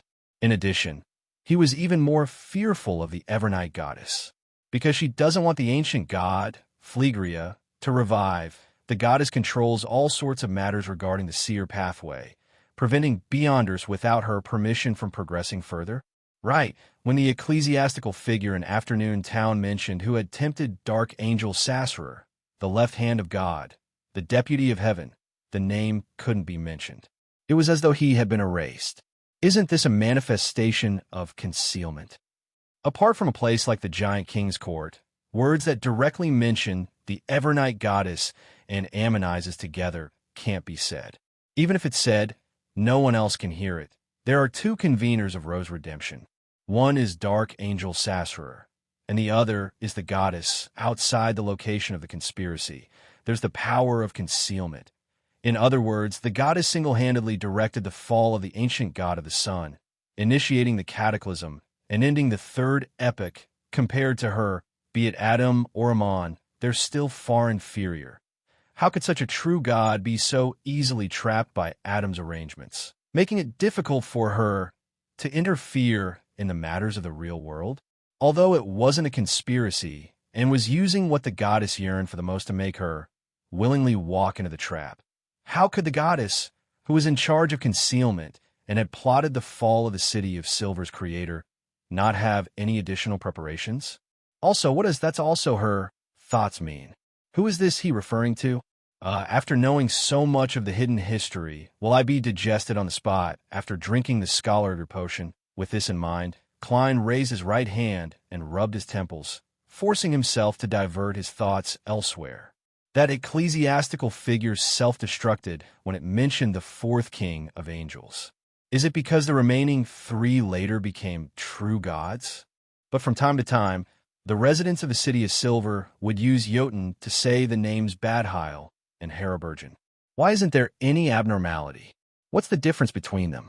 The strongest of the kings of angels, the left hand of God, Sassurer, why did he disappear in the long river of history? Perhaps he is one of the present evil gods, the true creator, the dark side of the universe, or the mother tree of desire. There are remnants of fallen godhood outside the conspiracy hall. Was this left behind by him? Yes, the birth of the true creator is related to the Rose Redemption. How will he react when he sees the murals in this hall? With this thought in mind, Klein cast his gaze at Shepherd Elder Lovia. This lady's expression was slightly confused. She didn't seem to understand those titles and names well enough, but she recognized a portion of them. For example, Angel of Fate Ouroboros. She had become a believer of the true creator in the temple ruins with the murals left behind by Ouroboros. Derek also stole a glance at Elder Lovia, but he didn't notice any obvious changes in her emotions. As the Tarot's son, Derek was the one who understood the situation in the outside world the best. He had long known who the kings of angels were, and he suspected that 3 of them had later become deities. At that moment, he wasn't the most confused or at a loss. He was only a little shocked by the level of Rose's redemption. This was even more exaggerated than he imagined. It's no wonder the Lord perished because of this. Derek first came to a realization before he felt his heart sink. At this moment, he swept his gaze and saw that the chief's side profile was unprecedentedly pale and ugly. He even muttered a few words. "This is impossible, impossible. In my memory, the chief has never lost his composure like this." Did he think of the Lord's perish from the members of Rose's redemption? He can't accept that he will never return? But he already knew about this for me. Just as Derek was feeling puzzled, he realized that the chief's expression had returned to normal, apart from his tightly pursed lips. As for the other members of the expedition team, they were thinking of the prophecy they had previously learned in Afternoon Town. "Almighty Lord, I repent," tempted Sassurer, and the kings frequently came to the palace belonging to Dusk to plot. I discovered all of this, but it was already too late. Degeneration, blood, darkness, rot, murder, filth, and shadows have already drowned this land. A huge calamity will begin from here. Hyam, who was holding the unshadowed crucifix, took some time to calm his emotions as he said with a slightly hoarse voice, "This is the Palace of Dusk. This is the Palace of Dusk. These are the kings of angels and the subsidiary gods of the second epoch. They plotted everything, causing a huge calamity to happen, causing the Lord to abandon this land." Colin Iliad pulled out the 2 swords in front of him, half-turned his body, and calmly replied, "I'm not afraid." He calmly replied, "Very likely. If we can figure out what happened back then, will we have a chance to please the Lord and make him pay attention to this land again?" Upon hearing the chief's answer, Antiona pressed anxiously. At that moment, Derek seemed to see a trace of pity and sorrow in the chief's eyes. He grunted and said, "Yes." He grunted and said, "Perhaps. Then let's continue exploring." The other members of the team requested with burning eyes. In the past 2 to 3,000 years of suffering, this was the closest the City of Silver was to hope. None of them were willing to let it go, even if they had to sacrifice their lives for it. Colin Iliad slowly surveyed the area and said, "Don't forget the rules of exploration. Don't be rash at any time. After confirming that this place is related to redemption, we can still come a second, a third, or even more times. There's no need to be in such a rush." After hearing what he said, the rest of the members of the expedition team calmed down a lot. They responded one after another. They replied one after another, "Yes, Your Excellency." Under Demon Hunter Colin's arrangements, the remaining team members split into small groups and carefully searched the hall. They didn't discover anything of value other than the murals. Of course, it wasn't that there weren't any. After all, this was the divine kingdom of an ancient god. As long as the seemingly ordinary long tables, chairs, stone pillars, and torches could be taken outside, they would have some special effects. Furthermore, they could be maintained for a long period of time. However, to the City of Silver's expedition team, they weren't convenient to carry around and lack practical value. As for the other murals, they were all profiled from different angles of the main mural. When combined together, they could form a 3-dimensional scene. After completing the search, Derek and the rest regrouped and followed the chief to the exit at the back of the hall. There was a grayish-blue door that didn't open. Colin Iliad carefully observed for a while through the 10-meter-tall door before finally saying, "That's right. There are powerful guards outside." Chapter 1148. Upon hearing the chief's words, Shepherd Lovia immediately raised her question. Just like the two silver knights at the main entrance of the palace, they won't take the initiative to attack targets outside their range. Colin Iliad nodded slightly. At least that's what they've shown so far. They were already close to the exit, but the guards outside didn't react. This meant that the other party didn't possess true intelligence or spirituality. It was very likely to be something that had been animated. Without waiting for the other team members to speak, Demon Hunter Colin continued, "Huge, heavy." After obtaining the corresponding information, the people of the city of Silver tacitly split up. One team distanced themselves from the exit, but they were facing the door. They were protected by Shepherd Elder Lovia as bait to attract the guards. The other team received the corresponding holy oil from the chief and smeared it on the ground at the exit. With the unshadowed crucifix in hand, Hyam and Demon Hunter Colin each stood on one side of the door, using the stone pillars to hide themselves. Then, Colin Iliad sheathed the sword behind his back, took out a small metal bottle, and gulped down the liquid inside. His aura rapidly faded and was no longer obvious. If one didn't look carefully, they wouldn't be able to discover his existence. This was another setup. Hyam was in the open, and the Demon Hunter was in the dark. After waiting for another 10 seconds, Shepherd Lovia reached out her right hand and grabbed at the air. Her long silver-gray hair was dyed a deep blue at that moment. With a howl of the wind, the grayish-blue door opened with a bang. Right on the heels of that, heavy footsteps sounded, causing the entire hall to shake.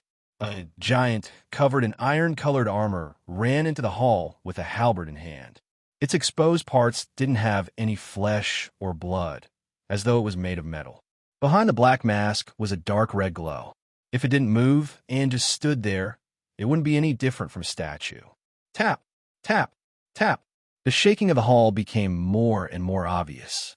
The giant statue suddenly threw out the halberd in its hand, stirring up a hurricane as it ran towards Derek and company, who were facing the door. Bang! The halberd struck an invisible barrier, causing illusory ripples to spread out. In front of Shepherd Lovia, an illusory figure in silver armor had appeared at some point in time. It had stabbed the great sword in its hand into the crack in the floor. Thud! Thud! Thud!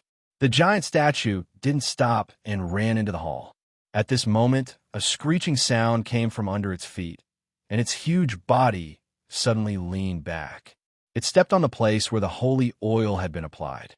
As the giant statue slid down, the crimson light in its eyes suddenly brightened, and an invisible force appeared to support it.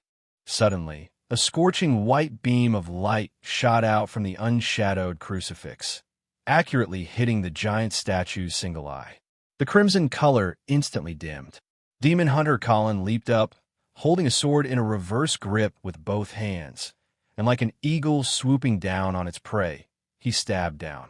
The rays of dawn appeared and converged on the straight sword, making it abnormally huge, even taller than Colin Iliad.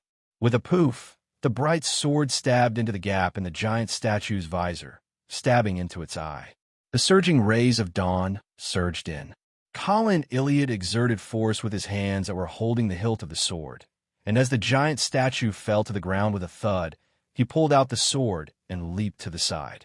The giant statue lay at the door, its body constantly emitting cracking sounds before it finally stopped moving. Demon Hunter Colin didn't look at it again. He turned to look outside the door and said after a few seconds, "There are no other guards for the time being. There are no other guards for now. I can deal with this statue."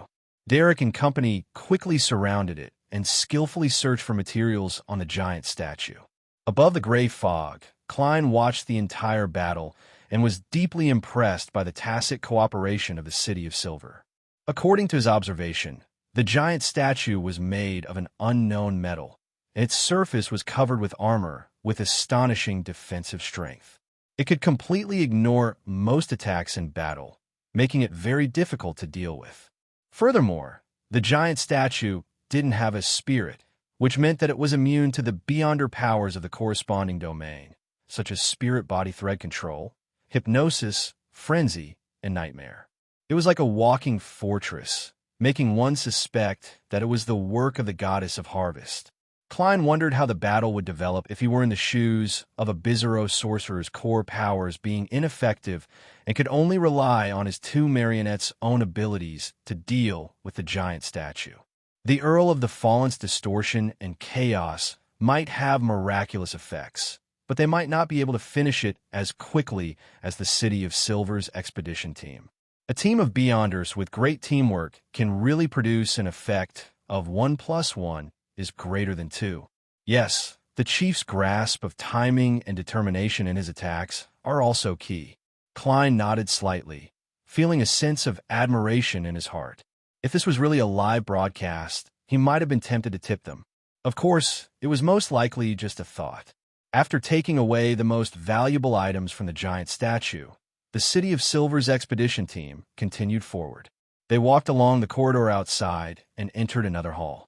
Just like that, they shuttled back and forth between the palaces, towers, and different corridors in an attempt to find more clues, as well as the entrance to the sea that the outsider, Jack, had described. Regardless of whether they believed the boy's words or not, they couldn't help but look forward to the deep blue sea behind the giant king's court. On the other side of the sea, there was a country where humans thrived. There were no monsters hidden in the depths of the darkness. The sun rose and set normally, and lightning only appeared before it rained. People harvested all kinds of food. During this process, the City of Silver's expedition team didn't encounter many enemies. Most of them were animated statues, and a small number were evil spirits formed from the combination of remnant emotions and the power of dusk. The latter was almost powerless against the unshadowed crucifix. That's normal. The fool Klein above the gray fog nodded slightly, expressing his acceptance of the current situation.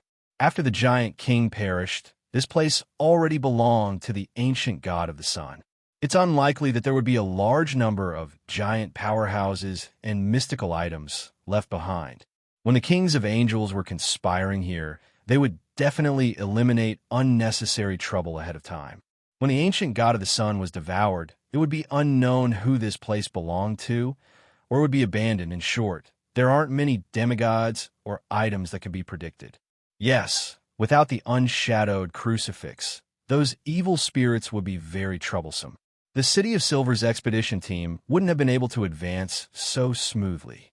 They wouldn't have been able to advance to this stage unless an angel led the team or activated a Grade 0 sealed artifact. When the unshadowed crucifix returned to Derek's hands, the City of Silver's expedition team was already very close to the tallest building in the Giant King's court. The dusk here was very rich, as though it came from the palace.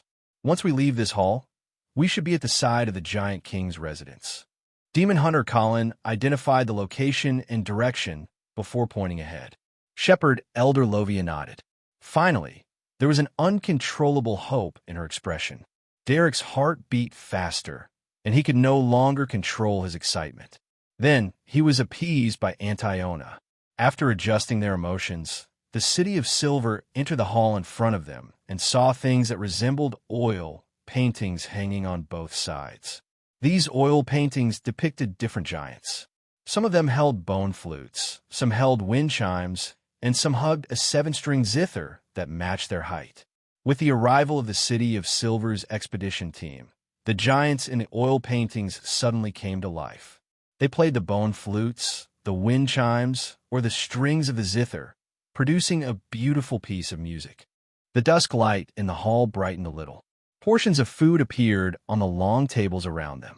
They suffused a mouth-watering sheen and emitted an extremely alluring fragrance. Roasted chicken, roasted goose, fish smeared with honey. Is this the banquet of the Giant King's court? But aren't those chickens, geese, goats, and fish too big? A masterpiece of the goddess of harvest? Klein glanced at them and confirmed that the food that appeared was an illusion effect. After all, the Giant King's court no longer had any ingredients, and it lacked people who could imagine or create. This is normal food? Hyam, who was holding Thunder God's roar, stared straight at one of the long tables as his Adam's apple bobbed up and down. Possibly. Derek sniffled and couldn't help but swallow his saliva. Apart from black-faced grass, they had never seen normal food. The meat of those monsters was roasted in different colors, but it was equally unpalatable. It could even lead to poisoning. Demon Hunter Colin stared at it for a few seconds before sighing. They're all fake. Don't touch them, or there might be unnecessary accidents. Apart from Lovia, everyone from the City of Silver retracted their gazes with great difficulty and followed the chief to the exit of the hall. After a series of observations, Colin Iliad stabbed his two swords into the ground and reached out to push open the heavy door. A crack appeared as an even more intense orange-red light shone in. As the crack grew larger, a palace that towered into the clouds gradually became clear. Then, everyone in the City of Silver heard a rustling sound. At this moment, Colin pulled out a straight sword and suppressed the restlessness in the hearts of his team members. He then pulled out another straight sword and slowly walked out of the hall. Derek and company cautiously followed behind him. After being completely bathed in the dusk, they looked to the left at the same time. There was a row of stone pillars that formed a railing. Beyond the railing was an orange-red cloud. In the distance, there was a gently surging, endless deep blue that emitted a rustling sound. Without needing anyone to explain, the members of the City of Silver's expedition team simultaneously recalled the records in the books and Little Jack's description. A term flashed across their minds: the sea, divine emperor of the nine heavens. Chapter 1149. The dark blue, gently surging, boundless sea that seemed to contain endless life appeared before the eyes of the members of the City of Silver's expedition team. It was no longer a record in ancient texts, nor was it a combination of words spoken by outsiders. Although it was still very far away, it seemed to be possible to touch it. The wine-red-haired Antiona looked over in a daze. She opened her mouth as though she wanted to say something, but in the end, all she said was one word: see. Just as she said that, a silver-white crack suddenly appeared on her forehead. The crack rapidly rose up and down, instantly splitting Antiona into two. Warm and bright red blood spewed out, splattering Derek's head and face. Silently, more silver-white light shot out from Antiona's body, dicing her body into countless pieces of flesh and blood. The face that was filled with hope and obsession was like a jigsaw puzzle that had fallen to the ground, splattering piece by piece. Only at this moment did Demon Hunter Colin react. He swung the two swords in his hands, one horizontally and the other diagonally, as though he was dealing with an invisible enemy. Clang! Clang! Clang! Silver light flashed as the sound of metal clashing echoed. The morning light around Colin Iliad shattered and scattered. At this moment, the silver shadow behind Shepherd Lovia had already taken a step forward and stabbed the blurry great sword into the ground. Clang! Clang! Clang! Clang! Surrounding the people of the City of Silver, silver beams of light appeared in different spots, trying their best to slice through the invisible barrier nearby, like bugs struggling in amber. Clang! Clang! Clang! The silver light that was sometimes dense and sometimes thick constantly appeared, causing the protective force that enveloped the expedition team to waver, as though it could shatter at any moment. However, be it Demon Hunter Colin, Shepherd Lovia, or Derek and company, none of them could find any traces of the enemy. Above the gray fog, the Fool Klein was just about to give them a reminder when the chief of the six-member council seemed to think of something as he crossed his two swords in front of him. Clang! A huge silver beam of light struck the two swords, causing Demon Hunter Colin's feet to sink into the solid stone slabs. He seized this opportunity and suddenly roared, "Unshadowed domain." Upon hearing the chief's reminder, Derek didn't hesitate. He stabbed a finger into the thorns of the unshadowed crucifix. As his blood flowed out, a clear, bright, pure, and blazing light suddenly erupted, enveloping the entire area between the two buildings. In this area, not even a trace of shadow could exist.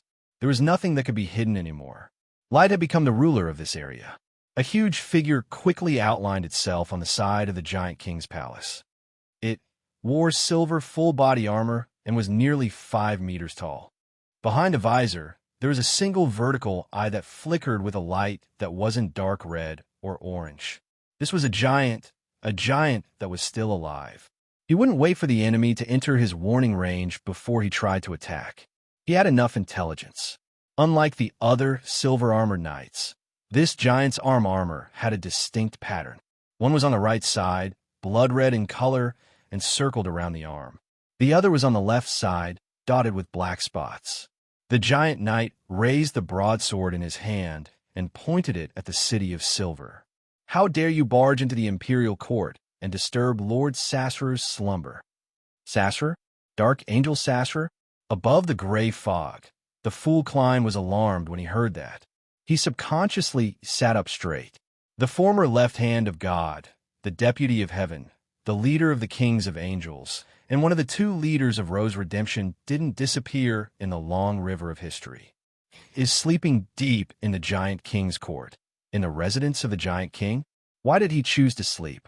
Thoughts flashed through Klein's mind as he subconsciously cast his gaze towards the palace guarded by the giant knight.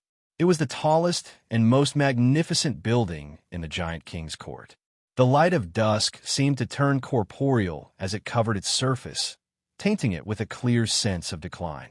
It gave off the feeling that dusk had fallen and that an eternal night was about to arrive. On both sides of the building was a steeple, and on the other side was a round tower. The main entrance was grayish-blue, and it was more than 10 meters tall. It was covered in symmetrical symbols, labels, and patterns. It was both solemn and mysterious. The door was 3 to 4 meters tall, and on the left side of the door gap, there was a pitch-black hole. It was equivalent to an adult's fist. Upon seeing this scene, Klein suddenly thought of the dream divination he had done in the past. Back then, he had seen the exact same scene, and the medium for the divination was the giant key he had obtained from Vice Admiral Iceberg. That's the key to the giant king's residence? As Klein extended his hand and beckoned, he attempted to use his true vision to penetrate the obstruction of the building and see the situation inside the palace. Unfortunately, he failed. The black iron-colored key that was the size of a 7-stringed instrument landed in front of him. At this moment, Demon Hunter Colin had already spoken abruptly before the giant knight could launch his attack. "Don't worry. You're a king's court chaser." The broadsword in the giant knight's hand did not slash down. He paused for a second and said in a low voice. He paused for a second and said in a deep voice, "After so many years, there are actually still people who remember the king's court chaser." He paused for a second and said in a deep voice, "I'm the leader of all the chasers, Light Slayer Murskogan. I later followed Lord Sasrar. I've once hunted powerful dragons, elves, devils, demonic wolves, and phoenixes. Today, it's your honor to die under my sword." This Light Slayer didn't soften his attitude. He lowered his body slightly and held his sword with both hands. Like a meteor flying horizontally, he charged at the city of Silver at high speed. Due to the existence of the unshadowed domain, he could no longer hide his figure like before. Just as Colin Iliad, Lovia, and company determined that Murskogan's attack would arrive in a second, the giant knight suddenly slashed out with his silver broadsword. Demon Hunter Colin, who wasn't within Lovia's evil spirit defense circle, suddenly felt a sense of danger. Without any hesitation, he pounced to the side. Bang! A sharp silver light suddenly appeared where he had been standing, destroying everything from the inside out. This attack was so strange that it seemed to have been produced by the void itself. At the same time, Colin Iliad, who had fallen to the ground, underwent a change. His clothes were torn into shreds and strips of cloth by his rapidly expanding muscles. In the blink of an eye, this demon hunter had become a 4-meter-tall giant with a bluish-black, grayish-blue base. There was a black crack on his forehead. Every inch of him contained boundless power, endless mystery, and strange mental influence. If Beyonders Below Sequence 4 were to see this scene, they would definitely suffer a strong impact. Their brains would very likely experience a terrifying stabbing pain that made them lose their rationality. Their spirituality would also be corrupted. And if they couldn't withstand such an influence, going crazy, losing control, or even dying would be inevitable. This was the incomplete mythical creature form of a demigod. Originally, Colin Iliad didn't dare to release this state due to the effects of dusk in the giant king's court. But now he realized that the feeling of decline had weakened greatly in the unshadowed domain. He then held the two swords that had been covered in the light of dawn and had become gigantic. He engaged in an intense battle with Light Slayer Murskogen in the domain that was shrouded in light and had no shadows. Clang! Clang! The three swords of the two giants clashed and separated from time to time. Although Colin Iliad was at a disadvantage, he still managed to withstand the attacks of the leader of the king's court chasers. From time to time, he would have a strong intuition for danger. Then, without any warning, he would pounce out of his original spot, rolling or bouncing, and move in another direction. And at this moment, there would always be silver beams that would explode from the inside out of the spot where he was previously. Derek had already closed his eyes. Ignoring the loss of blood, he tried his best to maintain the unshadowed domain. Hyam and the other Dawn Paladin similarly didn't dare open their eyes. They helped shepherd Elder Lovia, allowing the team to slowly move towards the palace that they had just come out from without breaking away from the protection. If it wasn't for the help of the silver-armored Knight Evil Spirit, they would have long been sliced into pieces by the storm of light that swept through the area, the silver beams that appeared everywhere, and the violent shaking of the ground. Light Slayer Murskogen had single-handedly pressured the City of Silver's expedition team into a precarious situation. They had no chance of counterattacking, as expected of the leader of the king's court chasers. This should be a subsidiary god, which is the first tier below angels. Compared to a demon hunter, a Silver Knight has several more terrifying beyonder powers. Above the gray fog, the Fool Klein held the Sea God Scepter and carefully observed the battle. He quickly figured out where Light Slayer Murskogen's strength lay. Firstly, the protective force has materialized into a full-body silver armor. Secondly, it can use light to hide its malice. Thirdly, the condensed Sword of Dawn can no longer be maintained for a short period of time. It can be used as a conventional weapon. It's sharp enough and good at purification. Fourthly, it can create a type of silver rapier. It has the ability to teleport, allowing it to bypass most barriers and directly attack the target. It can even erupt from the target's body. Furthermore, there are almost no signs of the condensation of this silver rapier. It's very difficult to predict. This is a saint who's extremely good at head-on combat. If it wasn't for the fact that the City of Silver's chief is experienced and has a strong intuition, allowing him to fight in his mythical creature form, he would have long been in danger from being suppressed in all aspects of the same pathway. If it were me, I might have already been killed. Of course, I wouldn't fight the leader of the king's court chasers head-on. From the looks of the current situation, as the evil spirit has to protect its herder and can't directly participate in the battle, the City of Silver's expedition team has almost no chance of winning. Yes, they're already retreating bit by bit. They're very rational. If it really doesn't work, I can only get Mr. Fool to send down lightning punishment. However, the true creator should still be watching this place. My lightning storm might not be able to quickly finish off Murskogen. As Klein's thoughts raced, he suddenly thought of a problem. That was, how could Light Slayer Murskogen, who wasn't an angel, survive from the end of the second epic to this day? He wasn't a demoness, nor was he a vampire, much less an undying. And from the fact that he had reason and the abilities he displayed in battle, he likely didn't have any beyonder characteristics of other pathways mixed in. P.S. Update first. Chapter 1150. Since Light Color Murskogen didn't obtain a long lifespan from a beyonder characteristic, Klein could only consider external factors. The effects of a mystical item? No, he doesn't have any mystical items on him, nor does the surrounding area. Apart from the Giant King's residence, that's where Dark Angel Sasra slumbers. Furthermore, the key is with me. Murskogen likely doesn't dare to enter. Who took away the key to the Giant King's residence after Sasra slumbered? Isn't that a little too wicked? Of course, a palace without the augmentation of a deity's powers probably can't trap a king of angels. Or perhaps this key has long been scattered to the northern continent with the migration of the giants. Sasra chose that palace to slumber because other than a few existences, No one can open the door and affect his slumber? Could it be that Vice Admiral Iceberg's key was given by the god of knowledge and wisdom in a roundabout way? Wants to see Sasra's current state? If it's not the effects of a mystical item, what could it be? Time bestowed by a marauder pathway, angel? Ignoring the fact that the illusory item stolen can be given to others, there needs to be an angel of the marauder pathway or a grade 0 sealed artifact. And there aren't any similar existences nearby. Back then, he gave Murskogen a few thousand years of time at once. Perhaps only Amon can do it. Clearly, he wouldn't help Dark Angel Sasra. In addition, this blasphemer's true body seems to be wandering in the forsaken land of the gods. If there's an angel of the marauder pathway or a grade 0 sealed artifact here, he might have long become his food, the cycle of fate.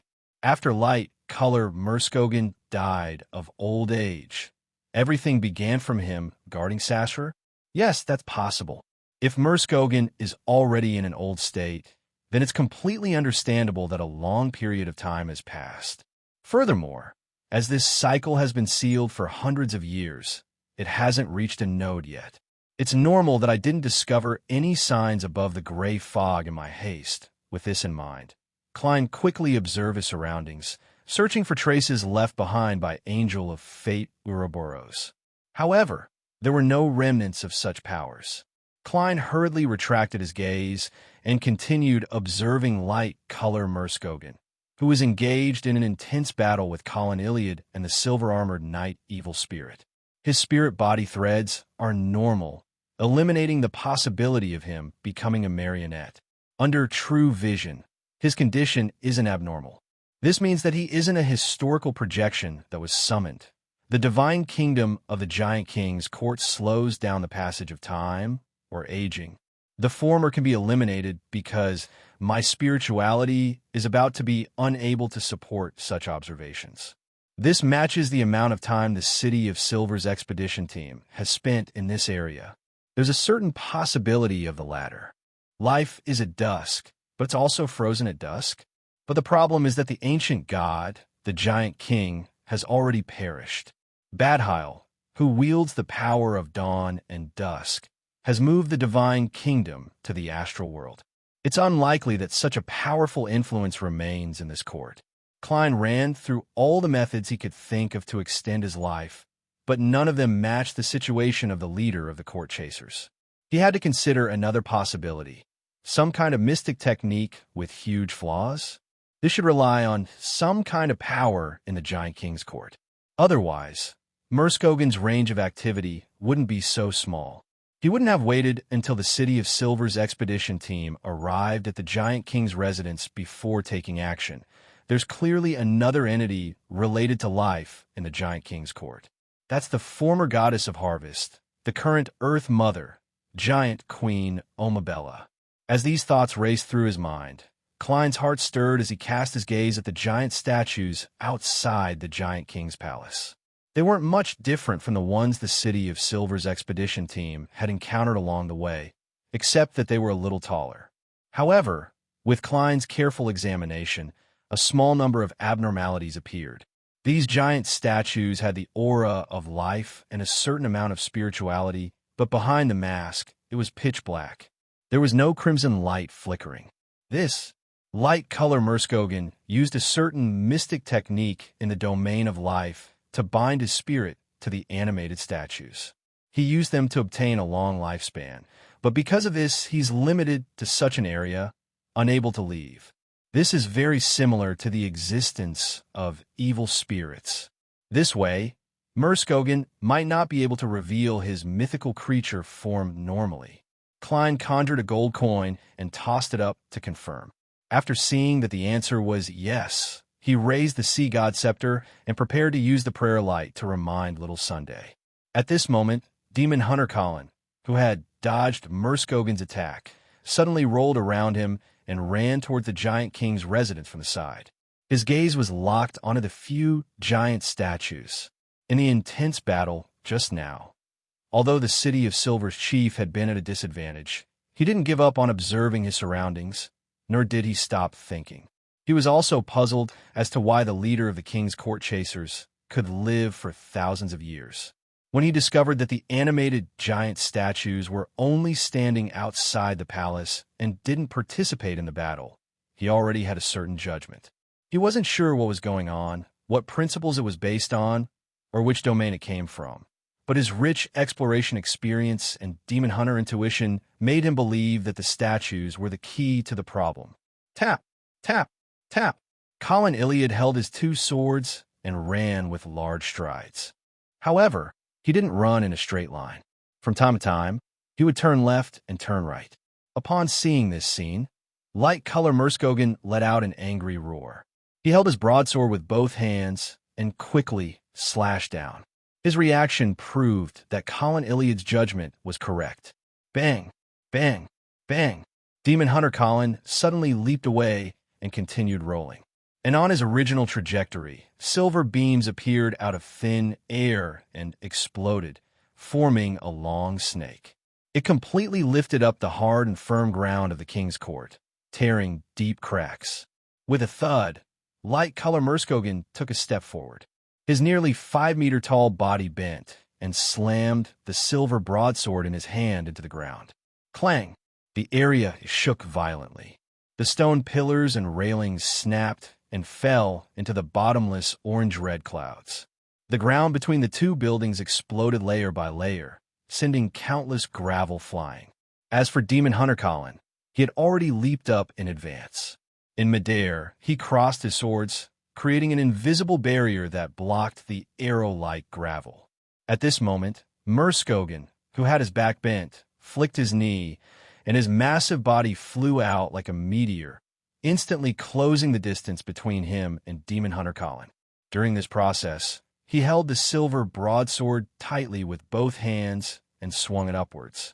Seeing that Demon Hunter Colin had nowhere to hide, a clear beam of light suddenly shot over and accurately hit Murskogen's broadsword. With a clang, Colin Iliad landed on the ground and rolled. In one fell swoop, he finally approached the giant statues. At the same time, from the corner of his eye, he saw that the silver-armored knight phantom in front of Shepherd Elder Lovia had already pulled out its greatsword.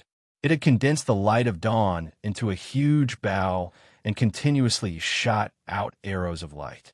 The single eye behind Light Slayer Murskogen's visor was already dyed with a layer of dark red.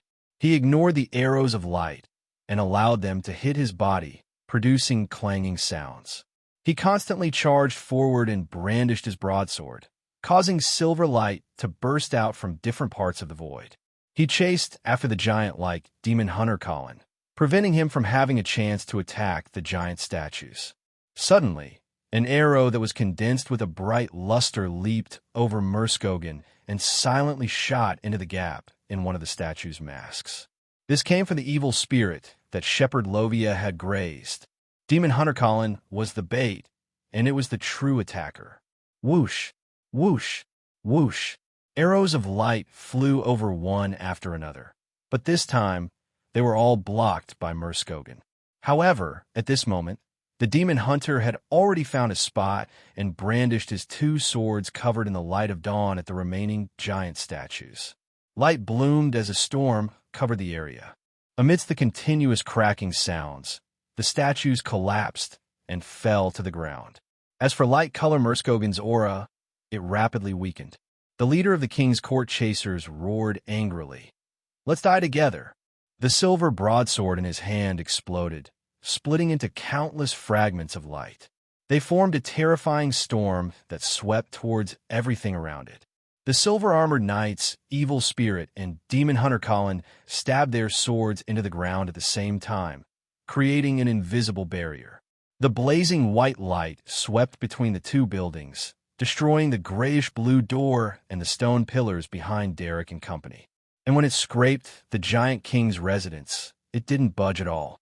After an unknown period of time, just as Derek thought that the invisible barrier was about to be torn apart by the storm of light, the light of dawn finally dimmed. In the ruined area, the silver armor on Light Color Murskogen's body faded away inch by inch, revealing his grayish-blue body in linen clothes. Not far from him, Demon Hunter Colin's body was covered in blood. He was returning to his normal state from a giant, but his aura was still stable. It was just that he had weakened a little more than before. With a thud, Merskogen knelt down on one knee. His flesh and blood rapidly aged, rotting and evaporating. Amidst the orange-red light, the lively king's court seemed to appear in front of him again. In the frozen dusk, giants came and went, playing the seven-string zither and bone flute. They engaged in gladiatorial fights and enjoyed the delicacies that were available at any time.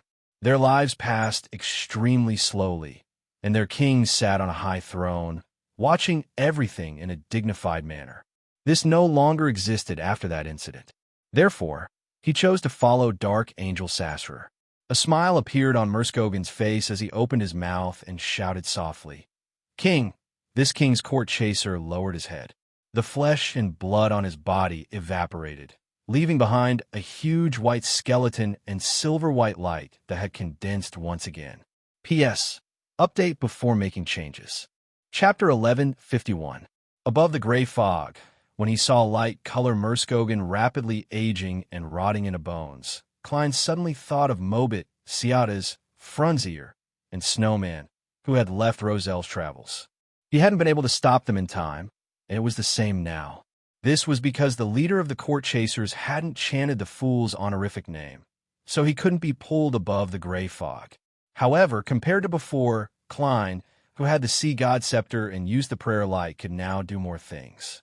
He immediately accommodated the Dark Emperor card and mobilized the power of the mysterious space above the gray fog, allowing the paper angel to carry his words. With the help of the Crimson Star, he entered the real world and landed towards light color Merskogen's incomplete spirit. This was the method that didn't ruin his status as the fool. After all, the true creator was still watching this area. As Merskogen's consciousness quickly turned blurry, an angel with layers of black wings on its back suddenly appeared in front of him. The speed at which his spirit body dissipated slowed down as a grand and dignified voice sounded in his ears. What is the advancement ritual and supplementary ingredient for the Silver Night Potion? Is Sassurer really sleeping in the Giant King's palace? Merskogen replied in a daze. The advancement ritual for Silver Night comes from the Blasphemy Slate. The advancement ritual for Silver Night comes from the Blasphemy Slate. It requires setting up a complicated altar and placing the remains of the 6 powerful creatures that one has hunted in the correct positions before receiving the blessings of God. The supplementary ingredient is, I can't be sure. In short, that door didn't open after Lord Sassurer entered. As he answered, Merskogen's spirit slowly but firmly dissipated. Finally, he couldn't hold on any longer and turned into rays of light, fusing into the unchanging dusk of the Giant King's court. And this conversation took place in his mind, so no one else could hear it. Thankfully, I was careful enough to not let Merskogen say that the Silver Night Potion's main ingredient can be replaced with a Beyonder characteristic. Otherwise, I wouldn't have heard the answer to the second question. The fool heaved a sigh of relief and praised himself inwardly. He then retracted his attention and seriously considered what Merskogen had just said. God's blessing? Isn't this advancement ritual a little too difficult? It's only sequence 3. I have to consider the ear's background. Merskogen is a powerhouse who survived from the Second Epoch. He's used to calling angels a subsidiary god and placing them in the ranks of gods. In other words, an angel's blessing should be enough.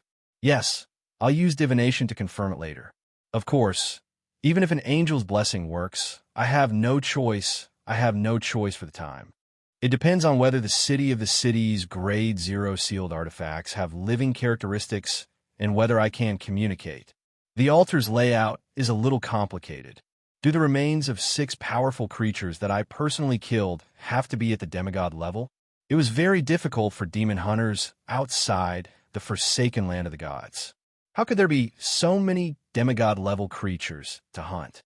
Most of them were protected by a faction or organization. From the looks of it, the Church of the God of Combat should have a new alternative while maintaining the ritual's essence. Is this the difference between the second Blasphemy Slate and the first Blasphemy Slate?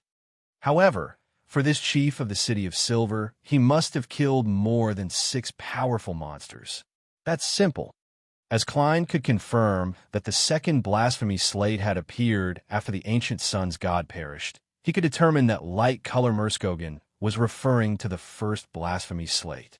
He quickly conjured the advancement ritual and supplementary ingredients he had deciphered on a piece of goatskin. He used the topaz spirit pendulum to do a divination and received a revelation that wasn't wrong. Then, he threw this piece of information at the crimson star representing Sunday. This is a gift from Mr. Fool. After doing all of this, Klein gave a self-deprecating laugh. He increasingly felt that Murskogen's answer to the second question was worth ruminating over. He didn't say if Sasser was really asleep. He only said that after the Dark Angel entered, the door didn't open again. And the only thing that didn't open was the door.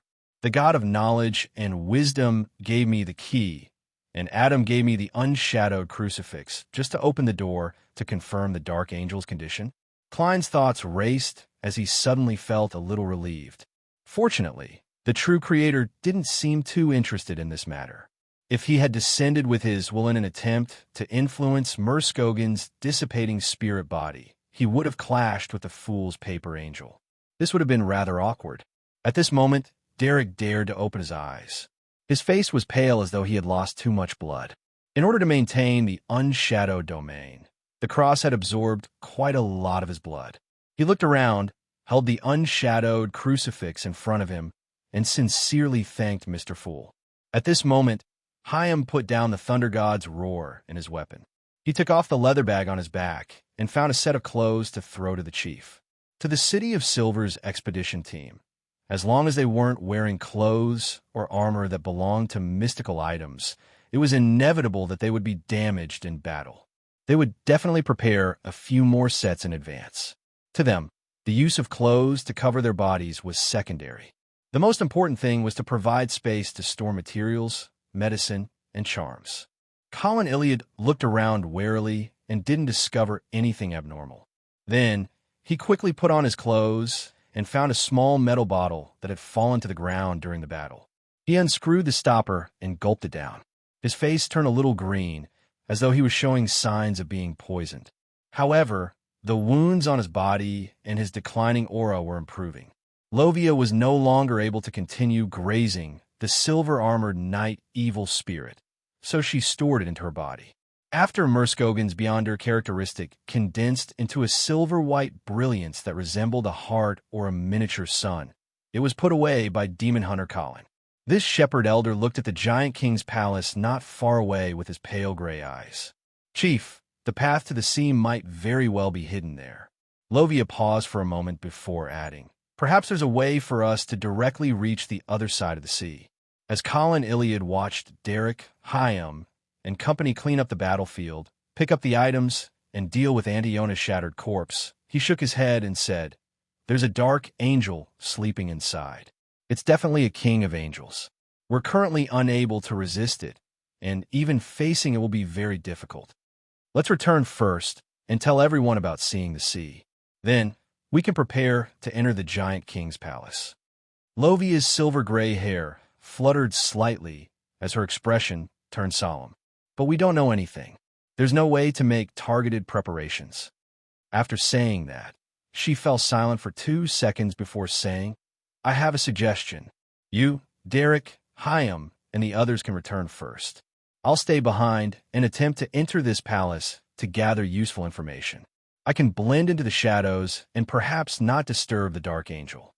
If I don't return, it means that the danger inside exceeds the limits of what we can handle. When Lovia mentioned that she might die, her expression didn't change at all, as though she was already prepared.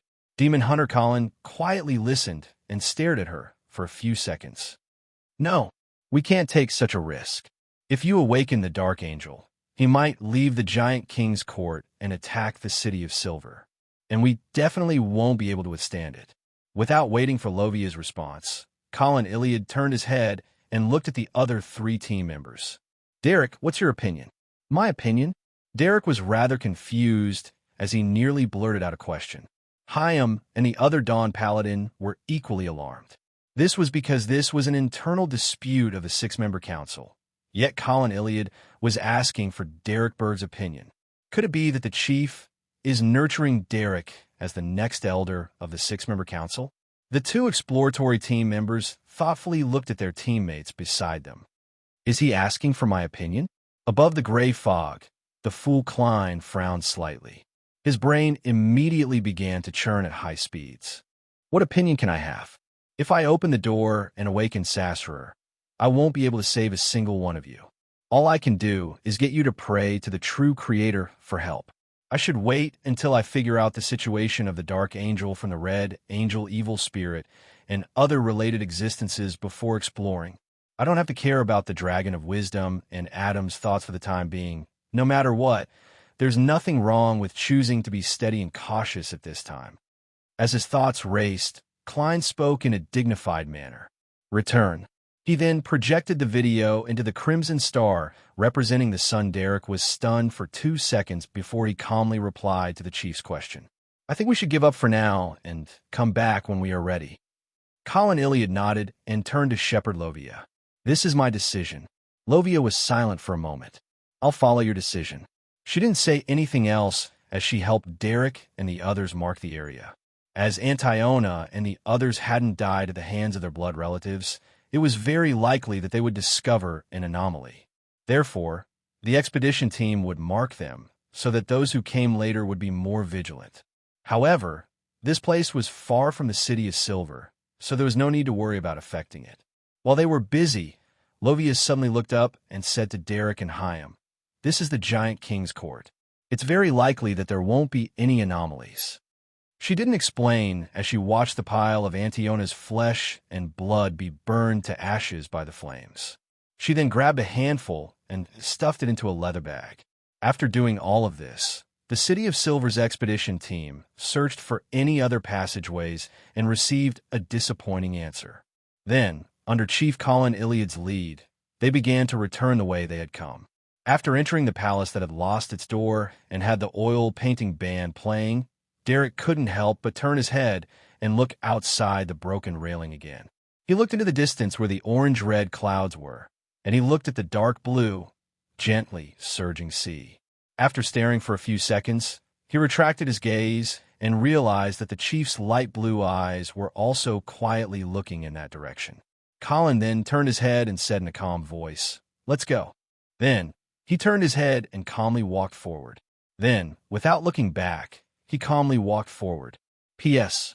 Update before making any changes. Nine Heaven's Divine Emperor.